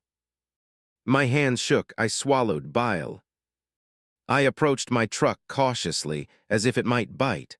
The driver door was open, a crack, interior light on. I climbed the steps and leaned in. The cab smelled wrong. Damp cardboard, pennies, a hint of antiseptic. My seat was empty, but I could hear breathing from the sleeper. Slow, steady breathing, like someone asleep behind the curtain. My blood went ice cold. I whispered, "Who's there?" The sleeper curtain twitched, as if a hand had brushed it from behind. My phone timer beeped once. 06:59. A message popped on the screen. Return path updated. Enter cab TO complete return. I backed away from the open door, heart pounding. No, no, no. The breathing in the sleeper stopped. Then in my own voice from inside my cab, someone said softly, "Tomas, hurry, you're late." It wasn't a recording. It had the exact rasp of my throat when I'm dehydrated. It had my accent, my cadence. My skin crawled. I stepped back again, nearly falling off the truck steps. The sleeper curtain pulled aside slowly. A face appeared. My face. Not mirrored, not distorted. Exact. Except the eyes were wrong, too calm, too certain, like someone who had already accepted an ending. It smiled gently. "I saved your seat," it said in my voice. I couldn't breathe. My timer ticked. 06:12. I turned away from the cab and looked down the row towards slot 47, because whatever this was, it was trying to keep me from going back the way I came. It had moved my truck to block the path. It had put me, another me, inside the sleeper to lure me. That meant slot 47 was the objective, the anchor, the trapdoor. And my only chance was to not be where it wanted. I did the stupidest, most desperate thing that felt like agency. I stepped off the path and walked between trailers. Instantly, the air changed. It became colder and thicker, like stepping into a refrigerator filled with wet paper. My flashlight beam seemed to shorten, swallowed by darkness. My timer beeped angrily.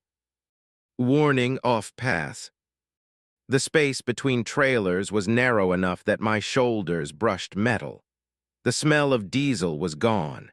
In its place was the basement file smell, stronger now, and something else underneath it, sweet rot, like fruit left too long in a sealed box. I moved fast, trying not to touch the trailer sides, but my sleeve brushed reflective tape and my skin tingled as if shocked. Behind me in the cab, my voice called, "Tomas, don't. That's where they keep the late ones." The words echoed strangely between metal walls. Ahead, the darkness opened into another row. I emerged onto a different path, not painted, not designated. The lot lights here were dimmer. The numbers on the slot signs were higher, 44, 45, 46. Slot 47 sat at the far end, glowing slightly brighter under a buzzing light pole like a stage. My timer read 04:03. I ran. As I sprinted, I noticed every slot in this far row had a truck parked in it, except one, slot 47. But the trucks weren't normal. Many had driver doors hanging open. Some had hazard lights flashing. Some had engines idling, unattended, as if waiting for someone to return who never would. In a few cabs, I saw silhouettes sitting motionless in the driver's seats, faces pressed to the windshield, eyes reflecting the lot lights. I reached slot 47 and stopped, panting, hands shaking. My truck was still there, exactly where I'd parked it originally, backed in clean, reefer humming steady. Yet the other version of my truck, the one that had blocked my path, was still idling farther down. Two identical rigs, same number, same trailer. Two versions of me. My phone timer hit. 0300. A new message popped. Return window closing. Driver must reattach. I stared at my truck. The cab looked normal, door closed, interior dark. Then the interior light clicked on. By itself. The driver door opened slowly, like a mouth opening to speak. Inside, I saw a hand resting on the steering wheel. My hand. The voice in the CB, coming from my cab now through the cracked open door, said gently, "Come on, Tomas. You don't want to be the empty truck." I tasted blood because I'd bitten my cheek without realizing it. "What happens if I do?" I whispered. The lot lights flickered. The air vibrated faintly like a bass note. 100 engines in the far row idled in unison, their rumble forming a low, synchronized hum that felt like chanting.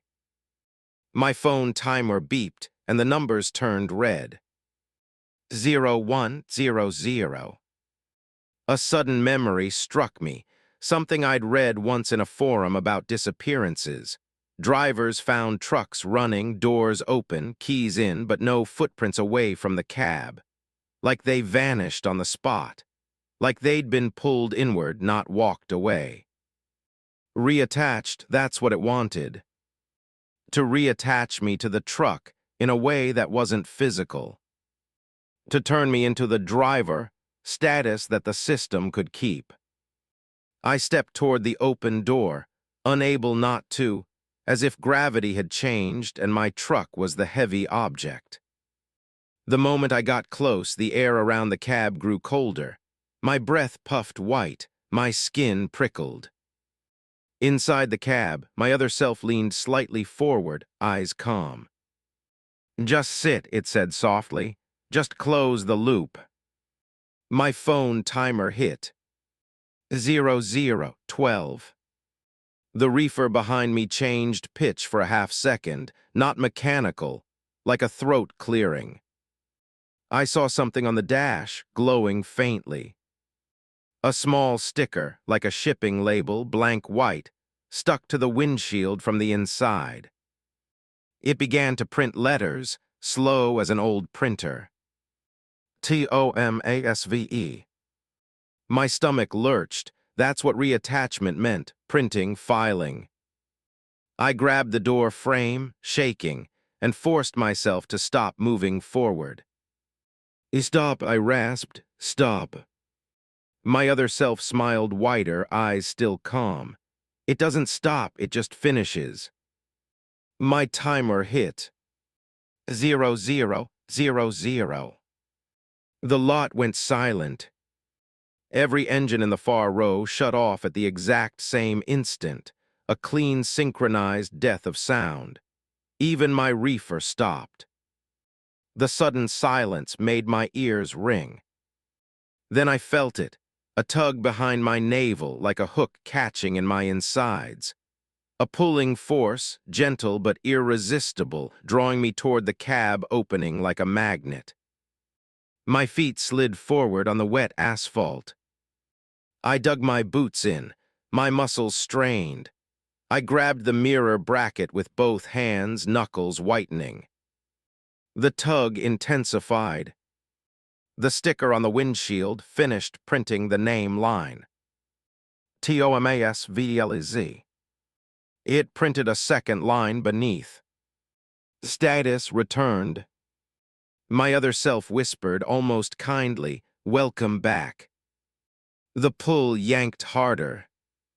I screamed, and the sound didn't travel far. It felt absorbed by the air, like the lot itself was padded. My hands slipped. I lunged, desperate, and grabbed the sticker on the windshield from the outside through the cracked door opening. My fingers touched it. Cold stabbed up my arm like a needle. My fingertips went numb. I ripped. The sticker tore free with a wet sound, and the tug in my belly eased for a split second, like I'd loosened a knot. But the moment the sticker tore, the tearing sensation continued, through my fingertips, through my skin, through something deeper. I saw thin, pale lines appear on my hands like perforations. The lot lights flickered, angry. My other self's expression changed for the first time. The calm slipped, replaced by irritation. "You weren't supposed to do that," it said. I stumbled backward, clutching the torn sticker, shaking violently.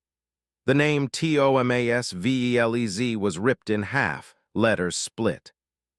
The hook in my belly tightened again, but now it didn't pull me toward the cab. It pulled me downward, toward the asphalt, like the ground had become a mouth. The wet pavement under my boots softened, not physically, but conceptually. My soles began to sink by millimeters, then centimeters, as if the lot was turning into a thick black slurry. I tried to lift my foot and felt suction. My other self watched from the cab doorway, head tilted. "You chose late," it murmured. "Late goes under." Panic blew through me like fire.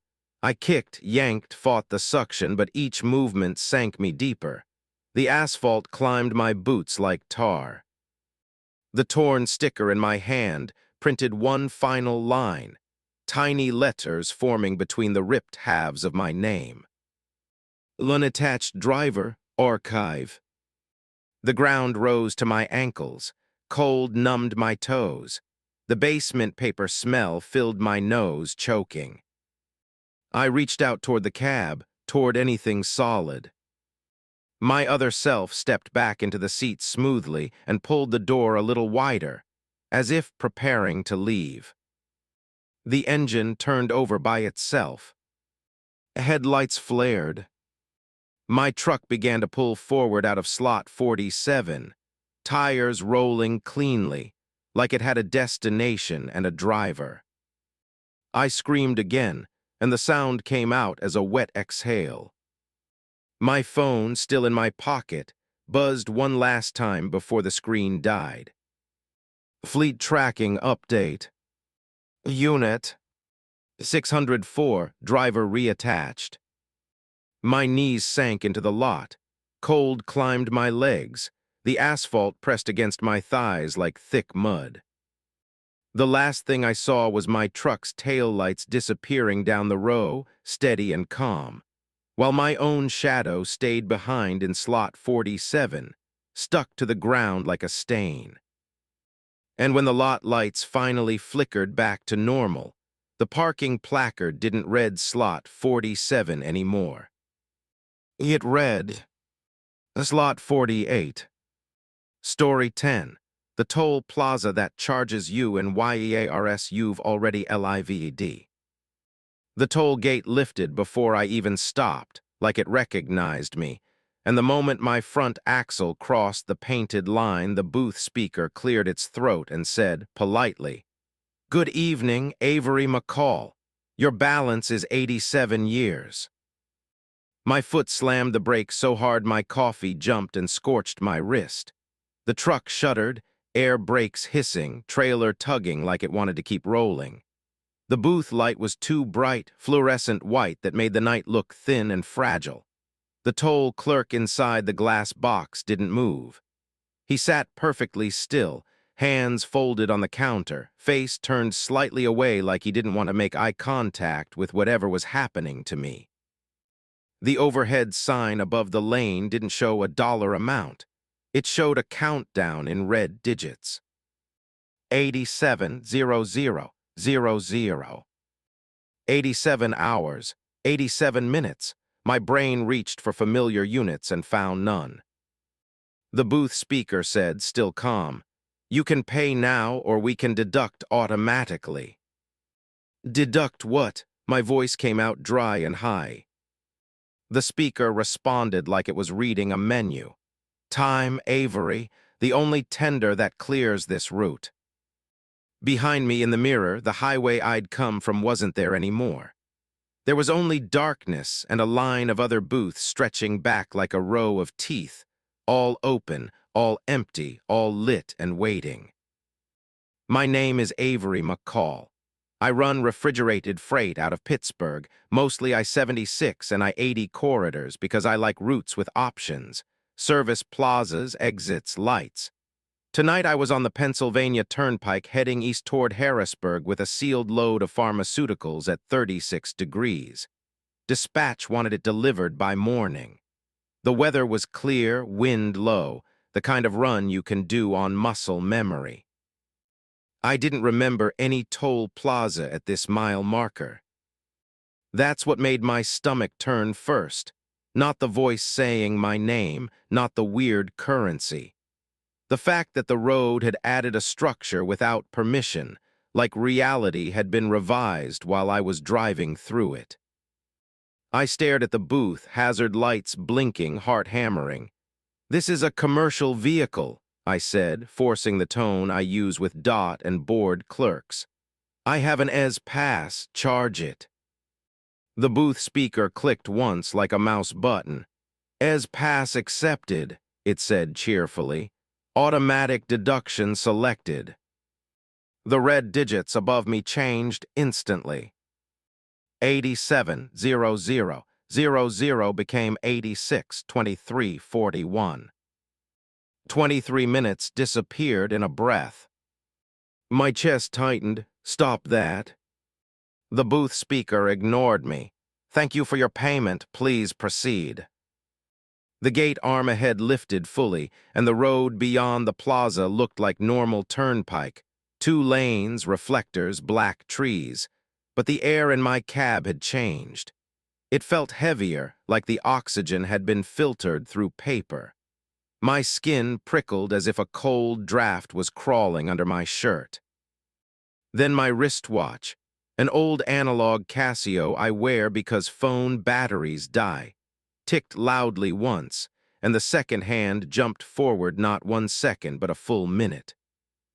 I stared at it, pulse thudding. The second hand resumed normal movement as if nothing had happened. The booth speaker said softly, almost kindly, "Deduction begins now."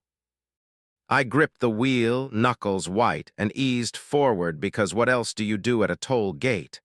You go, and you hope the next mile makes sense again. The moment my rear axle cleared the booth line, the fluorescent light behind me dimmed. The plaza receded in the mirror as if it were being erased. I looked ahead, breathing hard. My dash clock read 1:19 a.m. It had read 12:54 a.m. 10 minutes ago. I knew because I'd checked it at the last service plaza. I'd written it on my fuel receipt like a habit. Now I was suddenly 25 minutes older. And my arm hurt. Not the burn from coffee. Deeper. A dull ache in my elbow joint, the kind you get after sleeping wrong. I flexed my fingers and felt stiffness as if my tendons had dried. The reefer unit behind me changed pitch for a half second, a low moan that made my molars ache, then returned to its normal hum. My temperature readout still displayed 36 steady. The load was fine. It wasn't the cargo being taxed. It was me. I drove east, eyes scanning for the next exit, the next service plaza, anything to anchor. The turnpike at night is a ribbon of darkness with islands of light, and I wanted one of those islands badly. I wanted people and cameras and normal. My CB crackled, volume low. I hadn't turned it on, a voice. Came through, female, professional like dispatch. "Avery McCall," it said. "Confirm deduction status." I swallowed. "Who is this?" A pause, then in the same professional tone, "Time collections. We show you selected automatic." "I didn't select anything," I snapped. "Your gate did it." "Selections are implied by entry," the voice replied. Please maintain lane, do not exit. Exiting creates arrears. Arrears, I repeated, and my mouth tasted metallic. You'll owe more, the voice said, as if explaining interest rates. And interest accrues quickly on unpaid years. My skin crawled. Years. The word landed heavy. I checked my mirror again. The toll plaza was gone, just dark road, nothing. My CB hissed softly with background noise, and underneath it I heard something that didn't belong on a radio channel. The faint scratch of a pen on paper, steady and rhythmic, like someone filling out a form. I swallowed hard and tried to call dispatch on my phone. The call rang once, then the screen displayed no service. On the Pennsylvania Turnpike, where I should have had at least one bar. My L tablet beeped. A new message appeared that wasn't from my company.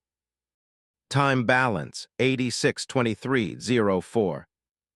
Payment plan, automatic. Next toll, 18 miles. The word balance made bile rise, like my life had a ledger, like I'd been overdrawn. I breathed through my nose, trying not to spiral.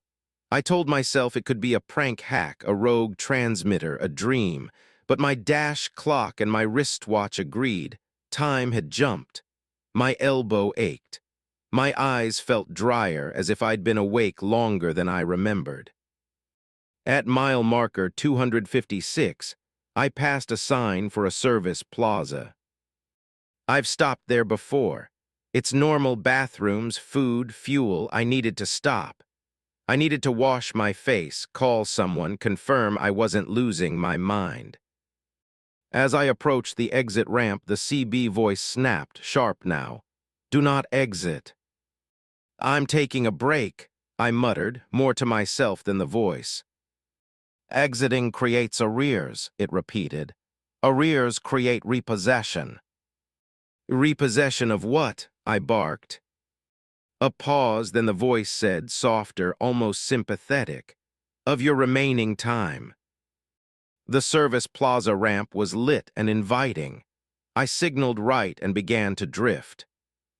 The moment my tires touched the exit lane line, pain stabbed behind my eyes, bright and nauseating like a migraine spike. I gasped and jerked the wheel back. The pain eased instantly. The lane line was a boundary. I stayed on the main line, heart pounding. The CB voice returned to calm. Thank you, compliance reduces fees. I gritted my teeth until my jaw ached. I'm not your customer. You entered, it said. You're ours while you're on our road. The idea of a road owning me made my stomach twist. I'd always felt the opposite, that I owned my roots, that the road was mine to use if I followed rules. But this road had rules I'd never agreed to, and it was enforcing them with my joints and my clocks. The next 18 miles crawled. Each mile marker felt like an appointment. My skin grew prickly with dread. My hands on the wheel started to feel slightly unfamiliar, as if my grip strength had changed. Then the second toll appeared. It wasn't a plaza this time. It was an overpass with a gantry spanning the lanes like an electronic toll reader. A sign hung from it in bright LEDs. Toll ahead, 1 year minimum. Fast lane, 5 years. Slow lane, 1 year. I stared throat tight, 1 year minimum.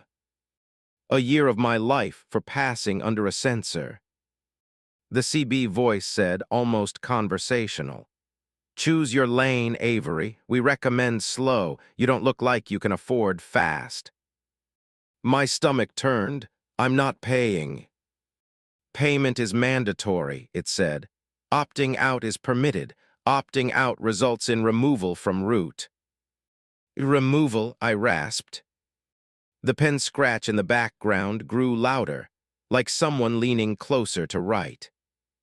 Missing, the voice said simply, like a checkbox being ticked. A cold wave crawled down my spine. I thought of those missing driver posters I'd seen at truck stops, the ones with last seen locations and no answers. I'd always assumed foul play, voluntary disappearances, accidents hidden. I'd never imagined a toll gantry with interest rates. The gantry approached fast. The lane split slightly, fast lane left, slow lane right. The slow lane had a faded white line and older asphalt. The fast lane looked freshly paved, dark and smooth, like new skin. I stayed right, slow lane, hands shaking. As my hood passed under the gantry, the air in the cab thickened. A low hum vibrated through my steering column. My dash clock flickered. 1:46 a.m. Then, in a blink, 1:46 a.m. still. But my wristwatch jumped forward. The second hand spun for a full rotation, then settled. My elbow pain deepened, spreading into my shoulder like arthritis waking. My eyes stung like I'd been crying in wind. The ELD beeped immediately. A deduction complete. Year. Time balance, 85:23:04. My stomach lurched. It actually tracked years. A new notification appeared beneath it. Physical effects may vary. Please pull over if you experience rapid aging. I laughed once, sharp and hysterical. Pull over where? The shoulder still existed, but it looked wrong, too narrow, too dark, like stepping off the road would mean stepping off the map. My CB crackled with a new voice, male and ragged, like someone speaking through broken teeth. Avery, it whispered. My heart slammed. Who is this? A pause, then Robert Hayes. My blood went cold. That name again, the one I'd heard in other whispers, other lists. Missing driver. I'd seen his name on a forum once, attached to a story about mile marker 122 and a radio that said your name. Robert, I said, voice shaking, what is this? His voice came through in fragments, like transmission through thick fog. Don't pay. Every toll takes more than you think. It doesn't just take years, it takes you, like layers. Where are you? I demanded. A sound like him swallowing. On the road, under it, still moving, still, his breath hitched, still being collected. My skin crawled. How do I get off? Robert's voice rose, urgent. You can't exit like normal. Exits are debt traps. You have to, static surged. You have to find a cash lane. Cash is different. It's. The line snapped. The CB hissed, then the professional voice returned, cheerful again. Interference resolved. Thank you for your patience. My stomach turned. What did he mean, cash lane? A pause, then the voice said, almost amused. Cash lanes are for customers who want to pay immediately.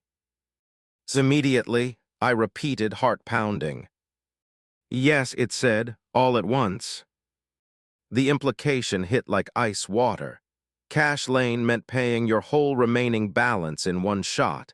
85 years. Death as transaction. Ahead, a third toll plaza appeared, lights bright, booths lined up like a border crossing. Above the lanes, signs glowed. Les pass. Les pass. Cash. Les pass. The cash lane was in the middle, its sign flickering slightly, as if hungry for attention. My ELD beeped. Next toll, full reconciliation available. Recommended for customers experiencing distress. Distress, like nausea, was a billing category. My hands shook, my shoulder ached, my eyes felt gritty older. I imagined another 50 tolls, another 50 deductions, my body stiffening, my memories thinning. I imagined reaching Dallas as a man who couldn't remember why he was there. The road wanted to slice me into manageable payments until nothing remained. My jaw clenched. No. I aimed for the far left Ez Pass lane, away from Cash. As I approached, the lane light above it turned red, closed. Then the next Ez Pass lane, red closed. All lanes except Cash flickered red one by one like a row of eyes shutting. The Cash lane stayed green. The CB voice said softly, "You're distressed, Avery. We're offering mercy." "Mercy isn't a guillotine," I whispered. The steering wheel tugged, gentle but persuasive, pulling me toward the green lane. My truck drifted. I fought it, muscles burning, and the truck stayed centered for a moment, tires humming on lane lines. Then the brakes went soft. Not failed, compliant, like they'd been disconnected from my will. The truck rolled into the Cash lane. The booth ahead was lit bright. The clerk sat inside, still as a mannequin, face turned away. A small sign on the counter read, "Please present payment." I pulled up to the window, heart hammering. The booth speaker clicked on. "Welcome," it said cheerfully. "Full reconciliation selected. Please provide payment in years." "I'm not paying," I said, voice cracking. The speaker's tone stayed polite. "Payment is due." I stared at the clerk through the glass. His eyes were open but unfocused, like he wasn't truly there. His skin looked waxy. His hands were folded perfectly, fingers interlaced. Like a person who had paid and been kept as staff. My stomach turned. What happens if I do? The speaker paused, as if consulting policy. Then, non-payment results in seizure of collateral. "Collateral," I whispered. "Your name," it said, and the word hit my chest like a fist. "Your records, your last known location, will file you as unaccounted." Outside my windshield, the overhead sign that had shown years now showed a different phrase in bright red letters. "Driver status, pending missing." The CB hissed with faint pen scratch again, louder than before, like someone writing my missing report. My throat tightened. I couldn't breathe right. I thought of my daughter, of the birthday call, of how a missing person story starts with a phone that goes to voicemail and ends with a family staring at a picture pinned to a board. I couldn't let the road file me. I did the only thing that felt like resistance. I opened my driver door and stepped out. Cold air slapped my face. The toll plaza smelled of exhaust and damp concrete. My boots hit asphalt with a hollow sound. The moment my feet touched the ground, dizziness hit like a punch. My knees wobbled, my vision blur. "D at the edges." The booth speaker said, delighted, "Thank you. In-person payment accepted." My stomach lurched. I didn't. The clerk inside the booth moved for the first time, slow and precise. He turned his head toward me. His eyes were matte black like punched holes. His mouth opened too wide like a vent. He slid a clipboard out through the window slot. On the clipboard was a single sheet of paper with my name printed at the top. AVERYMCCALL, full reconciliation. Below it, a line, a signature. My hand trembled. No. The clerk's head tilted. The booth speaker said, still polite, "Signature confirms receipt of remaining years." I stumbled backward, heart pounding. Behind me, the toll plaza lights flickered. The air hummed. I felt pressure on my skin, a measuring sensation. The paper on the clipboard fluttered in a non-existent breeze, and I saw faint perforation marks along its edge, like a tear-off receipt. I realized with sick clarity. If I signed, the road would take all my remaining time in one clean tier and file what was left. If I didn't sign, it would take my name and file me anyway. The booth speaker said gently, "We can do this slowly, Avery, or cleanly. Either way, you don't leave with a balance." A sound came from behind my truck, my trailer. A soft thump like something shifting inside the reefer. Though it was sealed, though my load was pallets of pharmaceuticals, inert. Then another thump, closer to the doors, like a body leaning. The reefer unit changed pitch, a low moan that sounded almost like a voice trying to speak through a machine. I turned my head and my breath stopped. On the side of my trailer, where the reflective tape ran, fresh black numbers had appeared as if printed in ink. My remaining years stamped onto my freight like a weight. The clerk held the clipboard out farther, patient. The paper edges looked sharper now, as if the sheet itself wanted to cut. My vision tunneled. My joints ached like an old man's, my heart hammered. I grabbed the clipboard with both hands and yanked it out of the clerk's slot, not to sign, just to have control of it, to tear it, to destroy the file. The moment my fingers touched the paper, cold shot up my arms like ice water in veins. My fingertips went numb.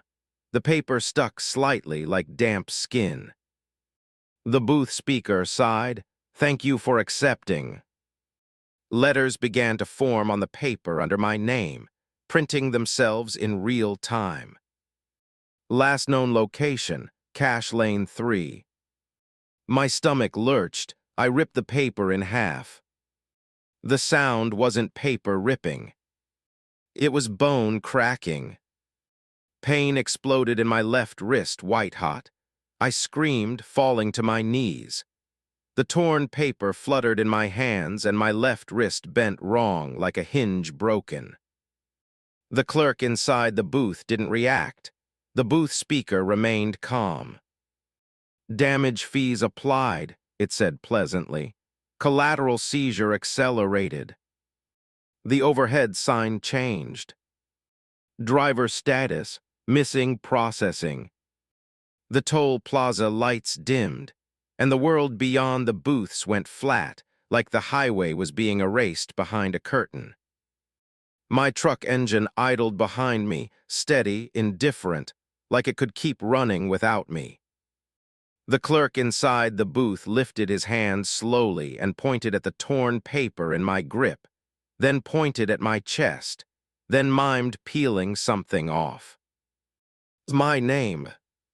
The sensation hit suddenly, a tug behind my ribs as if a sticker corner had been lifted inside me. My breath caught, my vision sparkled.